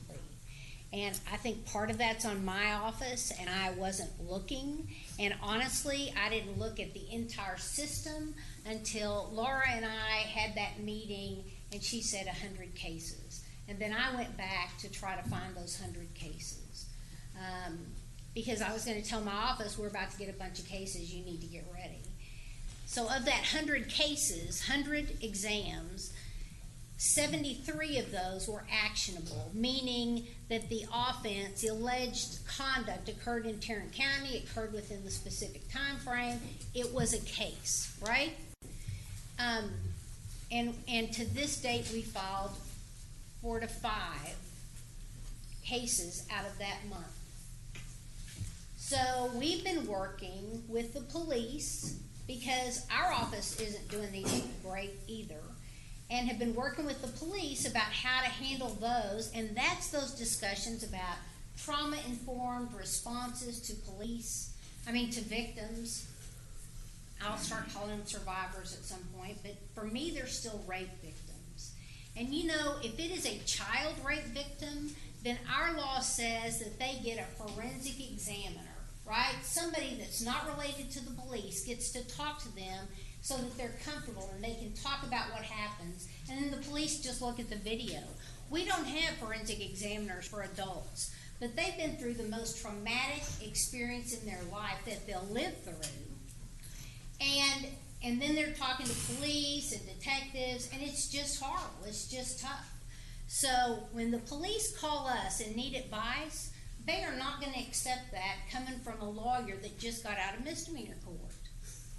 With all due respect, these are our hardest cases. These are our toughest victims. And I cannot in good conscience tell you that we'll be fine to just give them a 77 and a 74. It might be fine to give them a 77 and a 76, and they'll just be stretched thin, but you've heard Marvina and everybody else, that's we all are, because we've never tried to pad. So Why would you not want to send your best team? Because when you go to court, that other side's got their best team. I think we're wasting by sending the lowest position in there. Well, I have questions of the other presenters, so. Well, okay, so let's go down the list, but let's try, at this point in time, let's try to make a decision as we move down the list so that we don't end up coming back and regurgitating this all over again. all right, let me try a motion. I move that we create an adult sexual assault team that includes 4 attorneys, 76, 77, 76, 75, 74, 1 investigator, grade 55, and 1 staff person, grade 16. Motion dies for a lack of a second. Try again. All right, let me try again. I move that we create an adult sexual assault team consisting of 2 attorneys, grades 77 and 76, an investigator grade 55, and a staff person grade 16. Second. Okay, and my question is, the investigator and the staff persons were not recommended by you? They were. They were. They've already been recommended, yes. So the only positions what we're doing by this motion is we're swapping a 75 and a 74 for a 77 and a 76. Correct. We have a motion and a second. Any further discussion? Please vote. Motion passes unanimously. So while we're going through these other ones, you can always do at least 2 or 3 things at the same time. You're going to come up with the amount of difference that we're adding on this deal. Okay, so the next item is the technology position. And for the technology position, the one question I had there, you indicated that we want to hire this person, this extra person, but then you're retiring. It's not an extra person, it's to replace me. Okay, so, but if we give you this person and you retire, then we got 2 people. No, you only have one person. No, if you're still here, I'm not gonna be here, I'm retiring. but then we don't need to add a position for you to fill your position. No, I'm a part-time, I'm a substitute employee. I am retiring this year and not coming back. I live in Arkansas. So what I'm looking at doing, this is a very pivotal time, but I've already been here 2 years. So, for Texture Court and Texture Prosecutor and everything else. So what I'm saying, for us to move forward, now that I'm leaving, Tarrant County needs this position filled to replace me. So, do you want to say something? Can I just ask, are you being paid with general funds? Yes. Yes. There's a whole lot of people shaking their head like this. I don't get into the budget stuff. Well, I think his question is, were you being paid out of tech share, or were you being paid out? I didn't know if there was any other funds that might be paying kind of yourself. grant. No. Because the reason I say that is because if we're spending part-time money now, and if the court decides to fill this position, then we would use the part-time money that we had been spending on Katrina. Now, that was my next question is, do we have enough money in part-time or temp to pull out of there and create a position, a full-time position? We do not fund the part-time position for her. It's funded out of attrition. Her department's attrition, the DA's office. Okay, so it's not in that number right now. There is not a dollar amount associated for her. And every year we have done that. We have not funded some of the part-time positions due to their attrition that they've had in their departments. This is not new. But I'd like to say that there is a position in the DA's office that she mentioned that was created specifically for this. And this was Marty Purcell's position. He position. also was an attorney that did computer child pornography on, but that was called specifically for TechShare. And prior to that, there was another person, Miles Brissett, which was funded in their budget that did the same thing. So did we eliminate those positions who was one that, has been Miles? eliminated, one has been just reorganized into the department. That one is, Let me address this. okay. So we had a 78, that was Marty Purcelli. The previous one that was Miles Brissett, I think was Rift, and he left the office. And when we started doing tech shares, it was like 2016, 2017, we got Marty Purcelli to do 2 jobs. He was getting paid as a grade 78. He was supposed to take care of tech share and all the implementation, and he was supposed to take care of all our computer and pornography and child crimes, the child computer crimes. And you can't do that. I mean, you can't have, what we found out was that we cannot manage TechShare and the technology involved in it as a part-time job. You know, it can't be somebody's second job in addition to their regular work. So what we did was go to you all, we dropped the position from a 78 to a 76, and have a person taking care of all those computer crimes who's excellent at it. It's actually a female, does all the child pornography crimes, works with all the different police agencies. She's a grade 76. So the 78 went away and went to a grade 76. So that was some savings to the county. But then we knew TechShare wasn't being handled, and it didn't really start getting taken care of until we got Katrina on essentially full-time. It's all she does. And it's been a full-time job for her. You know, I never thought it was. When I asked her if she'd come work with us after she left CUC, I said, it'll just be 20, because she, you know, it'll just be 20 hours a week and your husband won't divorce you, right? And it's 40. Easy. Because a good 20 hours right now is texture court. So I guess, but right now we're in the process of trying to implement Tech-Share Court. We are. Where is that going to be Well, after we get it implemented? well, the first phase, my understanding is we're not going to be doing all the courtroom integrations going back and forth. And for this to happen, the person in the DA's office, we're talking about major changes within Texture Prosecutor as well as the defense portal. We got to have some development put into it, and we have to have someone who knows what the courtroom needs in order to work with TechShare on the process we're going to have. So just because they go live this year doesn't mean it's done. And so I guess my next question is going to be is the moment that we give the DA a Tech-Share person in their org chart, I got at least two other people who are going to stand up and say, wait a minute, and they're already shaking their heads. We want a person in our area. Well, if I can answer that question. For one thing, with Texture Prosecutor, the management of Texture Prosecutor is within DA's office and the configuration. So what that means, any new documents that are produced, we produce them. Any configuration, it's the DA's office that does all that configuration. Any changes in the law that affects the prosing, or any new changes in the law to where we got to change our business processes, that is all done within the DA's office. For the court system, the configuration and the documents are going to be handled by IT. So there's a slight difference there in that we are not, IT does not do our legal documents. But see, I'm not sure I agree with that because you're not the only one in prosecutor. So basically the whole concept there, at least it's supposed to be that whatever we do for prosecutor is done for everybody. And I'm not sure Tarrant County, if they can't convince Dallas or everybody else that these documents need to be there. Well, actually, in Dallas County, they've had a full-time position handling TechShare since they went live, and about a year ago, they added a second person.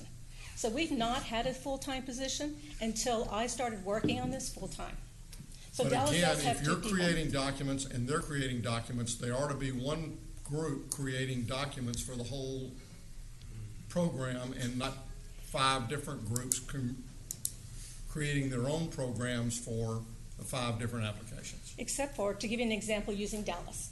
Dallas only does one charge per document. Their documents do not look anything like ours. We do multi-counts here in Tarrant County. Another example. And that's a big part of the problem with why we're having problems on implementation from that standpoint. Because each county is different. And the other problem we're having is like with the district judges and the county judges. They all have their own plea paperwork. So we're going to end up having to produce a plea document for each of the judges, and that is going to have to be maintained. So sharing documents across multiple counties, we can't even share documents amongst our own county. I will not express my sentiment about that statement. I'm sorry. But it does require, and it's not just the documents and the configuration, that's what I was trying to get across. It's also working on the business process. Just like when we're doing juvenile. I go out there, I look at what they need, I work with the attorneys, I work with the support staff, we figure out what the design needs to be. Because then we give our requirements to TechShare so they can put it in the MOU to give us that functionality.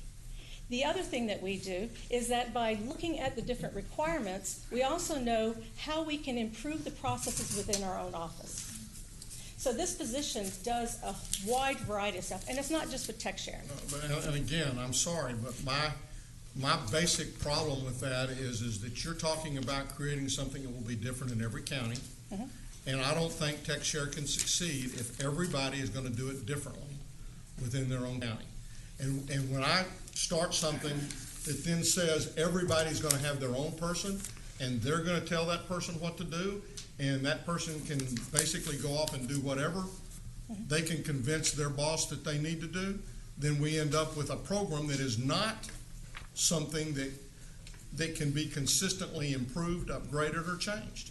Well, actually, the way TechShare Prosecutor was first designed, it gives a lot of the configuration and the creation of these things within the capability of each county.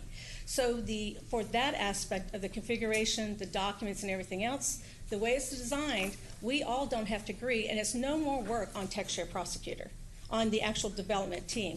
All that work is handled in here locally, and that's what's handled by me, is that because of what they give us in the development, they say, Katrina, here are all your tools. You can produce what you need using these tools. Here is all the different types of configuration you do, and you can create however you need and determine your processes based off the tools we gave. So TechShare Prosecutor, they actually did an excellent job on producing tools that enable each individual county to create the best process for their county. What would it take to get us to let you move back to Texas? That was gonna be my question. I've actually worked, as Sugar once said, is he's known me since 2013, and I've worked for 4 different employers in that time frame. So I do love this county, and I would love to have been here from the very beginning, but unfortunately I live in Arkansas, and we're not moving back to Texas. But that's one reason why I came back to work for Sharon, is because of the fact that there was still, when I left, there was still some things that were not done. And I wanted to try to get us to where we get a good process of actually implementing the software that we're paying for. As I mentioned, the post-conviction, we're now working on protective order software, and also the juvenile, automating the juvenile processes so that we can better prepare for the Michael Morton. And another thing that we're doing is working with the LEA agencies and implementing integrations with their video systems so that the police officers do not have to take as much time to upload their evidence within our system. So it reaches out to a bunch of different entities. I work with the law enforcement agencies on the LEA portal. I'm also there for the defense attorneys on the defense portal. So there's quite a bit of work that this position does, and including to recommend new features that we need, which is what I mentioned earlier. And as for your discussion about how we talk together, I do attend the conferences down in Austin and actually talk to my counterparts. So for the juvenile piece, I've been very heavily working with our juvenile department and our support person that's over the staff over there, and coming up with what the business process can do, how it would work, and everything else. And I've talked to Dallas and I've talked to the other counties about it. And we had special meetings just dealing with this. But again, TechShare Prosecutor is a system that is designed by prosecutors. So we do get together to come up with this design. But it takes someone on our end to be part of that, to be able to do that.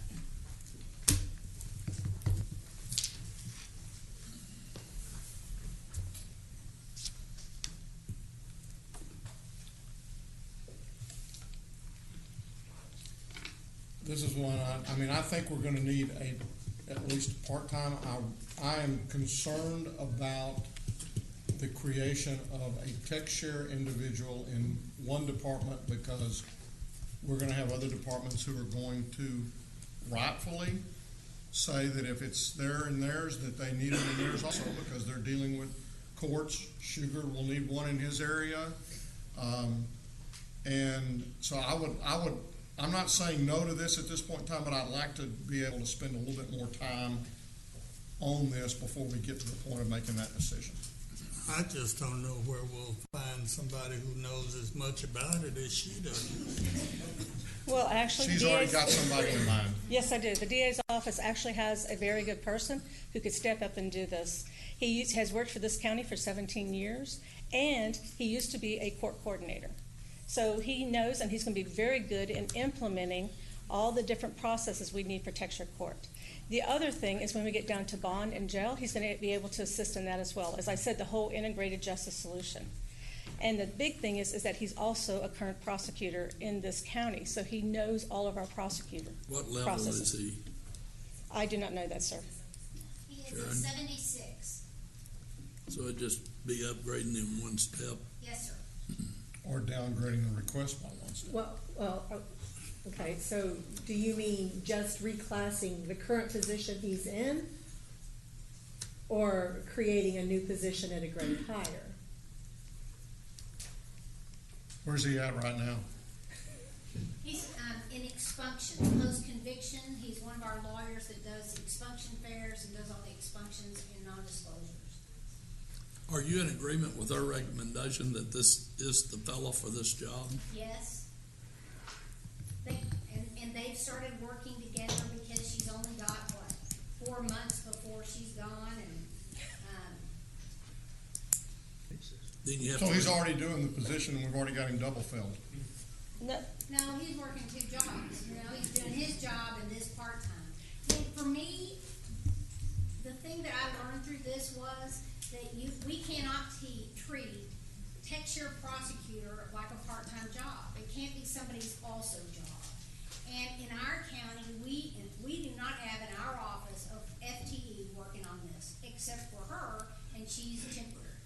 But what she said, and this is my whole point to the whole discussion, he also needs to be working on the bond desk, and he also needs to be working on the jail, and he needs to be in a position for tech share that will.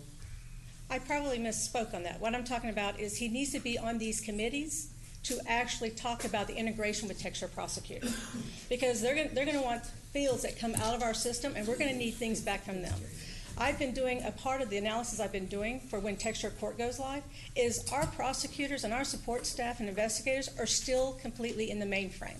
When we went live on Texture Prosecutor, we didn't implement everything that we needed to come into Texture Prosecutor. So we still use the mainframe for dispositions, for jail information, for booking, for all these other things. So as we go live on these other systems, we need someone on our end who's looking out for the prosecutors, the support staff, and the investigators as to what they're doing in the mainframe and make sure we have functionality coming back so that we can get the information we need. Otherwise, we're going to end up looking at having every person in the DA's office having to have access to 5 different texture positions. So that's what I meant by jail and bond. He's not going to be implementing that. He's going to be implementing our DA's involvement with that. Because as each system comes online, we were the first one basically coming online with that, we are an integral part with all the other systems. I hear you, and I guess I'm still of a mind to say, as more and more of this tech share stuff comes on board, we're going to need a team that is going to be constantly looking at and working with the various departments, because I mean we're going to have DA, courts, clerks, court administration, jail. We're going to have 6 or 7 different areas at least. Juvenile that are going to all be tech share, and there's going to need to be almost a team of people who will all work on the different areas, but to have some sort of a cross training that says if this guy decides to leave tomorrow and you don't have this team of people working, then now we're left in a lurch. And it almost needs to be a team that has some understanding of every piece of TechShare software that we have in the county. Well, I'm going to ask, but I believe that TechShare Juvenile has a full-time person in the juvenile probation department. They just didn't they just reclass the position, a current position, to do their adult case management? Isn't that one of the things that came through? I mean the juvenile probation.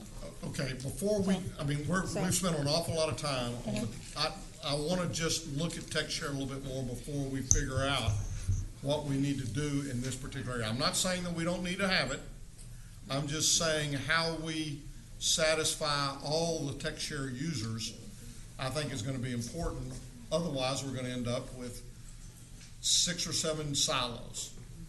And the one thing we're going to all realize is that somewhere in here, we don't need silos. We need cross-trained individuals who know how to move from one to the other. We need so we'll come back with to this a more global view of it. Okay. So we're going to hold the technology one for a while. Okay. Thank you. Go ahead. To put the technology position on the to be considered list. Second. We have a motion and a second. Any discussion? Please vote. Motion passes unanimously.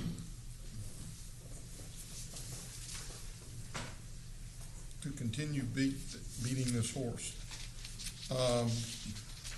On the intake, and I think, Larry, that was you, wasn't it? Yes. Do we have, I know we're talking about a lot of these the offenses increasing. Do we have any kind of report that shows the breakdown on the level of the offenses from year to year and how those are increasing. You know, there's been a lot of conversation recently about the Class Bs, misdemeanors, and the possibility of those going to citations. I don't have the figures with me. We have looked at it. Our statistics guy has looked at it. I just don't have the figures in hand. I can tell you that the increase is not disproportionate in felonies.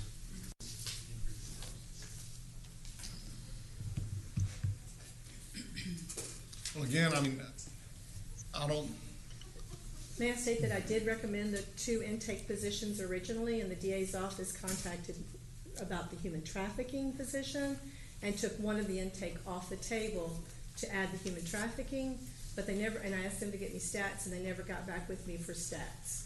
So the human trafficking is not on the request, because the DA's office never responded, and they were the ones who asked for one of the intake positions to be taken off. I originally requested both of them. so the intake where there's 2, you're saying there's already one been approved? One of them has been recommended, yes.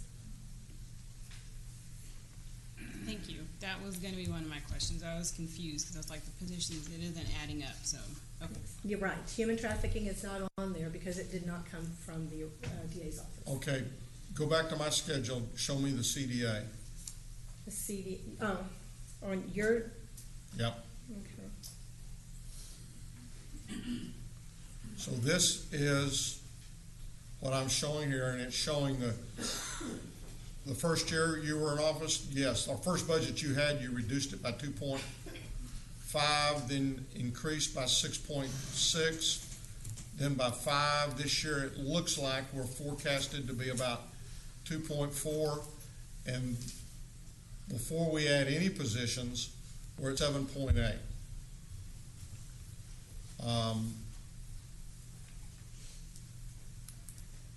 I don't have a clue as if we added all the positions that she requested. That you don't have. That's not an easy number to come up with. Well, no, but I can say that it's 50,000 for the switch between the 74 and the 75 to the 76 and the 77. So that's 50,000. For the sexual assault unit.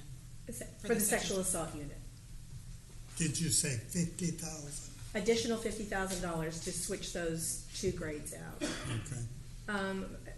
No, I don't. We could sit here and, while y'all Well, talk, and can come okay, let's- up with it. So the intake, there's one at least that's in there already. So you'd just be requesting one more on that deal. Right. I like the original deal, 1 intake and 1 human trafficking.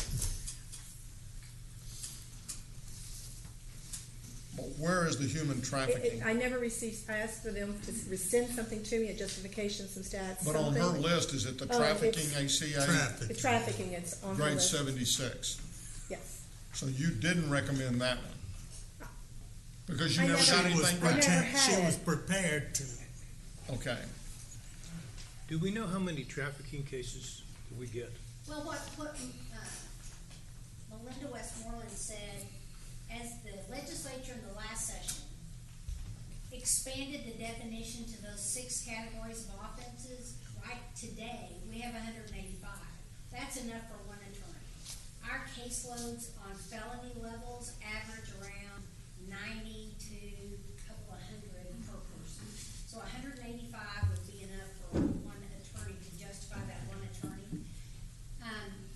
And the reason that we were late getting that, we didn't get our request in until after the session was over, and then it became very clear that the legislature was funding enforcement across the state. And so while the sheriff's office has had a trafficking team, Fort PD has had a trafficking team, we have not had a large number of trafficking cases filed. And when we do get a good one, honestly, the feds take it, right? So, we were waiting, I've been waiting to see what changes, what do we have, are we gonna have numbers? What can I say to you all, because I wanna be able to tell you something. And that's when we gave you that 2-page that you got, 3 pages, one, the governor's report, and then the summary that actually came from TDCAA from the last board meeting of all the different agencies that are getting funded to look for trafficking defendants and trafficking victims. spent an enormous amount of time working with Unbound, Traffic 911, going to all the governor's task force meetings as we just get involved in that effort. So on the trafficking, how many actual cases have we filed that has trafficking, that we file as trafficking cases?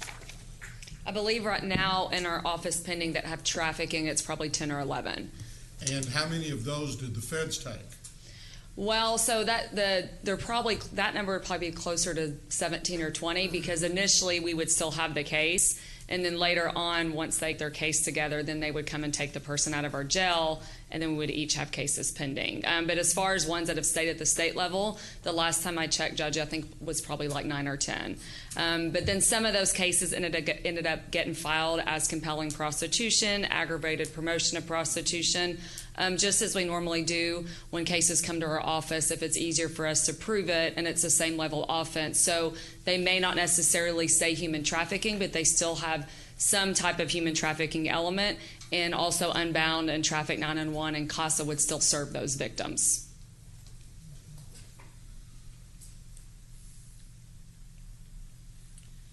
Okay. So I think where we are right now is that we're still approving one intake. And do we have any kind of reaction to the one trafficking ADA? I would be prepared to do one of each. Well, we've already got one in the intake, so you're saying one more to do one trafficking? Right. That's correct. And that's the motion. That's what I was going to ask. Second. So now we have a motion and a second. Do we have any discussion? Please vote. Motion passes unanimously. Now that leaves us at this point in time, I think, with the grand jury, the misdemeanors,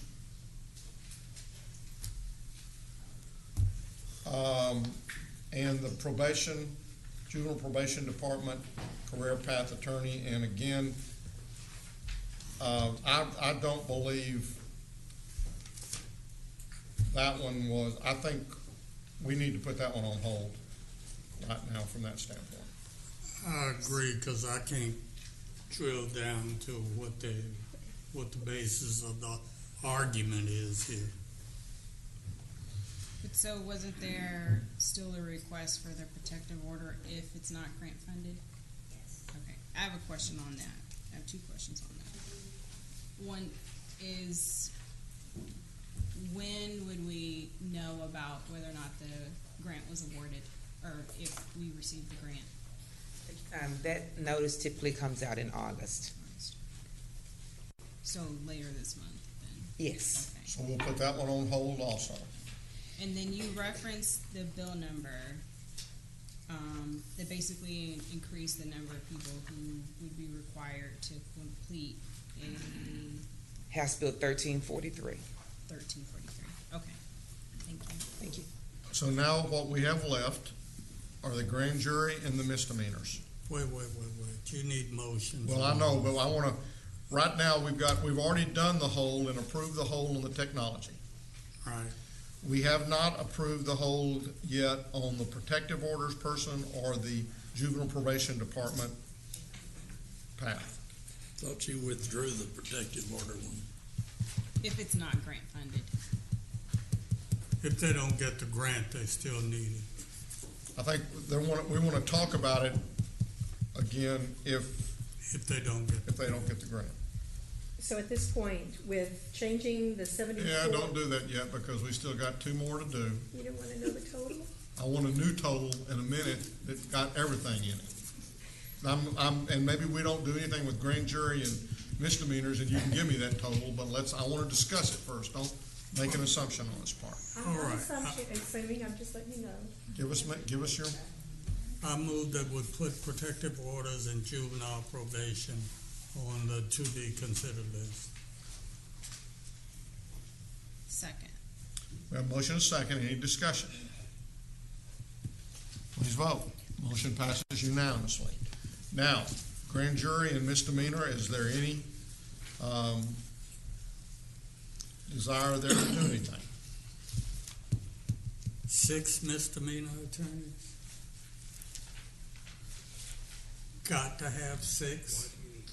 No. Okay, when we asked for the 10 felony DME, y'all did it 5 and 5. 5 1 year and 5 the next. Can you do 3 and 3? Here's the problem that I have with saying anything next year. Right. And you know where I'm going to say. Because this boy is not going to stand up and say, I want to vote. And the way I will pose the question to anybody out there that goes over whatever the percentage is that we come up with next year to be that is, go out there and be the poster child and see if you can get the vote. Because otherwise, if they don't vote for it, then what's going to happen is everybody else's budget's going to go forward, and we're going to be looking at, and I know this is too simplistic to happen this way, but we're going to basically say sheriff or Sharon or Tom or Mary Louise or Wendy that cut it to get back to the, and you're going to have to figure out what's in there that you're not required to do that you can cut.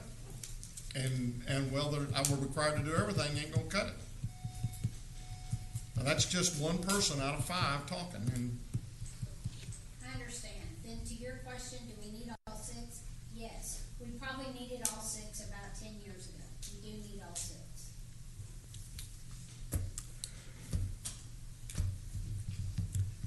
Well, like I said, we probably can't reach you on all your needs. so at this point, I'm not hearing anything on the grand jury or the 6 misdemeanor. But so for the misdemeanor, there's a 6 attorneys plus an investigator, right? That's the full request? Yes, that's the request. That you did not recommend. You didn't recommend anything in those 2 areas. No, sir. Okay, so I don't hear any requests, so those are not even in the to be considered. So is there,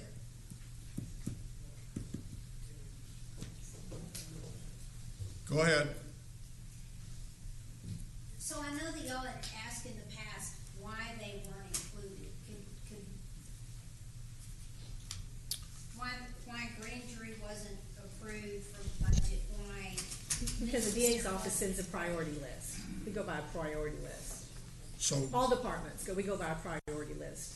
And so in your opinion, you took from the top and you Yes, sir. spread it down a little bit, and that's the reason these 2 particular ones did not get. Correct. In the course of the conversation in the budget review meeting. And so I guess what I would say to that end is that you got a lot of requests, and you may go back and look at what she's recommended and what we've done today, and I would be more than willing to put these on hold if you think you'd go back and that you might reprioritize some of these over the things that she's already recommended or that we've approved today.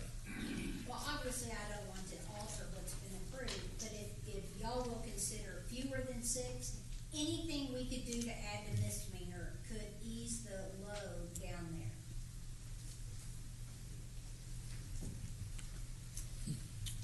Without any regard to what happens next year, I mean, if it's 3, if it's 2. So I will make a motion that we put this on there to be continued, to be considered. The whole thing or just the misdemeanors? The whole thing being, Grand jury, misdemeanor, and investigator.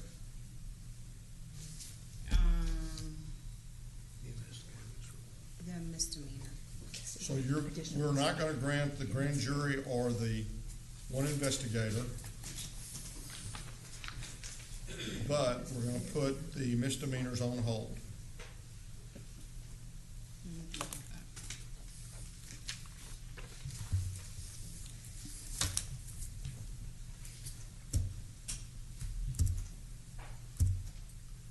motion quick or we're going on? That's not my motion. That's not your motion? That's not my motion, no. Do you have a motion? I do have a motion. So my motion would be to consider, to place on the to be considered grand jury and misdemeanor, But not the investigator. but not the investigator. That investigator's already in the budget, right? No, sir, not for Oh, the it's not? misdemeanor. Okay. I'll second that. And that's to be considered now. No. To be considered. After later day. Okay.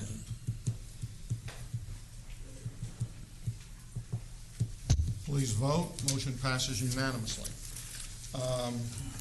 Okay, now. Here, we're gonna go down the whole list. Starting at the top. I have that we have approved a 76 and a 77, but no to the 75 and the 74. No to the investigator and the staff person are already in there. They're already in it, yes. It would just be an upgrade on Yes, that's right. those two. On the technology, we've got that on hold. The intake, we've got one, and that's already approved.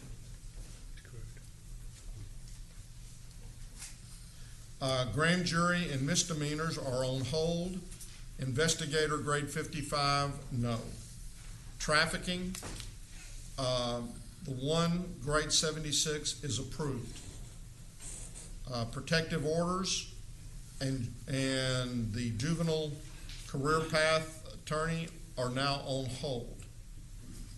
Hold or to be considered? Well, hold and to be considered as one and the same. Okay. Now, you got a number for me? Well, yes, because you didn't add, so yes, You're it's right. back to the number I had before. Which I thought would probably be right, but Okay. didn't want to. 186,877. That is 136,366. That's including, which I have not broken it out, capital, a desk and some chairs. Give me the capital, take the capital out. Okay. Hold on. Just read them off to me and I'll. Okay, so.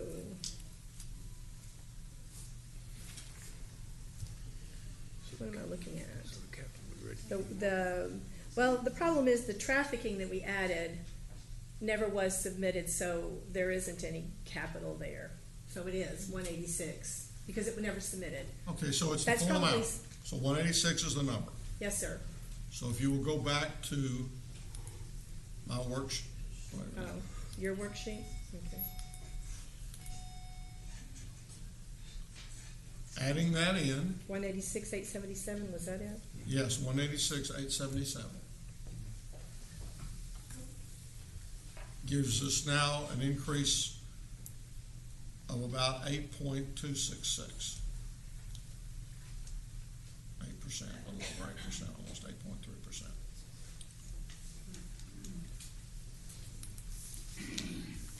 Your Honor, would you consider a motion to approve the balance of the district attorney's budget, including the changes that we've made and excluding the items that we put on to be considered?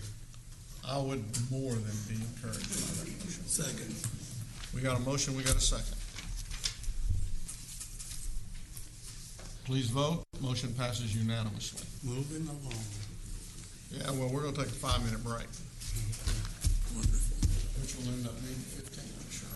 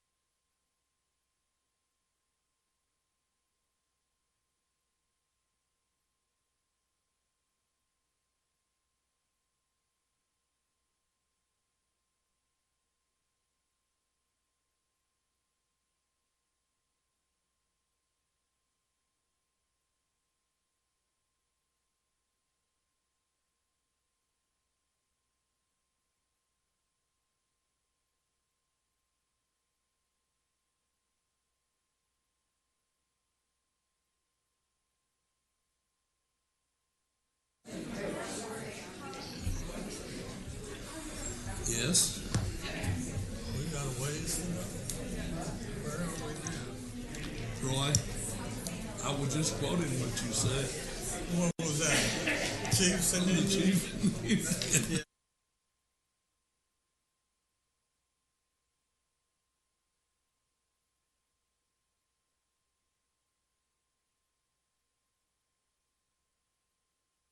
You talked to Trey?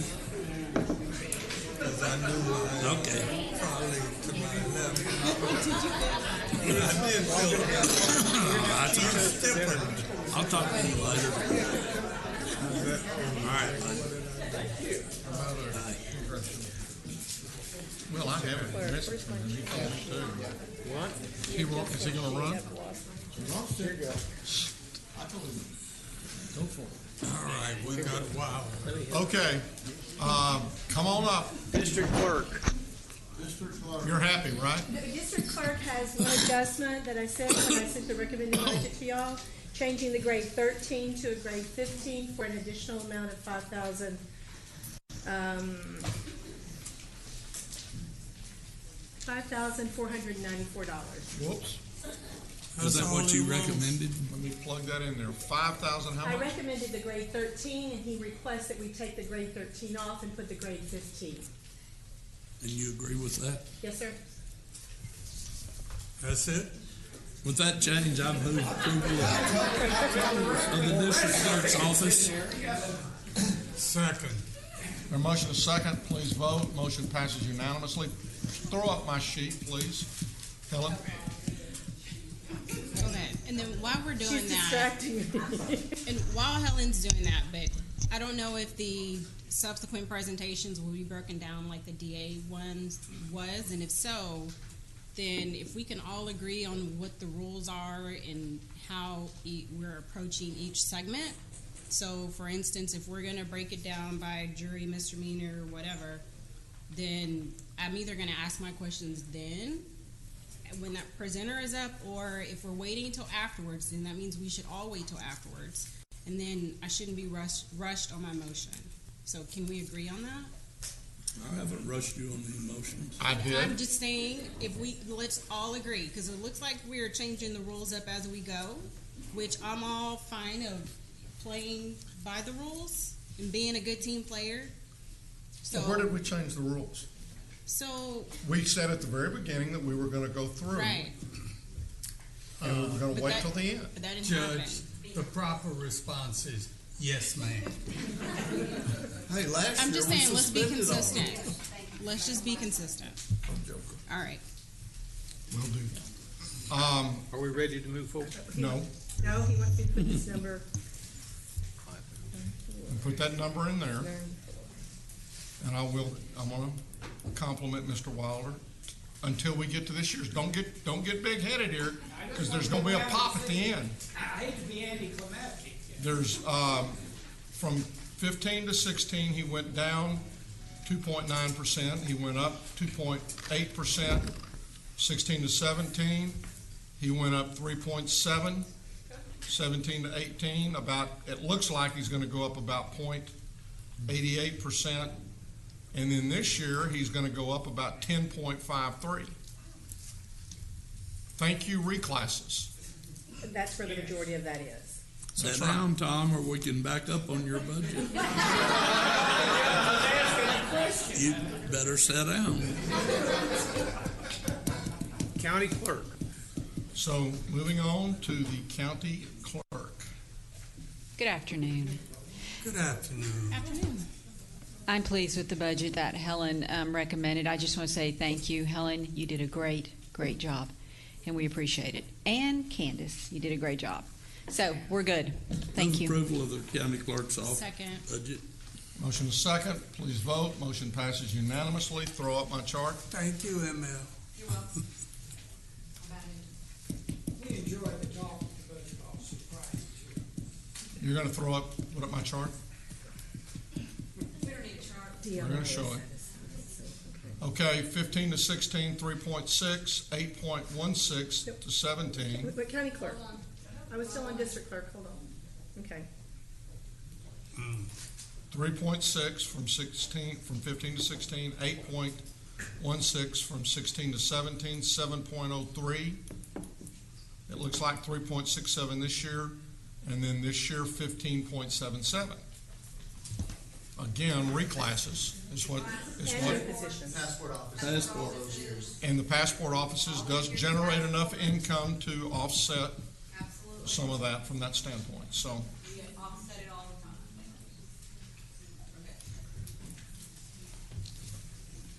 moving along. DRO is satisfied. Who? Approval.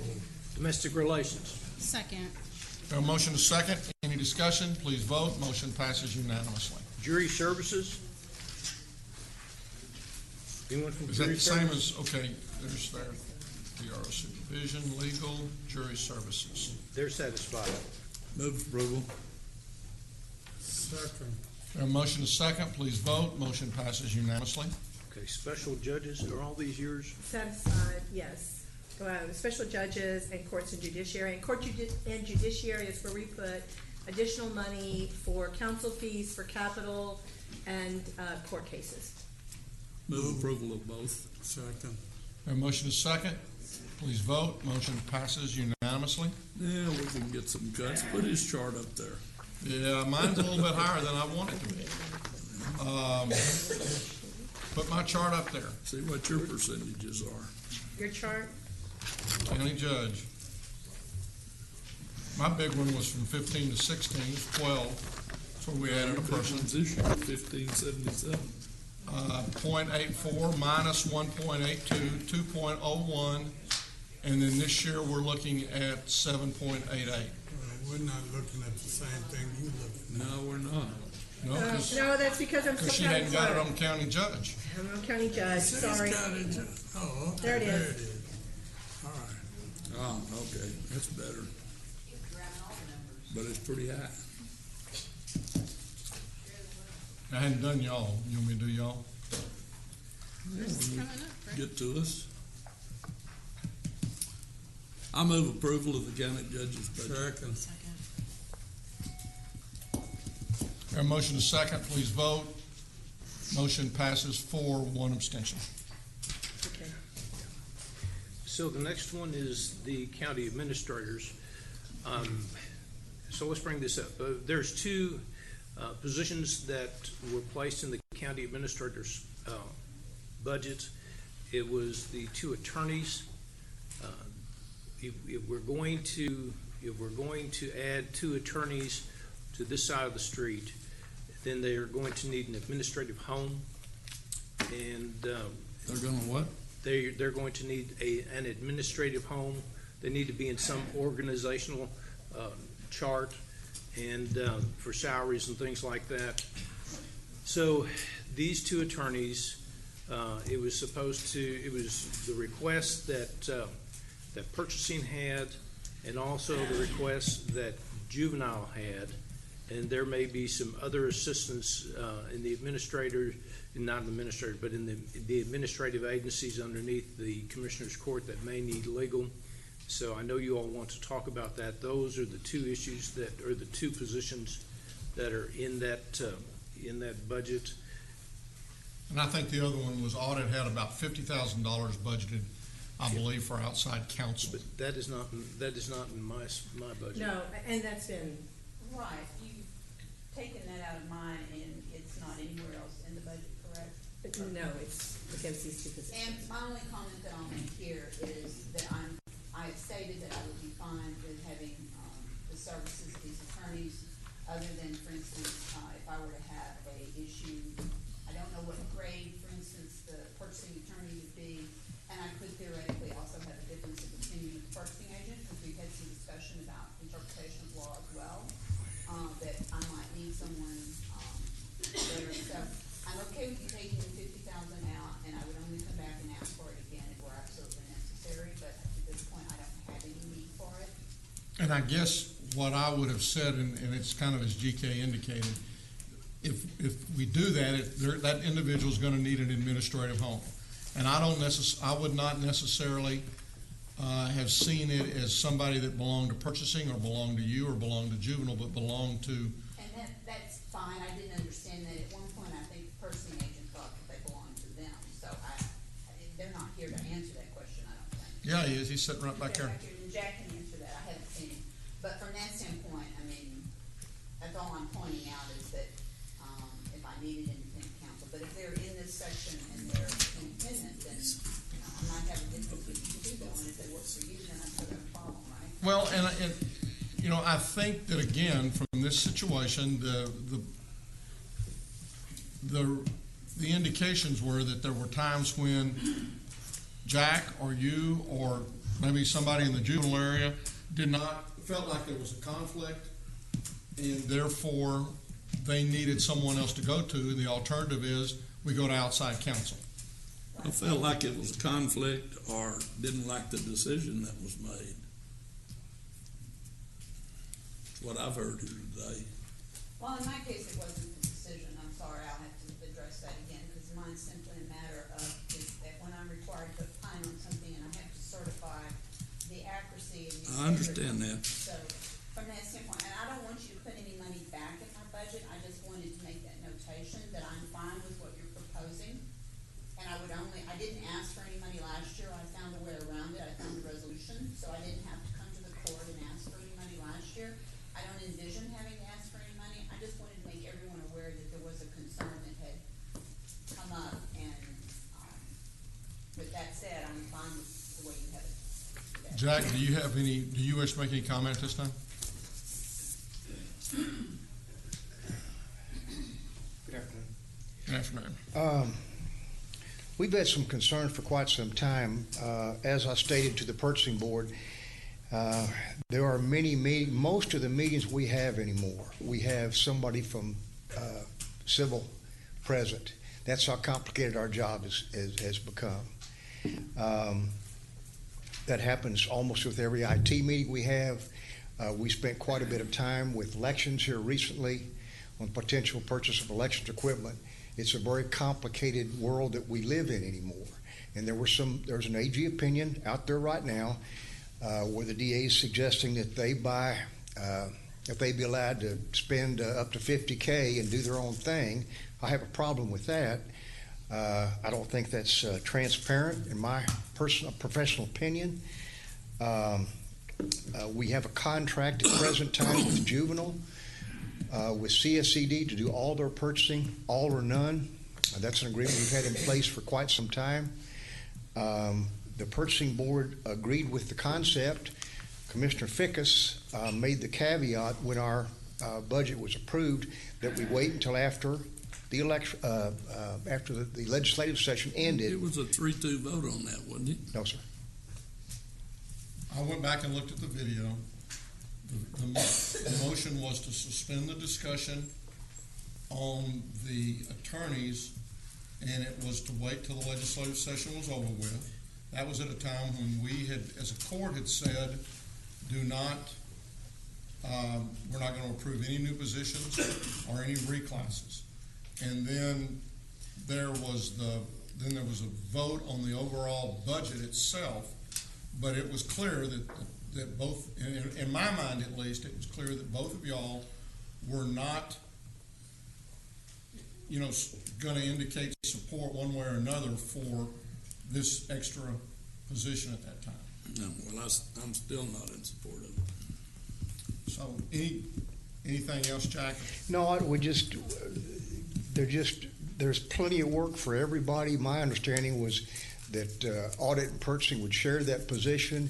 Who that person reports to is certainly not an issue with me, and I doubt that it is with Renee. And where they sit, we have no space available. I don't think they do either. They're going to sit in the DA's office. How's that? Well, I don't know. I mean, whatever that's you where should. you want them to sit. Pardon me? That's where you would like for them to sit. Yes. But I don't have a problem. And part of the reason, I guess, that at least from my standpoint, I don't have a problem, is the fact that we had a question regarding a bill that was in the legislation this year, and it was with regards to something that the sheriff had filed on commissary funds. And we took a position opposed to that bill, and we took we thought that it was coming under the auspices. The sheriff said it's still going to be under the purchasing department. all the expenditures out of the commissary area. And we said, no, we don't think it is. The district attorney's office said to the sheriff, no, you're right, and then later had to pull that back because they weren't. And then on top of that, we were down there opposing the bill, and our DA is down there putting a card in for the bill. And again, in my mind, that's a conflict. There's just plenty of work to be done, and the contracts are extensive. It's just gotten more complicated than I could ever dream in the last few years. It is what it is, and we'll deal with it best we can. But that's my request. So, Commissioner Johnson, I'm confused. What are your concerns with this?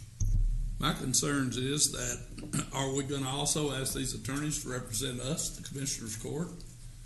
We have a civil attorney in all of our meetings. I just don't see throwing this money out there for that. I'm opposed to both positions. I have some concerns of basically setting up another law office. We got one attorney there now.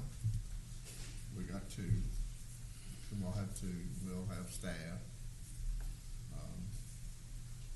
5 years from now, where's that going to be? And my thought on that deal was, is we have an attorney sitting in the office right now, but it's not in the form of a legal type deal.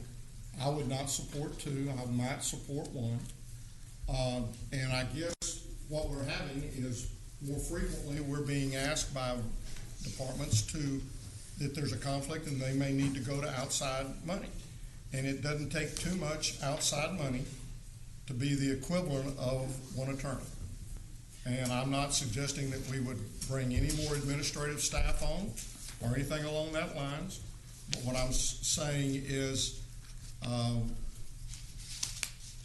we've got at least 2 or 3 instances where we would have sought legal advice, but the DA was on the other side of the issue. And so we couldn't have sought it from them. What happened with the former DA? Well, it has happened before. We spent a whole bunch of money.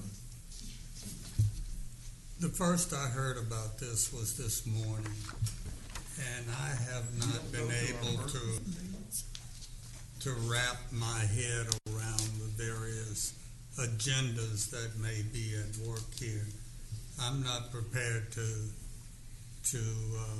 decide on this today. I would ask that, in fact, I would move that we put it on the to be considered list. Second. We have a motion and a second. Any discussion? It's both attorneys, right? Right. Please vote. Motion passes unanimously. Move approval of the rest of the county administrator's budget. Second. We have a motion and a second. Please vote. Motion passes unanimously. Okay, so now we're going to non-departmental. Non-departmental, this is where the reserves and the undesignated are. Move approval. Second. We have a motion and a second. Any discussion? Any questions? Please vote. Motion passes unanimously. And then there is road and bridge, non-departmental. Move approval. Second. We have a motion and a second. Please vote. Motion. I think I have to abstain for that one. No, Do I have a position requested there? No. not in this road and bridge. Oh, okay. No. And then. Motion passes unanimously. You ready? Oh, I see. How about debt service? Move approval of the debt service. Second. We have a motion and a second. Please vote. Motion passes unanimously. Auditor, county auditor. So, I think I'm satisfied that there was a couple of things I just wanted to address with the court. This is the second year that we've asked for an IT auditor. We asked for one last year, and it was not approved last year, and we asked for it this year. So I guess my timing is really poor as far as when I asked for these positions. I've been here 23 years, and the auditor's office has 60 employees, and we've added 4. So I'm not on the judge's chart, but obviously in my office, we've not grown much and we don't have anywhere to put a lot of people. So if the senior internal IT auditor isn't something, and I understand the budget constraints and the concerns the court has, then I will probably just come back with a request to find a way to get it through a reclass or some other less difficult request from that standpoint. So I'll just make you aware that I'll take that approach. From my perspective, everything we do in the auditor's office is statutorily required. We could do less audits. We could pay people slower. We could do a lot of things maybe differently, but what we do are things that are required. And I don't want to ever get in a position next year where you've given me a position this year and next year, as the judge was pointing out earlier, you come back and tell me I need to cut, because really I don't have anything but people in my office. I don't have much supplies or anything else. The only other thing I'd say about the senior internal IT auditor is, with the change in the world, with the IT, with our whole culture and the people attempting to send us phishing emails and spam emails and hack us and extort us and want bitcoins, et cetera, having people on my staff that are good at what we do as far as auditing, there's a lot of things that we're going to need. And to grow our own and to be able to move those people up is really important, to have that kind of resource, or we won't be able to do our statutory responsibilities even with what we have now, with, again, the growth in this county. So with that said, I'm going to say that I'm fine with not including it, as long as I'll find a different way to come back and ask for it. And again, in regards to the legal fees, whatever the court chooses to do is fine, because if I don't have a need, I'm not asking for anything. Because I didn't come last year, even though my judges were in support of coming if I thought it was necessary. But in the future, if I find that I do have a need and I truly do feel that there's a conflict, that someone has a particular interest in an area and can't give me an objective opinion, and I have to put my name on it, my only choice would either be refuse to put my name on it, or I'd have to ask for some sort of independent outside counsel or independent counsel, whatever that might look like. So I'm fine with you also taking the $50,000 out for the professional service fees. And again, I won't ask for them unless I have specific facts, and I would come to you with those facts and address them at that time. So with that said, the budget as it stands is acceptable. Move approval of the auditor's budget. Second. We have a motion, a second. Please vote. Motion passes unanimously. Budget risk management. You happy with your budget? I am. Move approval of budget and risk management. Second. We have a motion, a second. Please vote. Motion passes unanimously. Tax. Good afternoon, Judge, Commissioners. Here today to speak to you about an opportunity that we have for an assistant manager for downtown. This is a department that does $600 million in revenue for this county every single year. I'd like to report to you, after 6 months on the job, I've paid attention to the needs of the office as a whole, and let you know that I've determined that this is an urgent need, which is the only reason that I've come up here. Helen and I had a great rapport going through the budget process, and I appreciated her open discussions. So thank you so much for teaching your tax assessor how to do budget well. I appreciate that. We all see during our daily commute that there are more cars on the road, and this is impacting our motor vehicle registrations and titles. Downtown motor vehicle managers are overwhelmed with the existing and ever-increasing workload that we have a touch on almost every single vehicle that you pass on the road every single day. With this management position, I believe we can avoid the painful loss that we experienced years ago. This is exactly what we're going to be addressing. With new residents and new businesses every single day, auto registration and title work grows rapidly. It's vital that we protect the county's second biggest source of revenue. In addition to registration, title and dealer work at the sub-courthouses, our downtown motor vehicle processes online transactions that consolidate all branch activity, maintains all of our inventory, including our license plates, which is an asset of the county, administrative efforts, and $16 million in dealer bonds, which are crucial to ensuring accuracy. I know that you do, you see the long lines, but this is the work that goes on behind the scenes that you don't actually see. This is a touch that we touch every single transaction, and this assistant manager position would be over dealing with over half of the dealer titles that are funded downtown only, as well as all of the subcontractor renewals, which are the grocery stores that are fully funded in there. The DMV is continually changing. We talked about the legislature making changes, and they've made a lot of changes. We had over 400 bills that would have changed the way that my office does business between the different areas that we do work. And most of these changes are the benefit to the state and bring additional risk to the county. And that's my job, is to watch for that risk, not only for you, but also for me, because I am responsible for that alongside you. The budget justification, Helen and I talked about this, and I think there was some confusion on why it was turned down, that the state was taking on more of the work and we were doing less of the work, and that's exactly opposite. The state is paying us less money to do more work. Historically, motor vehicle is the highest risk area in the tax office, and so that's a particular concern to me. Downtown in particular is most vulnerable with the different types of transactions as well as volumes. It is vital that we protect our county's second largest revenue source. And being a fiscal conservative myself, I went ahead, I made a meeting with Helen, made her day that day. I'm sure that she didn't go around and tell everyone Wendy was her favorite. She was supposed to, though.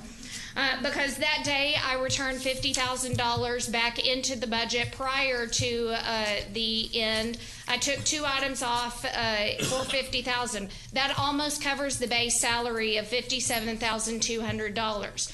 And today I'm here to report that I have another savings of $42,000 from a recommended item that will offset the rest, that shows that the fully burdened salary for this assistant manager will be covered in whole based on the recommended budget with the changes that I've already submitted.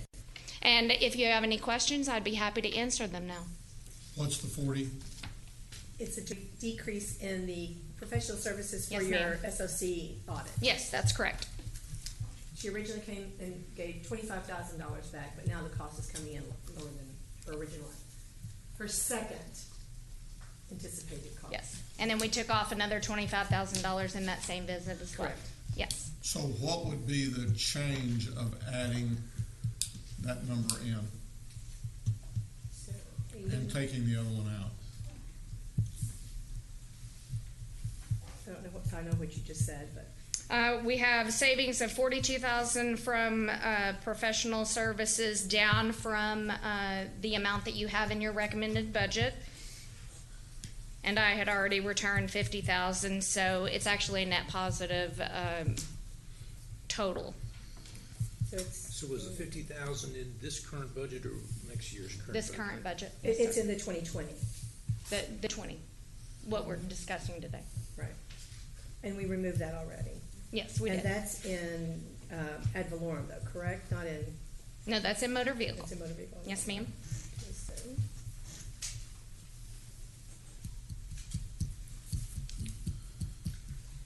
The professional services? Yes. Is it professional? I think that It was was, the in- professional services Yeah, was it's in the ad it's ad valorem, valorem, yeah. but the increase would be in Position. the motor vehicle. So what was the decrease, 42,000? Yes, ma'am, 42,000 less. So it's going to be 38,018. 30.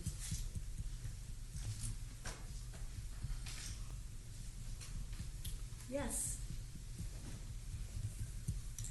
$38,018. Okay. And that is an increase because you already see the 25,000. 50,000 already taken out. 25,000 was in capital and 25,000 was in operating. Always looking to be lean Okay. for the company. So do I hear a motion? I will move approval of what she's requesting and the rest of her budget. Second. A motion is second, please vote. Motion passes unanimously. If you'll throw my chart up there. And go to tax assessor collector. And put in the 38,018. Then you see that 15 to 16, it went up 3.4.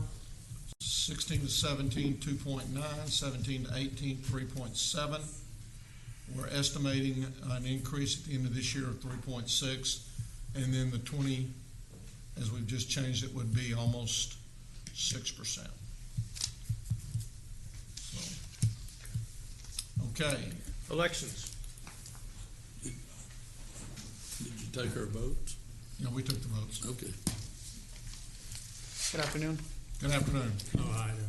We are satisfied with our budget. If you have no questions, I'll be quick. Approval. Second. A motion is second. Thank you. Please vote. Motion passes unanimously. IT.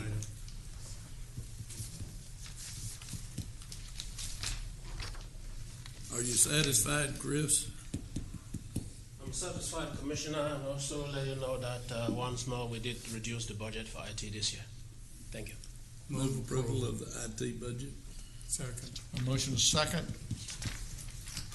Motion passes unanimously. Throw their chart up.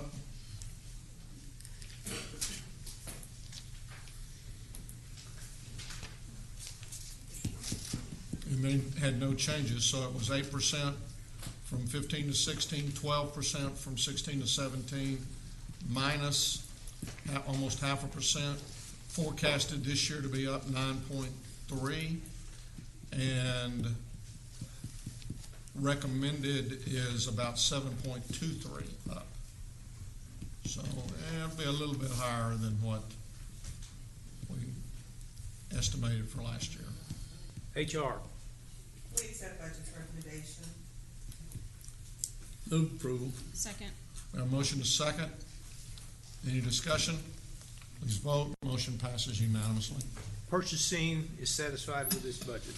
Do you have other comments? I just want to say thank you. Helen and company did a great job this year. Thank you very much. Move approval. Second. A motion is second. Please vote. Motion passes unanimously. Say again? We had made a motion, so it doesn't matter. I don't know what she has on the record. You got it. Okay. Facilities. We agree with Helen and Budget Office. Thank you very much. Move approval of facilities budget. Second. We have a motion is second. Please vote. Motion passes unanimously. Okay, we're going into the commissioner's budgets, precinct 1. And I have an adjustment that has Okay, been wait a given minute. to me. Wait a minute, Let's get down there. I'm not on the right page. You said there is an adjustment? I didn't Yes, ma'am. understand. Okay. It was given to me right at the beginning of the budget hearing today. And I'm not there either.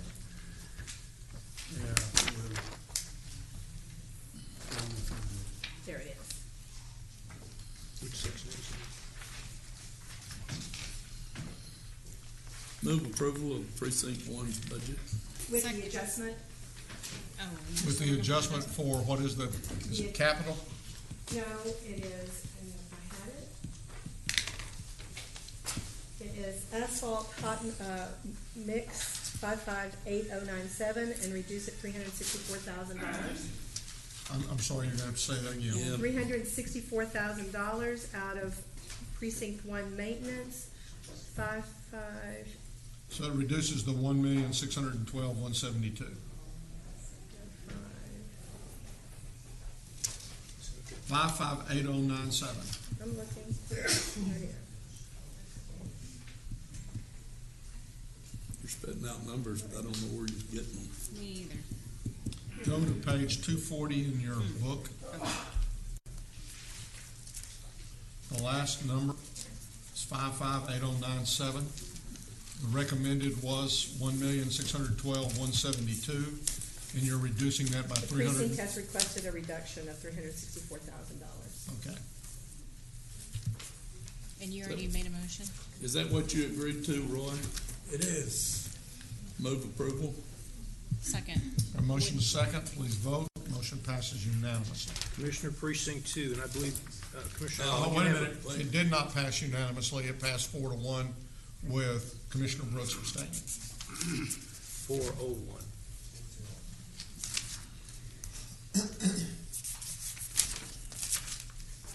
Commissioner Precinct 2, Commissioner Allen. You satisfied? I am. Did you want to make any comments about the personnel issue? Sure. So I am making a request for an additional position. However, I will also be making a reduction in my current staff, which I will discuss with you all in closed. Move approval. Second.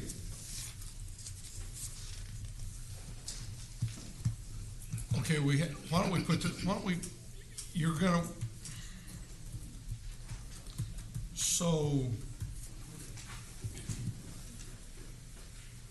I would like for us to consider putting this one on hold until we've had an opportunity to discuss it in closed, if that's at all possible. I don't have a problem. Because I think, well, I just want to do that, if you won't mind. So I think the motion now is to put everything on hold. Please vote. Motion passes 401. Did you have a motion and a second? I did. I think we need a second, Judge. I think you made a motion. You need a second for that motion. You're running roughshod over the Well, no, I talked with the two people who made the motion in the second, and I said, would we mind putting that on hold? So that was you two. And y'all said, okay. I second. You said. Somebody second. Well, I tell you what, let's do this over again. That way we'll be clear. Who made the motion the first time? I made a motion to approve. Well, then I'll make a motion to hold. We got two motions on the floor at the same time. So I think you need to give. We're gonna clear the Commissioner- floor. Commissioner Brooks the opportunity to get a second on this motion. If it dies, then you can make a motion. yes. So Commissioner Brooks made a motion to approve. If we need to see if anyone's going to second that motion. I second, and I withdrew my second. Okay, so you drew a second. So there's no second on the table. for So that. motion fails for a lack of a second. And now, Judge, Now, I'll make a motion that we hold for the time being. Second. We have a motion and a second. Please vote. Motion passes 401 with Commissioner Allen, the abstention. Commissioner Precinct 3, And I guess we'll discuss this tomorrow. Is that on the agenda? it's not on the agenda for tomorrow. Not, okay. No, sir. You satisfied? Yeah. Move approval of precinct 3's budget. Second. We have a motion and a second. Please vote. Motion passes 401 with Commissioner Fickus abstaining. Commissioner Precinct 4, You satisfied? Move approval. I knew that was coming. You sure? Dies for a lack of a, Second. we have a motion and a second. Please vote. Motion passes 401 with Commissioner Johnson abstaining. Transportation, Move approval of transportation budget. Second. We have a motion and a second. Please vote. Motion passes unanimously. What about right-of-way? But it's all included in there. all of their budgets.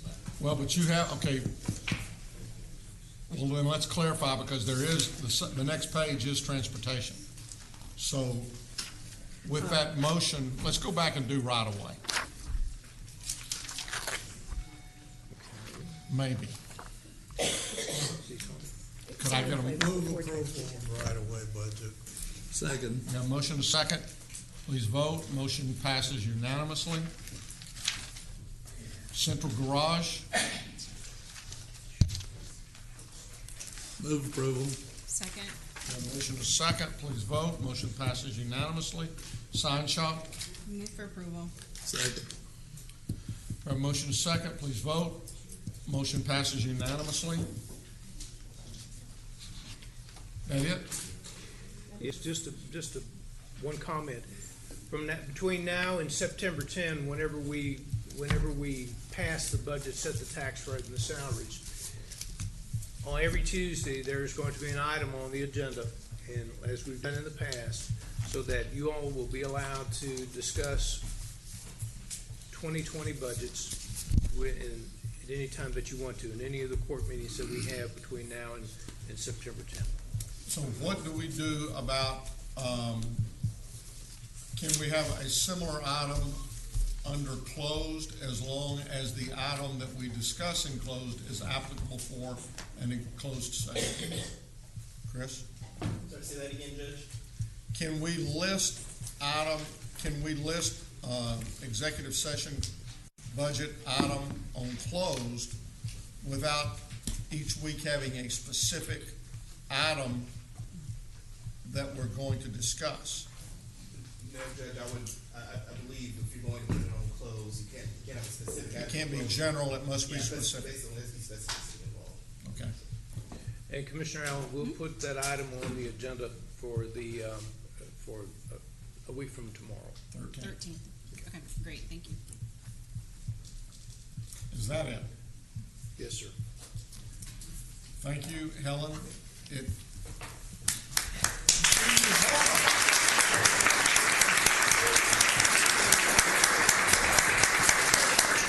I know you had help.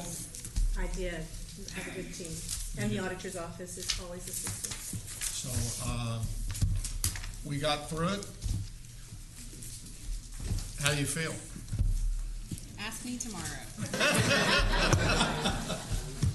Okay, then with that, we will adjourn our hearings today. Thank you.